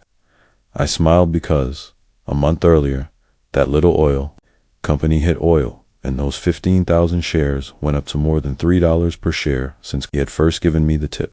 And the price of gas will continue to go up if what my friend says is true. If most people understood how a stop worked in stock market investing, there would be more people investing to win instead of investing not to lose. A stop is simply a computer command that sells your stock automatically if the price begins to drop, helping to minimize your losses and maximize some gains. It's a great tool for those who are terrified of losing. So whenever I hear people focusing on their "I don't want" rather than what they do want, I know the noise in their head must be loud. Chicken Little has taken over their brain and is yelling, "The sky is falling and toilets are breaking." So they avoid their don't wants, but they pay a huge price. They may never get what they want in life. Instead of analyzing, their inner Chicken Little closes their mind. Rich Dad gave me a way of looking at Chicken Little. Just do what Colonel Sanders did. At the age of 66, he lost his business and began to live on his Social Security check. It wasn't enough. He went around the country selling his recipe for fried chicken. He was turned down 1,009 times before someone said yes, and he went on to become a multimillionaire at an age when most people are quitting. He was a brave and tenacious man, Rich Dad said of Harlan Sanders. So when you're in doubt and feeling a little afraid, just do what Colonel Sanders did to his little chicken. He fried it. Overcoming laziness. Busy people are often the most lazy. We have all heard stories of a businessman who works hard to earn money. He works hard to be a good provider for his wife and children. He spends long hours at the office and brings work home on weekends. One day, he comes home to an empty house. His wife has left with the kids. He knew he and his wife had problems, but rather than work to make the relationship strong, he stayed busy at work. Dismayed, his performance at work slips and he loses his job. Today, I often meet people who are too busy to take care of their wealth, and there are people too busy to take care of their health. The cause is the same. They're busy, and they stay busy as a way of avoiding something they do not want to face. Nobody has to tell them. Deep down, they know. In fact, if you remind them, they often respond with anger or irritation. If they aren't busy at work or with the kids, they're often busy watching TV, fishing, playing golf, or shopping. Yet deep down they know they are avoiding something important. That's the most common form of laziness. Laziness by staying busy. So what is the cure for laziness? The answer is a little greed. For many of us, we were raised thinking of greed or desire as bad. Greedy people are bad people, my mom used to say. Yet we all have inside of us this yearning to have nice, new, or exciting things. So to keep that emotion of desire under control, often parents find ways of suppressing that desire with guilt. You only think about yourself. Don't you know, you have brothers and sisters, was one of my mom's favorites. You want me to buy you what? Was a favorite of my dad. Do you think we're made of money? Do you think money grows on trees? We're not rich people, you know? It wasn't so much the words, but the angry guilt trip that went with the words that got to me. Or the reverse guilt trip was that I'm sacrificing my life to buy this for you. I'm buying this for you because I never had this advantage.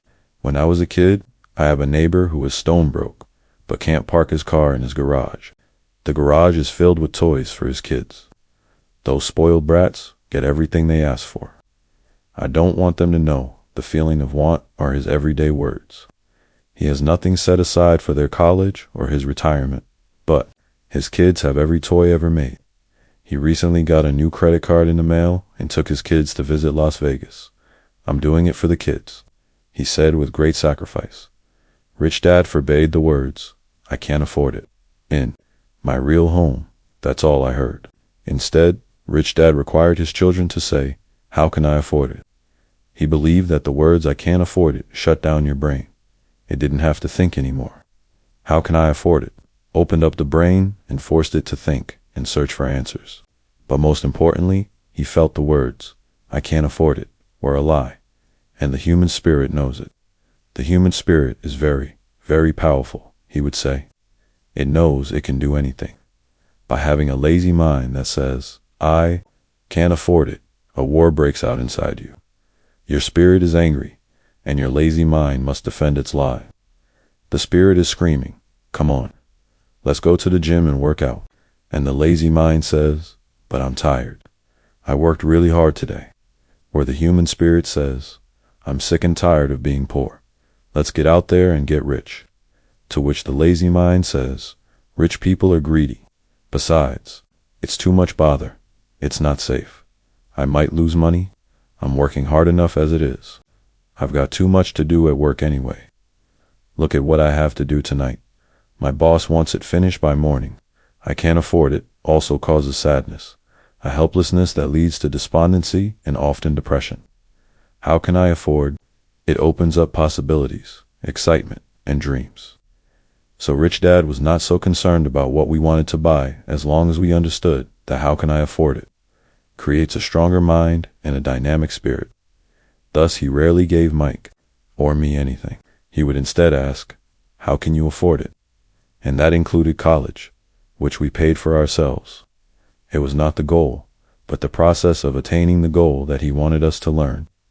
The problem I see today is that there are millions of people who feel guilty about their desire or their greed.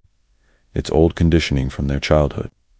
While they desire to have the finer things that life offers, most have been conditioned subconsciously to say, I can't have that or I'll never be able to afford that. When I decided to exit the rat race, It was simply a question of how can I afford to never work again, and my mind began to kick out answers and solutions. The hardest part was fighting my real parents' dogma. We can't afford that. Stop thinking only about yourself. Why don't you think about others? And other similar sentiments, designed to instill guilt to suppress my greed. So how do you beat laziness? Once again, the answer is a little greed. It's that radio station, WIIFM, which stands for What's in It for Me. A person needs to sit down and ask, what would my life be like if I never had to work again? What would I do if I had all the money I needed? Without that little greed, the desire to have something better, progress is not made.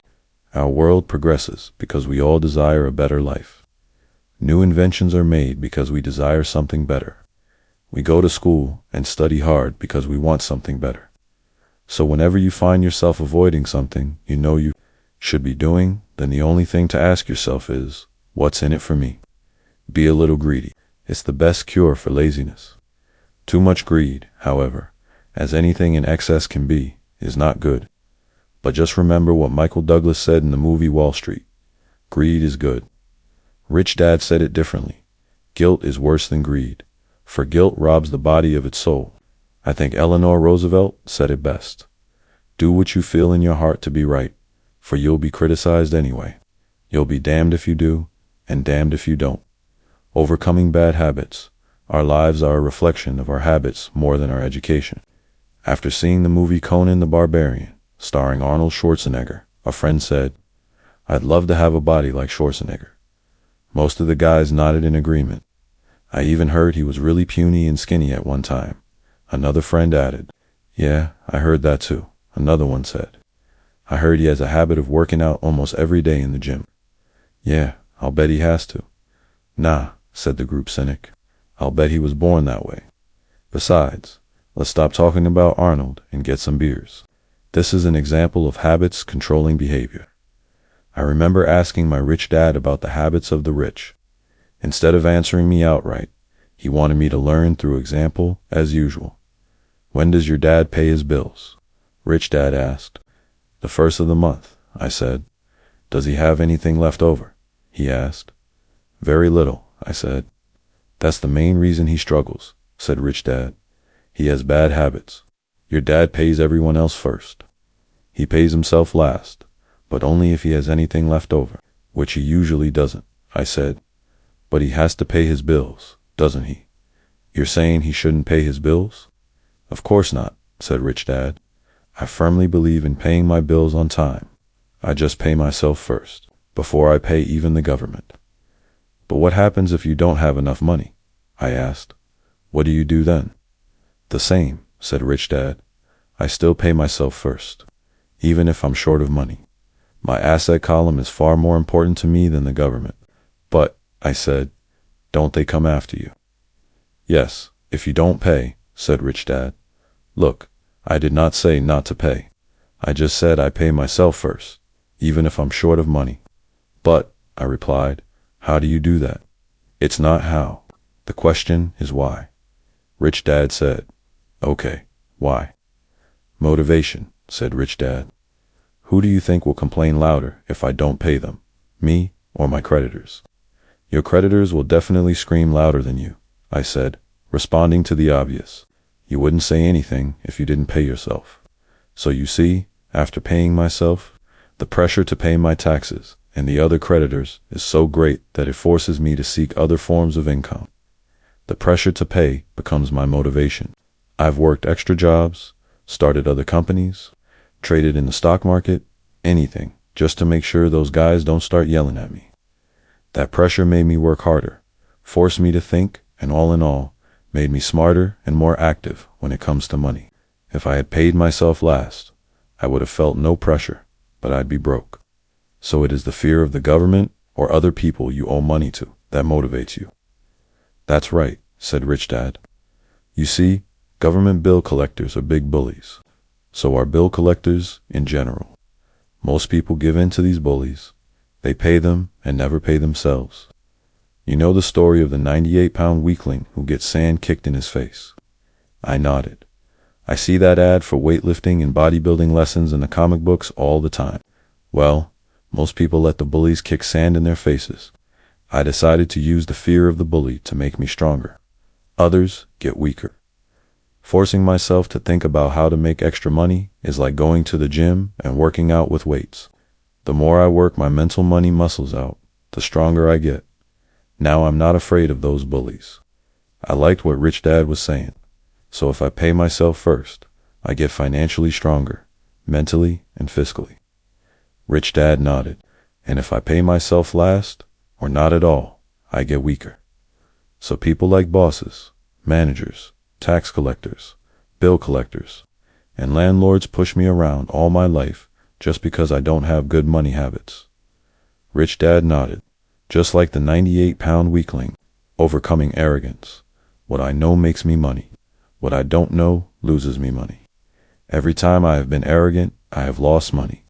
Because when I'm arrogant, I truly believe that what I don't know is not important. Rich Dad would often tell me, I have found that many people use arrogance to try to hide their own ignorance. It often happens when I am discussing financial statements with accountants or even other investors.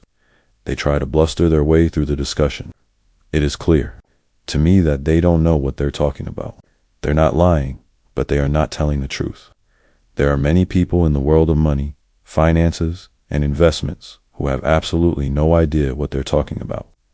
Most people in the money industry are just spouting off sales pitches, like used car salesmen. When you know you are ignorant in a subject, start educating yourself by finding an expert in the field or a book on the subject. Chapter 8. Getting started, there is gold everywhere. Most people are not trained to see it. I wish I could say acquiring wealth was easy for me, but it wasn't. So in response to the question, how do I start? I offer the thought process I go through on a day-to-day basis. It really is easy to find great deals. I promise you that. It's just like riding a bike. After a little wobbling, it's a piece of cake. But when it comes to money, it takes determination to get through the wobbling. That's a personal thing. To find million-dollar deals of a lifetime requires us to call on our financial genius. I believe that each of us has a financial genius within us. The problem is that our financial genius lies asleep, waiting to be called upon. It lies asleep because our culture has educated us into believing that the love of money is the root of all evil. It has encouraged us to learn a profession so we can work for money, but failed to teach us how to have money work for us. It taught us not to worry about our financial future because our company or the government would take care of us when our working days are over. However, it is our children, educated in the same school system, who will end up paying for this absence of financial education. The message is still to work hard, earn money, and spend it. And when we run short, we can always borrow more. Unfortunately, 90% of the Western world subscribes to the above dogma, simply because it's easier to find a job and work for money. If you are not one of the masses, I offer you the following 10 steps to awaken your financial genius. I simply offer you the steps I have personally followed. If you want to follow some of them, great. If you don't, make up your own.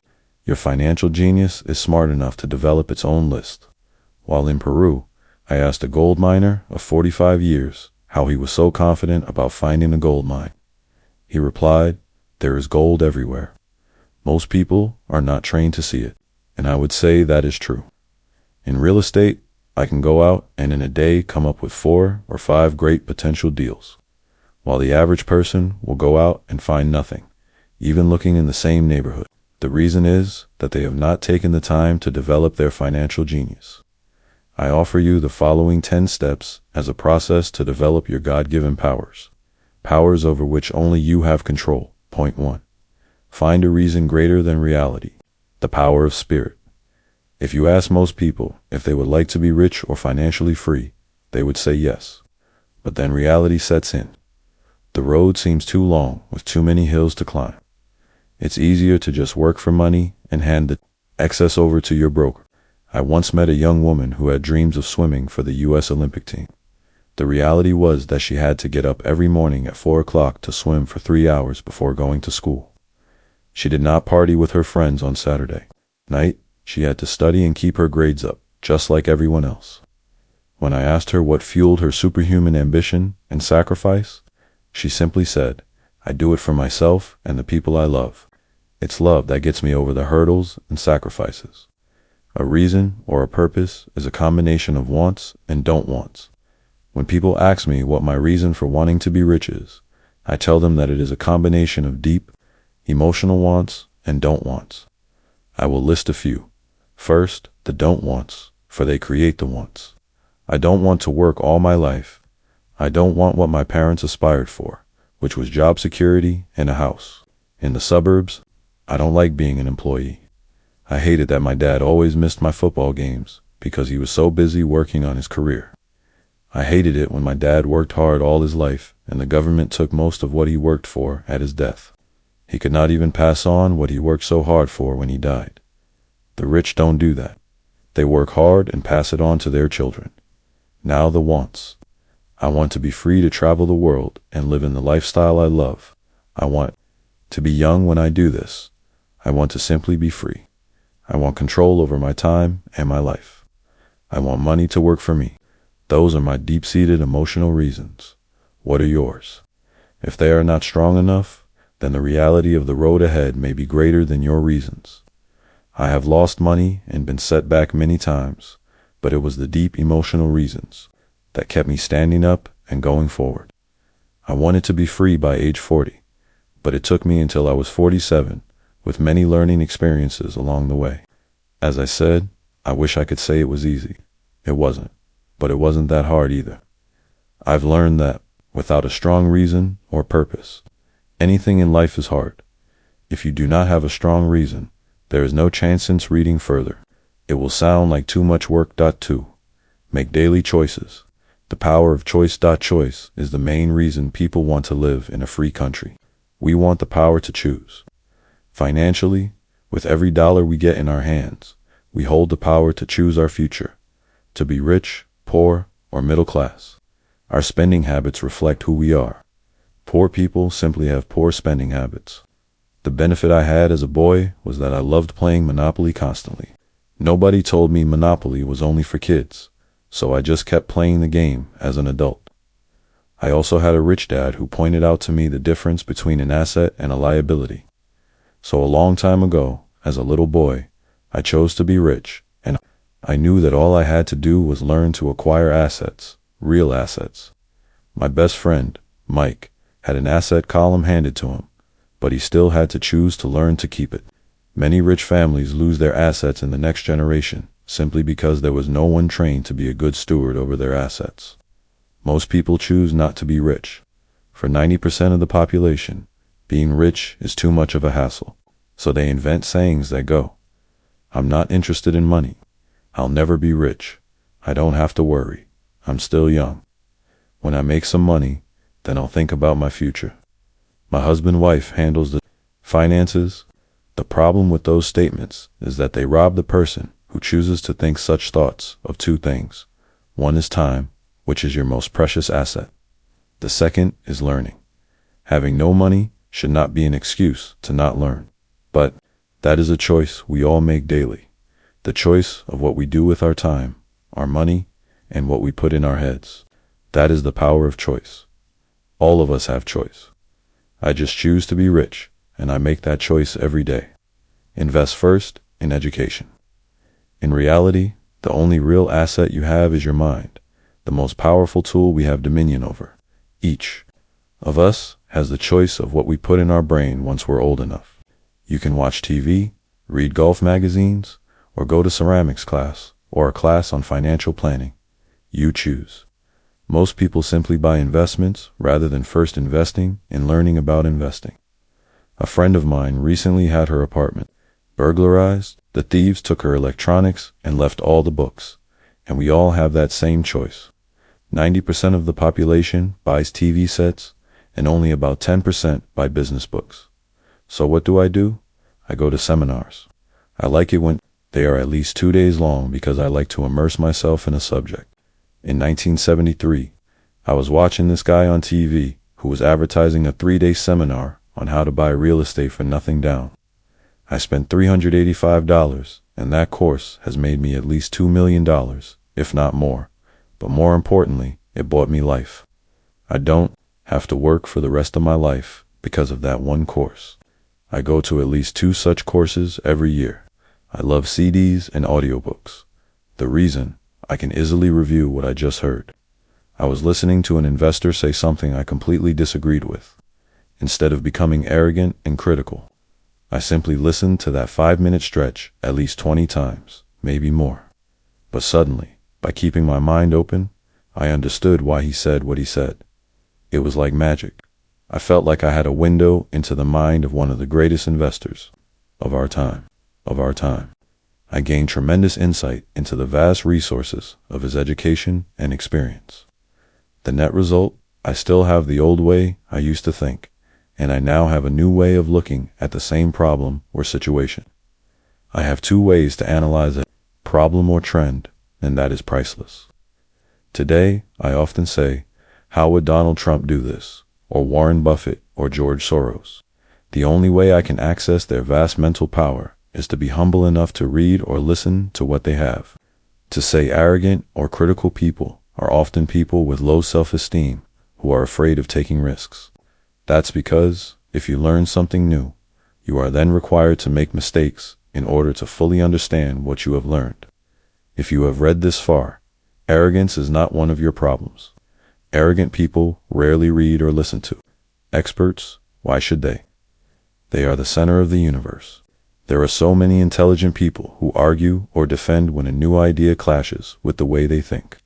In this case, their so-called intelligence combined with arrogance equals ignorance. Each of us knows people who are highly educated or believe they are smart, but their balance sheet paints a different picture. A truly intelligent person welcomes new ideas, for new ideas can add to the synergy of other accumulated ideas. Listening is more important than talking. If that were not true, God would not have given us 2 ears and only 1 mouth. Too many people think with their mouth instead of listening in order to absorb new ideas and possibilities. They argue instead of asking questions. I take a long view on my wealth. I do not subscribe to the get-rich-quick mentality most lottery players or casino gamblers have.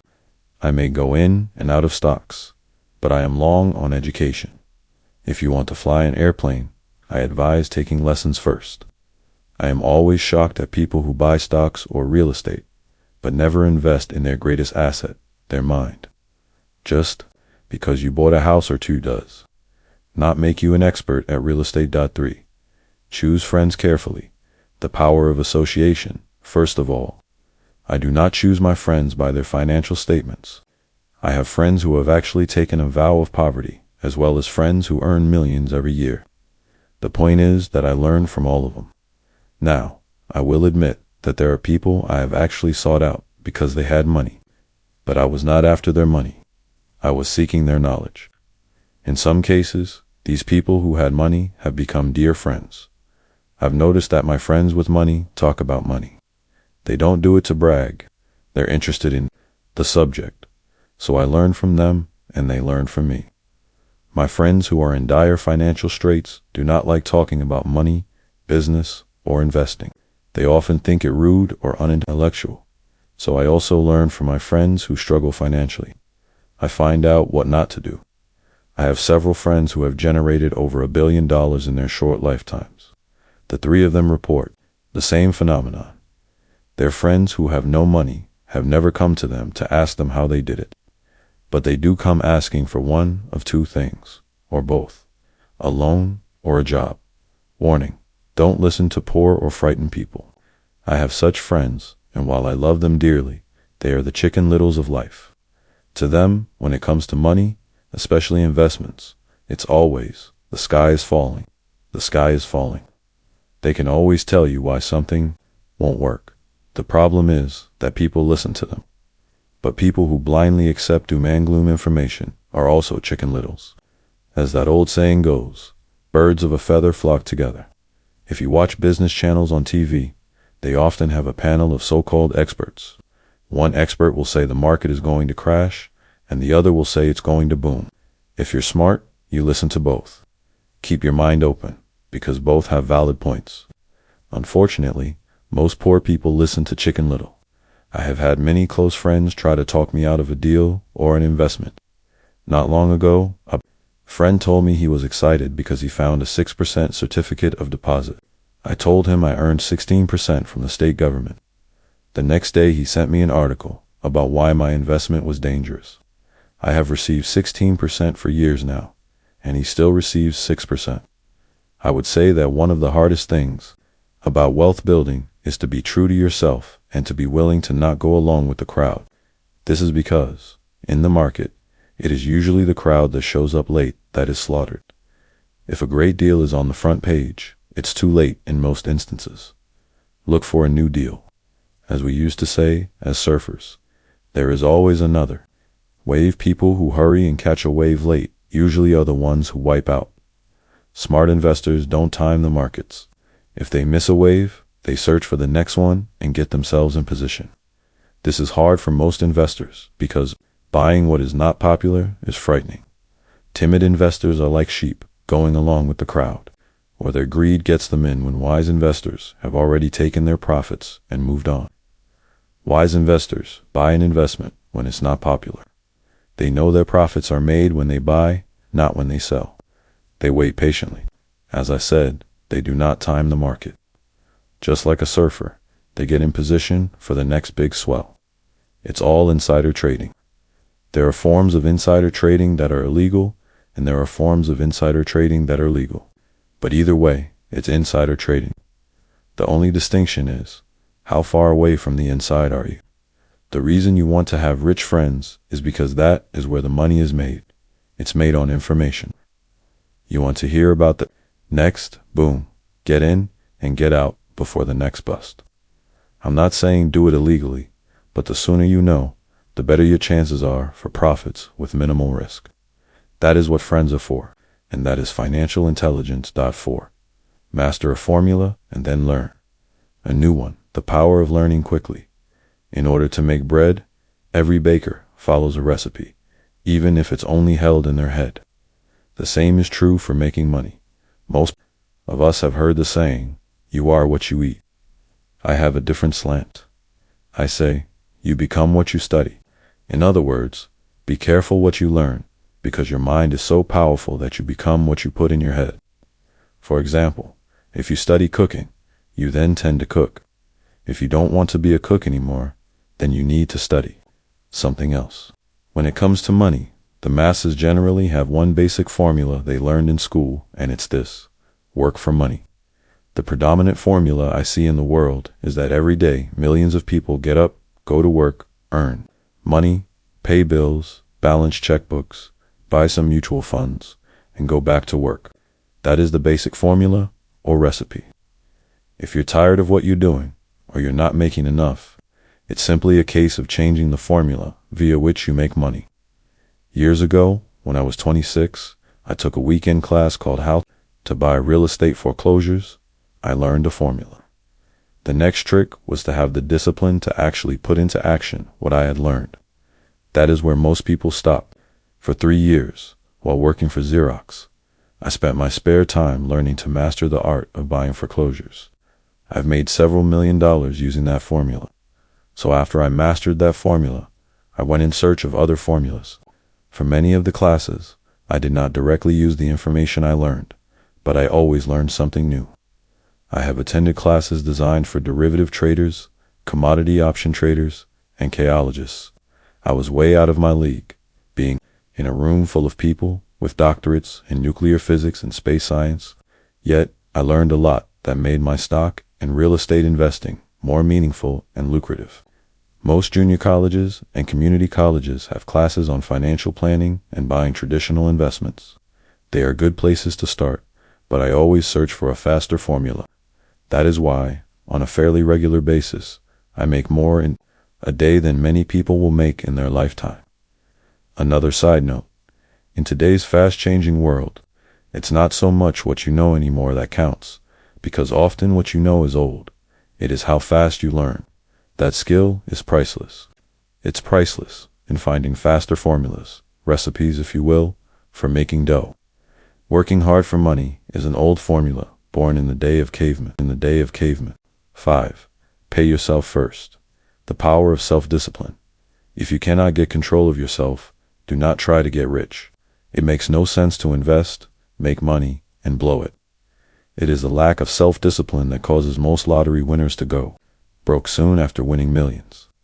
It is the lack of self-discipline that causes people who get a raise to immediately go out and buy a new car or take a cruise. It is difficult to say which of the 10 steps is the most important. But of all the steps, this step is probably the most difficult to master if it is not already a part of your makeup. I would venture to say that personal self-discipline is the #1 delineating factor between the rich, the poor, and the middle class.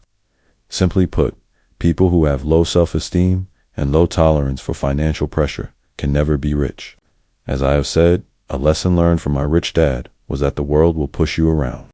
The world pushes people around, not because other people are bullies, but because the individual lacks internal control and discipline. People who lack internal fortitude often become victims of those who have self-discipline. In the entrepreneur classes I teach, I constantly remind people to not focus on their product, service, or widget, but to focus on developing management skills. The 3 most important management skills necessary to start your own business are management of 1, cash flow. 2, people. 3, personal time. I would say the skills to manage these 3 apply to anything, not just entrepreneurs.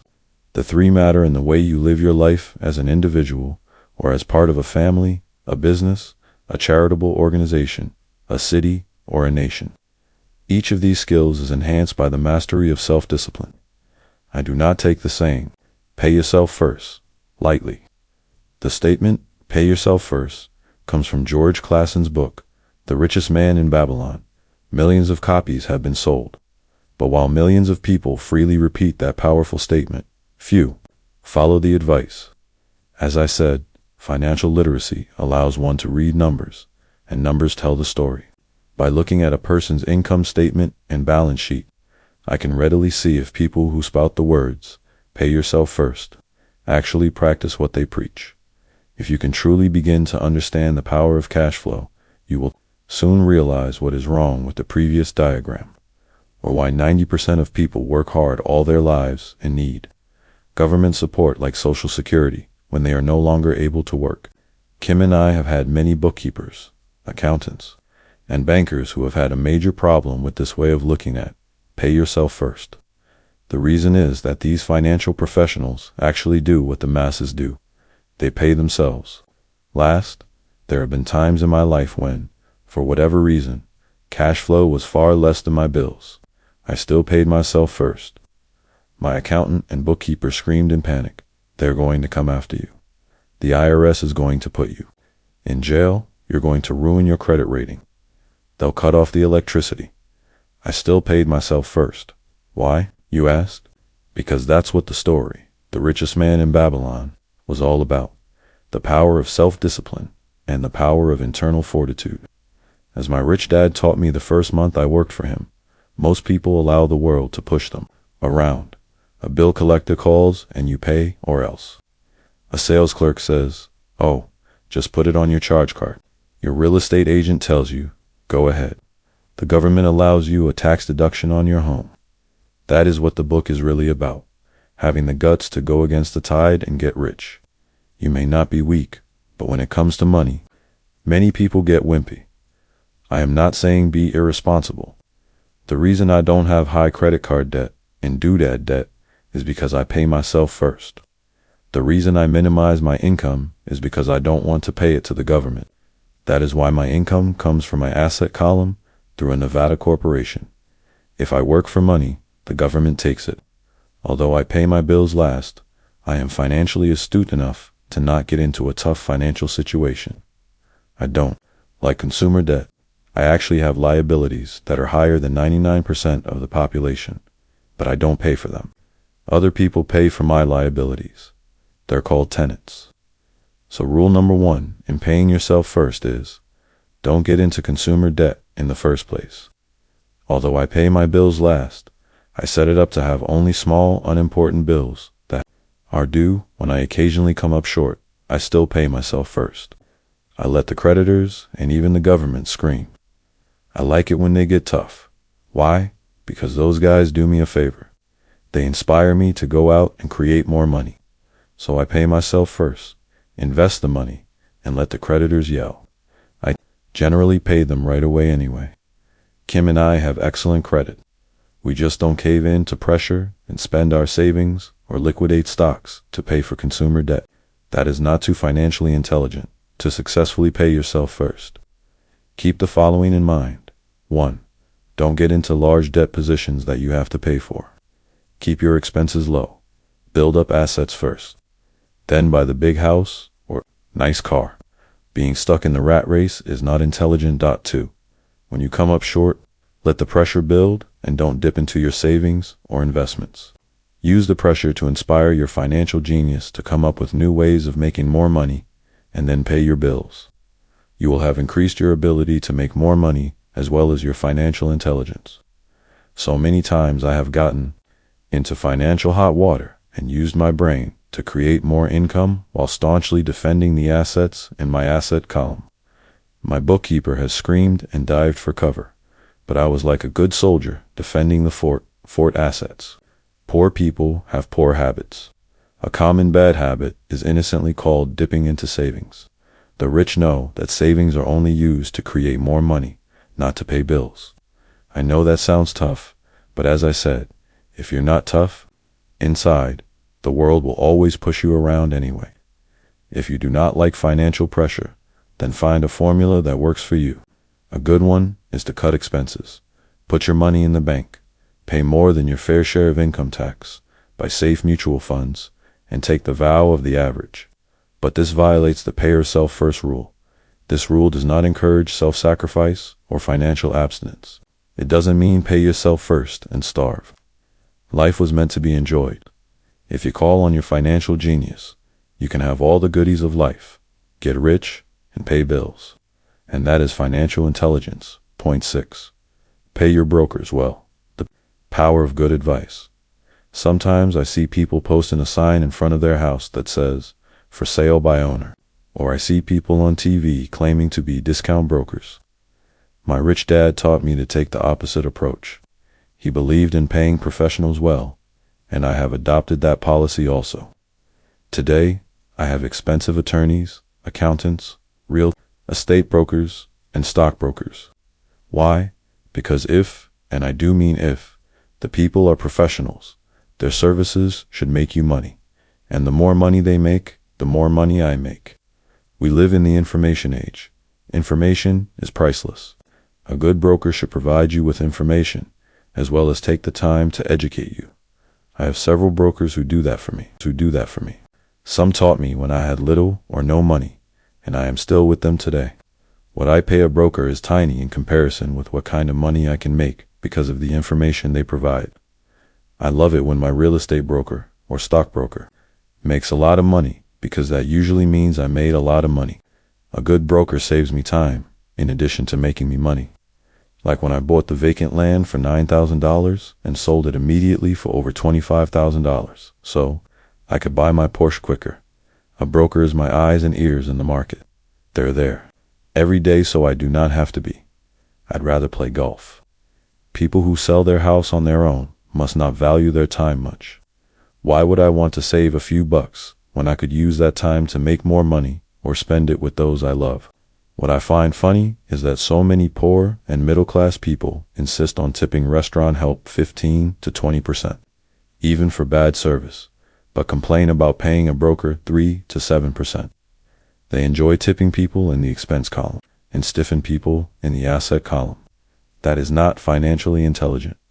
Keep in mind that not all brokers are created equal. Unfortunately, most brokers are only salespeople. They sell, but they themselves own little or no real estate.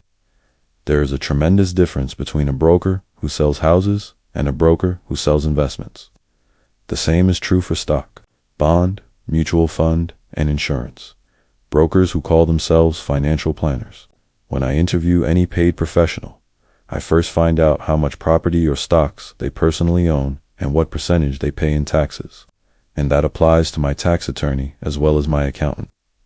I have an accountant who minds his own business. His profession is accounting, but his business is real estate. I used to have an accountant who was a small business accountant, but he had no real estate.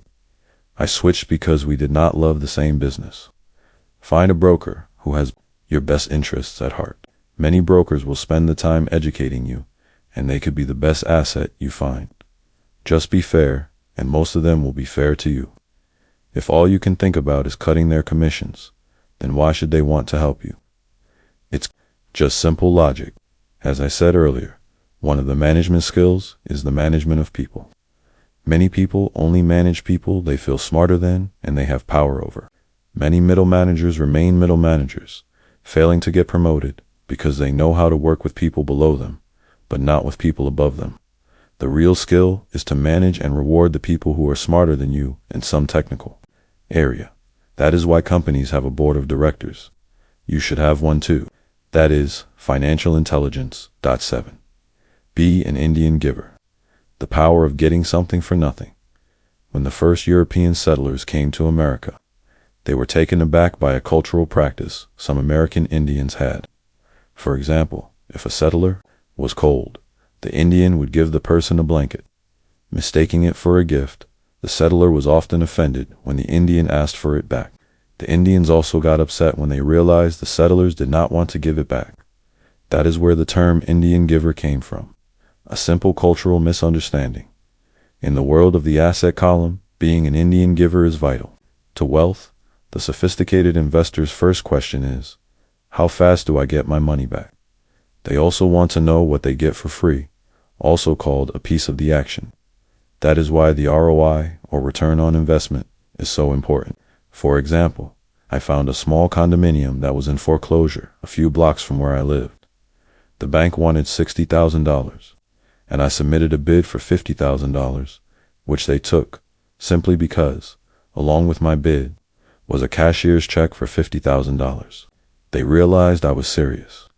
Most investors would say, aren't you tying up a lot of cash? Would it not be better to get a loan on it? The answer is, not in this case. My investment company uses this condominium as a vacation rental in the winter months when the snowbirds come to Arizona. It rents for $2,500 a month for 4 months out of the year. For rental during the off-season, it rents for only $1,000 a month. I had my money back in about 3 years. Now I own this asset, which pumps money out for me, month in and month out. The same is done with stocks. Frequently, my broker calls and recommends I move a sizable amount of money into the stock of a company that he feels is just about to make a move that will add value to the stock, like announcing a new product. I will move my money in for a week to a month while the stock moves up. Then I pull my initial dollar amount out and stop worrying about the fluctuations of the market, because my initial money is back and ready to work on another asset. So my money goes in and then it comes out, and I own an asset that was technically free.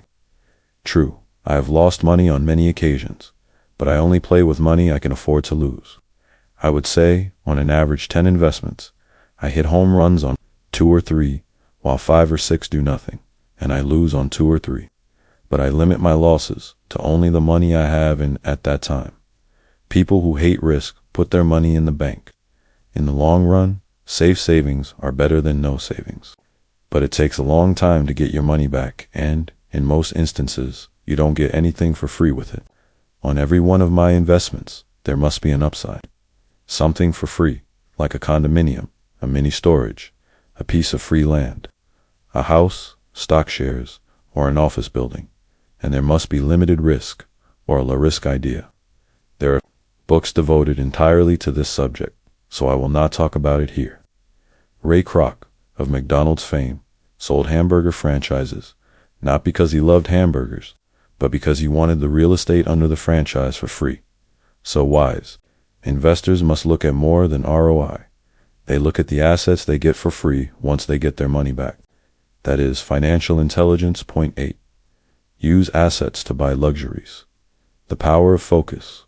A friend's child has been developing a nasty habit of burning a hole in his pocket. Just 16, he wanted his own car. The excuse all his friends' parents gave, their kids' cars, The child wanted to go into his savings and use it for a down payment. That was when his father called me and then came to see me. Do you think I should let him do it, or should I just buy him a car? I answered, it might relieve the pressure in the short term, but what have you taught him in the long term? Can you use this desire to own a car and inspire your son to learn something? Suddenly the lights went on and he hurried home. 2 months later, I ran into my friend again. Does your son have his new car? I asked. No, he doesn't, but I gave him $3,000 for the car. I told him to use my money instead of his college money. Well, that's generous of you, I said. Not really. The money came with a hitch. So what was the hitch? I asked. Well, first we played your cash flow game. We then had a long discussion about the wise use of money. After that, I gave him a subscription to the Wall Street Journal and a few books on the stock market. Then what? I asked. What was the catch? I told him that $3,000 was his, but he could not directly buy a car with it. He could use it to find a stockbroker and buy and sell stocks. Once he had made $6,000 with the $3,000, the money would be his for the car, and the $3,000 would go into his college fund. And what are the results? I asked. Well, he got lucky early in his trading, but lost everything a few days later. Then he really got interested. Today, I would say he is down $2,000, but his interest is up. He has read all the books I bought him, and he's gone to the library to get more. He reads the Wall Street Journal voraciously, watching for indicators. He's got only $1,000 left, but his interest and learning are sky high. He knows that if he loses that money, he walks for 2 more years. But he does not seem to care. He even seems uninterested in getting a car because he's found a game that is more fun. What happens if he loses all the money? I asked. We'll cross that bridge when we get to it. I'd rather have him lose everything now than wait till he's our age to risk losing everything. And besides, that is the best $3,000 I've ever spent on his education. What he is learning will serve him for life, and he seems to have gained a new respect for the power of money. As I said earlier, if a person cannot master the power of self-discipline, it is best not to try to get rich. I say this because, although the process of developing cash flow from an asset column is easy in theory, what's hard is the mental fortitude to direct money to the correct use. Due to external temptations, it is much easier in today's consumer world to simply blow money out the expense column. With weak mental fortitude, that money flows into the paths of least resistance. That is the cause of poverty and financial struggle. The following example illustrates the financial intelligence needed to direct money to make more money. If we give 100 people $10,000 at the start of the year, I believe that at the end of the year, 1.80 would have nothing left. In fact, many would have created greater debt by making a down payment on a new car, refrigerator, electronics, or a Holiday 2.16 would have increased that. $10,000 by 5 to 10%. 4 would have increased it to $20,000 or into the millions. We go to school to learn a profession so we can work for money.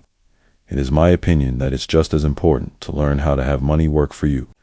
I love my luxuries as much as anyone else. The difference is I don't buy them on credit.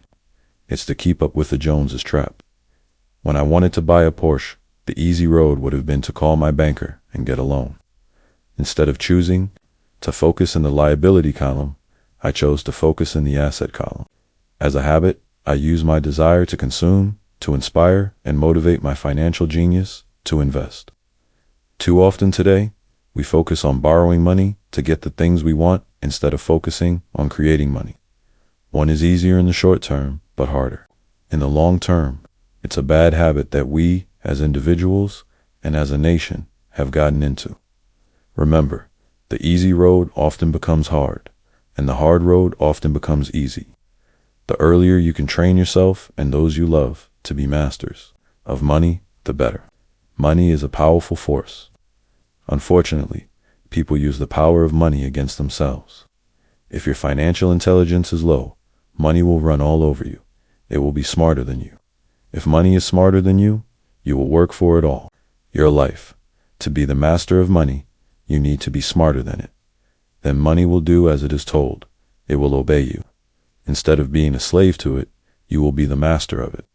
That is financial intelligence. Point 9.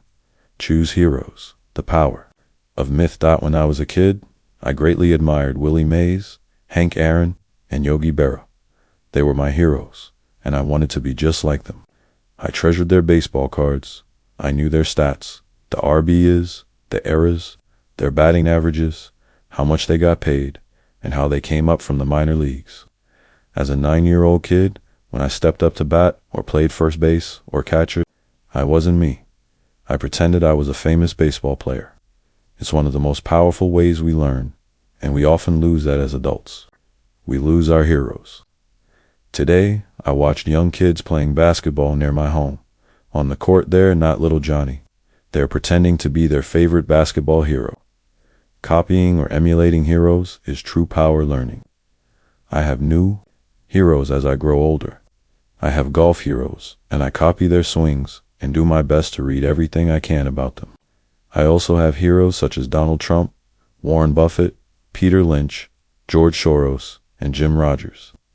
I know their stats just like I knew the eras and R&Bs of my childhood baseball heroes. I follow what Warren Buffett invests in, and I read anything I can about his point of view on the market and how he chooses stocks. And I read about Donald Trump, trying to find out how he negotiates and puts deals together. Just as I was not me when I was up to bat, when I'm in the market or I'm negotiating a deal, I am subconsciously acting with the bravado of Trump. Or when analyzing a trend, I look at it as though Warren Buffett were doing it. By having heroes, we tap into a tremendous source of raw genius. But heroes do more than simply inspire us. Heroes make things look easy. Making it look easy convinces us to want to be just like them. If they can do it, so can I. When it comes to investing, too many people make it sound hard. Instead, find heroes who make it look easy. 10. Teach, and you shall receive. The power of giving. Both of my dads were teachers. My rich dad taught me a lesson I have carried all my life, the necessity of being charitable or giving. My educated dad gave a lot of his time and knowledge, but almost never gave away money. He usually said that he would give when he had some extra money, but of course, there was rarely any extra.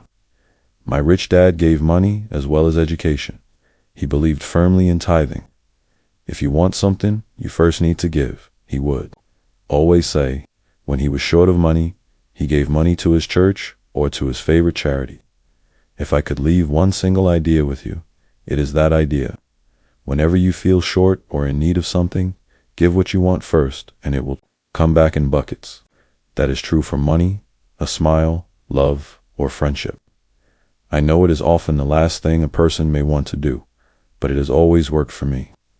I trust that the principle of reciprocity is true, and I give what I want. I want money, so I give money, and it comes back in multiples. I want sales, so I help someone else sell something, and sales come to me. I want contacts, and I help someone else get contacts. Like magic, contacts come to me. I heard a saying years ago that went, God does not need to receive, but humans need to give. My rich dad would often say, poor people are more greedy than rich people. He would explain that if a person was rich, that person was providing something that other people wanted.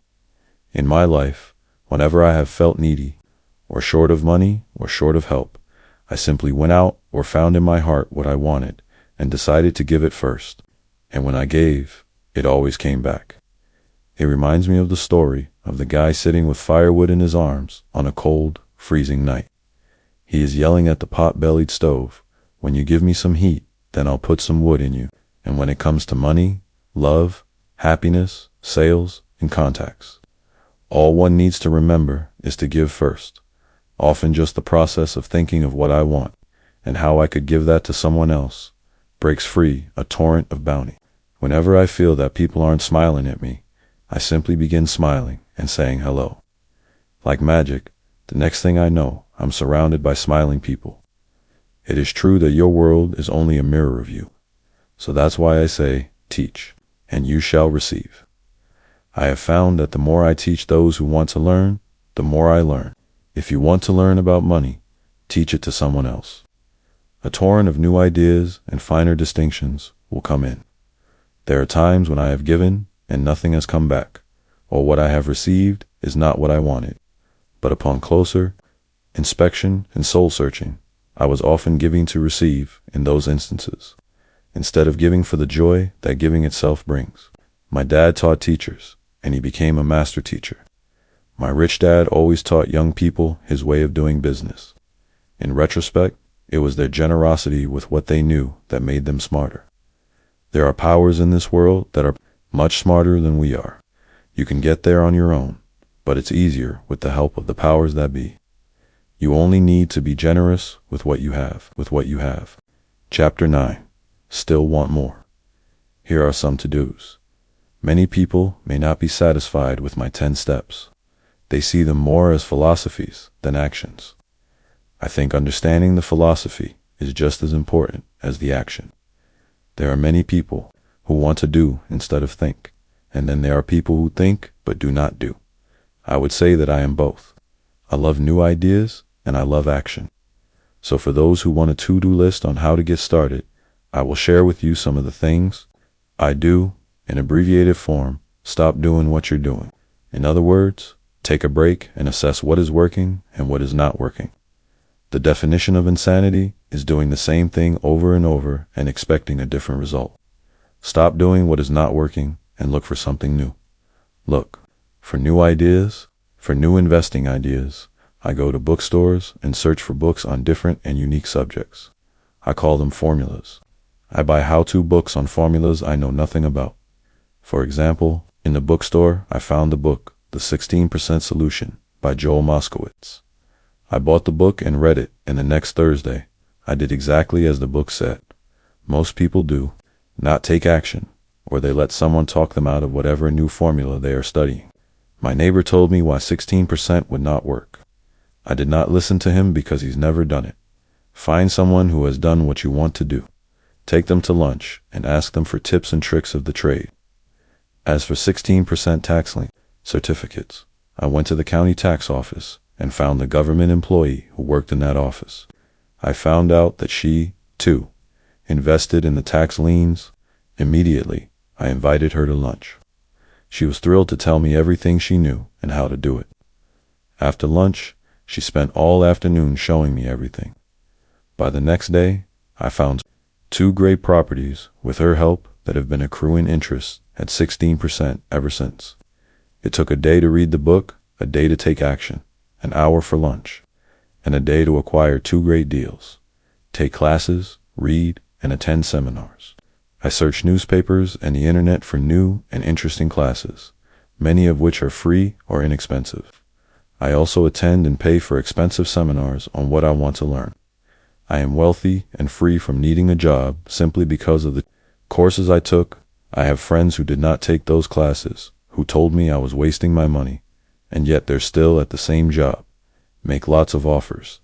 When I want a piece of real estate, I look at many properties and generally write an offer. If you don't know what the right offer is, neither do I. That is the job of the real estate agent. They make the offers. I do as little work as possible. A friend wanted me to show her how to buy apartment houses. So one Saturday, she, her agent, and I went and looked at 6 apartment houses. 4 were dogs, but 2 were good. I said to write offers on all 6, offering half of what the owners asked for. She and the agent nearly had heart attacks. They thought it was rude and would offend the sellers, but I really don't think the agent wanted to work that hard. So they did nothing and went on looking for a better deal. No offers were ever made, and that person is still looking for the right deal at the right price. Well, you don't know what the right price is until you have a second party who wants the deal. Most sellers ask too much. It is rare that a seller asks a price that is less than something is worth. Moral of the story, make offers. People who are not investors have no idea what it feels like to try to sell something. I have had a piece of real estate that I wanted to sell for months. I would have welcomed any offer. They could have offered me 10 pigs, and I would have been happy, not at the offer. But just because someone was interested, I would have countered, maybe for a pig farm in exchange. But that's how the game works. The game of buying and selling is fun. Keep that in mind. It's fun and only a game. Make offers. Someone might say yes. I always make offers with escape clauses. In real estate, I make an offer with language that details subject to contingencies, such as the approval of a business partner. Never specify who the business partner is. Most people don't know that my partner is my cat. If they accept the offer and I don't want the deal, I call home and speak to my cat. I make this ridiculous statement to illustrate how absurdly easy and simple the game is. So many people make things too difficult and take it too seriously. Finding a good deal, the right business, the right people, the right investors, or whatever is just like dating. You must go to the market and talk to a lot of people, make a lot of offers, counter offers, negotiate, reject, and accept. I know single people who sit at home and wait for the phone to ring, but it's better to go to the market, even if it's only the supermarket. Search, offer, reject, negotiate, and accept are all parts of the process of almost everything in life. Jog, walk, or drive a certain area once a month for 10 minutes. I have found some of my best real estate investments doing this. I will jog in a certain neighborhood for a year and look for change. For there to be profit in a deal, there must be two elements, a bargain and change. There are lots of bargains, but it's change that turns a bargain into a profitable opportunity. So when I jog in a neighborhood I might like to invest in. It is the repetition that causes me to notice slight differences. I notice real estate signs that are up for a long time. That means the seller might be more agreeable to deal. I watch for moving trucks going in or out. I stop and talk to the drivers. I talk to the postal carriers. It's amazing how much information they acquire about an area. I find a bad area, especially an area that the news has scared everyone away from. I drive it for sometimes a year, waiting for signs of something changing for the better. I talk to retailers, especially new ones, and find out why they're moving in. It takes only a few minutes a month, and I do it while doing something else, like exercising, or going to and from the store. Shop for bargains in all markets. Consumers will always be poor. When the supermarket has a sale, say on toilet paper, the consumer runs in and stocks up. But when the housing or stock market has a sale, most often called a crash or correction, the same consumer often runs away from it. When the supermarket raises its prices, the consumer shops somewhere else. But when housing or the stock market raise their prices, the same consumer often rushes in and starts buying. Always remember, profits are made in the buying, not in the selling. Look in the right places. A neighbor bought a condominium for $100,000. I bought the identical condo next door for $50,000. He told me he's waiting for the price to go up. I told him that profit is made when you buy, not when you sell. He shopped with a real estate broker who owns no property of her own. I shopped at the foreclosure auction. I paid $500 for a class on how to do this. My neighbor thought that the $500 for a real estate investment class was too expensive. He said he could not afford the money or the time, so he waits for the price to go up. Look for people who want to buy first. Then look for someone who wants to sell. A friend was looking for a certain piece of land. He had the money, but did not have the time. I found a large piece of land, larger than what my friend wanted to buy, tied it up with an option, called my friend, and he said he wanted a piece of it. So I sold the piece to him and then bought the land. I kept the remaining land as mine, for free. Moral of the story, buy the pie and cut it in pieces. Most people look for what they can afford, so they look too small. They buy only a piece of the pie, so they end up paying more for less. Small thinkers don't get the big breaks. If you want to get richer, think big, think big, think big. Retailers love giving volume discounts simply because most business people love big spenders. So even if you're small, you can always think big. When my company was in the market for computers, I called several friends and asked them if they were ready to buy also. We then went to different dealers and negotiated a great deal because we wanted to buy so many. I have done the same with stocks. Small people remain small because they think small. Act alone or don't act at all. Learn from history. All the big companies on the stock exchange started out as small companies. Colonel Sanders did not get rich until after he lost everything. In his 60s, Bill Gates was one of the richest men in the world. Before he was 30, action always beats inaction. These are just a few of the things I have done and continue to do to recognize opportunities. The important words are have done and do, as repeated many times throughout the book. You must take action before you can receive the financial rewards. Act now. Final thoughts. I would like to share some final thoughts with you. The main reason I wrote this book, and the reason it has remained a bestseller since 2000, was to share insights into how increased financial intelligence can be used to solve many of life's common problems. Without financial training, we all too often use the standard formulas to get through life. Work hard, save, borrow, and pay excessive taxes. Today, more than ever, we need better information. I use the following story as an example of a financial problem that confronts many young families today. How do you afford a good education for your children and provide for your own retirement? It requires using financial intelligence instead of hard work. A friend of mine was griping one day about how hard it was to save money for his 4 children's college educations. He was putting $300 away in a college fund each month and had so far accumulated only about $12,000. He had about 12 more years to save for college, since his oldest child was then 6 years old. At the time, the real estate market in Phoenix was terrible. People were giving houses away. I suggested to my friend that he buy a house with some of the money in his college fund. The idea intrigued him, and we began to discuss the possibility. His primary concern was that he did not have credit with the bank to buy another house, since he was so overextended. I assured him that there were other ways to finance a property rather than through the bank. We looked for a house for 2 weeks, a house that would fit all our criteria. There were plenty to choose from, so shopping was fun. Finally, we found a 3-bedroom, 2-bath home in a prime neighborhood. The owner had been downsized and needed to sell that day because he and his family were moving to California, where another job waited. The owner wanted $102,000, but we offered only $79,000. He took it immediately and agreed to carry back the loan with a 10% down payment. All my friend had to come up with was $7,900. As soon as the owner moved, my friend put the house up for rent. After all expenses were paid, including the mortgage, he put about $125 in his pocket each month. His plan was to keep the house for 12 years and let the mortgage get paid down faster by applying the extra $125 to the principal each month. We figured that in 12 years, a large portion of the mortgage would be paid off and he could possibly be clearing $800 a month by the time his first child went to college. He could also sell the house if it had appreciated in value.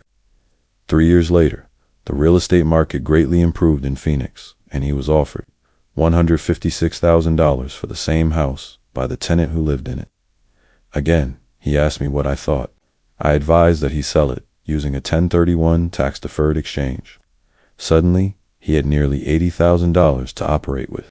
I called another friend in Austin, Texas, who then moved this tax-deferred capital gain into a mini storage facility. Within 3 months, he began receiving checks for a little less than $1,000 a month, which he then poured back into the college fund. A couple of years later, the mini warehouse sold, and he received a check for nearly $330,000 as proceeds from the sale. He rolled those funds into a new project that would now generate over $3,000 a month in income. Again, going into the college fund, he is now very confident that his goal will be met easily. It only took $7,900 to start in a little financial intelligence. His children will be able to afford the education they want, and he will then use the underlying asset wrapped in his legal entity to pay for his retirement. As a result of this successful investment strategy, he will be able to retire early. Thank you for reading this book. I hope it has provided some insights into utilizing the power of money to work for you. Today, we need greater financial intelligence to simply survive. The idea that it takes money to make money is the thinking of financially unsophisticated people. It does not mean that they're not intelligent. They have simply not learned the science of money making money. Money is only an idea. If you want more money, simply change your thinking. Every self-made person started small with an idea and then turned it into something big. The same applies to investing. It takes only a few dollars to start and grow it into something big. I meet so many people who spend their lives chasing the big deal, or trying to amass a lot of money to get into a big deal. But to me, that is foolish. Too often I have seen unsophisticated investors put their large nest egg into one deal and lose most of it rapidly. They may have been good workers, but they were not good investors. Education and wisdom about money are important. Start early, buy a book, go to a seminar, practice, start small. I turned $5,000 cash into a $1 million asset, producing $5,000 a month cash flow in less than 6 years. But I started learning as a kid. I encourage you to learn because it's not that hard. In fact, it's pretty easy once you get the hang of it. I think I have made my message clear. It's what is in your head that determines what is in your hands. Money is only an idea. There is a great book called Think and Grow Rich. The title is not Work Hard and Grow Rich. Learn to have money work hard for you, and your life will be easier and happier. Today, don't play it safe. Play it smart. The 3 incomes. In the world of accounting, there are 3 different types of income. 1. Ordinary earn. 2. Portfolio. 3. Passive. When my poor dad said to me, go to school, get good grades, and find a safe, secure job, he was recommending I work for earned income. When my rich dad said, the rich don't work for money, they have their money. Work for them, he was talking about passive income and portfolio income. Passive income, in most cases, is income derived from real estate investments.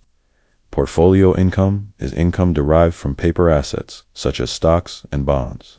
Portfolio income is the income that makes Bill Gates the richest man in the world, not earned income.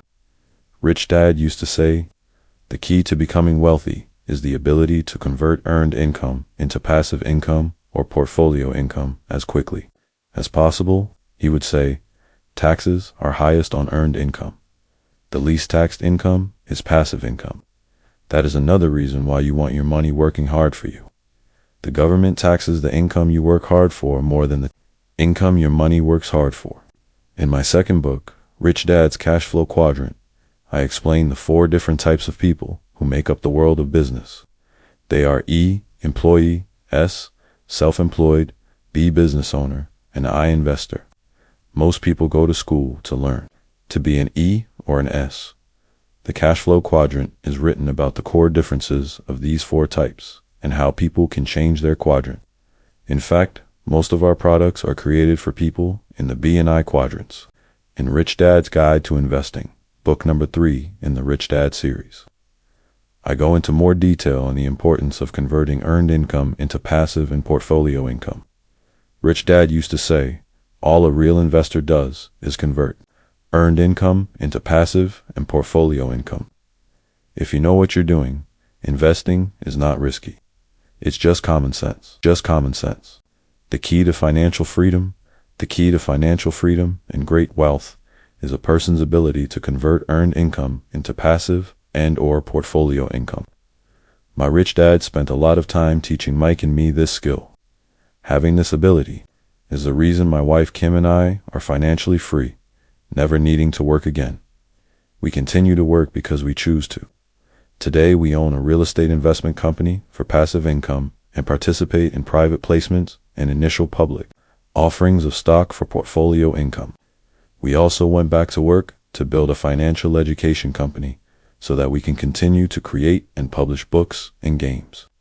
All of our educational products are created to teach the same skills my rich dad taught me, the skills of converting earned income into passive and portfolio income. The games we create are important because they teach what books cannot teach. For example, you could never learn to ride a bicycle by only reading a book. Our cash flow games for adults and cash for kids game are designed to teach players the basic investment skills of converting earned income into passive and portfolio income. They also teach the principles of accounting and financial literacy. These games are the only educational products in the world that teach people all of these skills simultaneously. Cash Flow 202 is the advanced version of Cash Flow 101. and requires the game board from 101, as well as a full understanding of 101 before it can be played. Cash Flow 101 and Cash Flow for Kids teach the principles of fundamental investing. Cash Flow 202 teaches the principles of technical investing. Technical investing involves advanced trading techniques such as short selling, call options, put options, and straddles. A person who understands these advanced techniques is able to make money when the market goes up as well as when the market comes down. As my rich dad would say, a real investor makes money in an up market and a down market. That is why they make so much money. One of the reasons they make more money is simply because they have more self-confidence. Rich dad would say they have more self-confidence because they are less afraid of losing. In other words, the average investor does not make as much money because they are so afraid of losing money. The average investor does not know how to protect themselves from losses, and that is what Cash Flow 202 teaches. Average investors think investing is risky because they have not been formally trained to be professional investors. As Warren Buffett, America's richest investor, says, risk comes from not knowing what you're doing. My board games teach the simple basics of fundamental investing and technical investing while people are having fun. I occasionally hear someone say, your educational games are expensive, which poses the question of ROI, the return on investment, or the value returned for the price paid. I nod my head and reply, yes, they may be expensive, especially when compared to entertainment board games. But my games are not as expensive as a college education. Working hard all your life for earned income, paying excessive taxes, and then living in terror of losing all of your money in the investment markets. When someone walks away mumbling about the price, I can hear my rich dad saying, if you want to be rich, you must know what kind of income to work hard for, how to keep it, and how to protect it from loss. That is the key to great wealth. Rich dad would also say, if you do not understand the differences in those three incomes, and do not learn the skills on how to acquire and protect those incomes, you will probably spend your life earning less than you could and working harder than you should. My poor dad thought a good education, a good job, and years of hard work were all you needed to be successful. My rich dad also thought a good education was important, but to him it was also important that Mike and I know the differences in the three incomes and what kind of income to work hard for. To him, that was basic financial education, knowing the differences in the three incomes and learning the investment skills of how to acquire the different incomes is basic education for anyone who strives to acquire great wealth and achieve financial freedom, a special kind of freedom that only a few will ever know. As Rich Dad states in lesson number 1, the rich do not work for money. They know how to have money work hard for them. Rich Dad said, ordinary earned income is money you work for, and passive and portfolio income is money working for you. Knowing that little difference has been significant in my life. Or, as Robert Frost ends his poem, and that has made all the difference. Take action. All of you were given two great gifts, your mind and your time. It is up to you to do what you please with both. With each dollar bill that enters your hand, you, and only you, have the power to determine your destiny. Spend it foolishly, and you choose to be poor. Spend it on liabilities, and you join the middle class.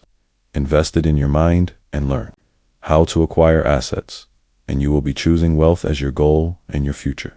The choice is yours and only yours. Every day, with every dollar, you decide to be rich, poor, or middle class. Choose to share this knowledge with your children, and you choose to prepare them for the world that awaits. No one else will. You and your children's future will be determined by choices you make today, not tomorrow.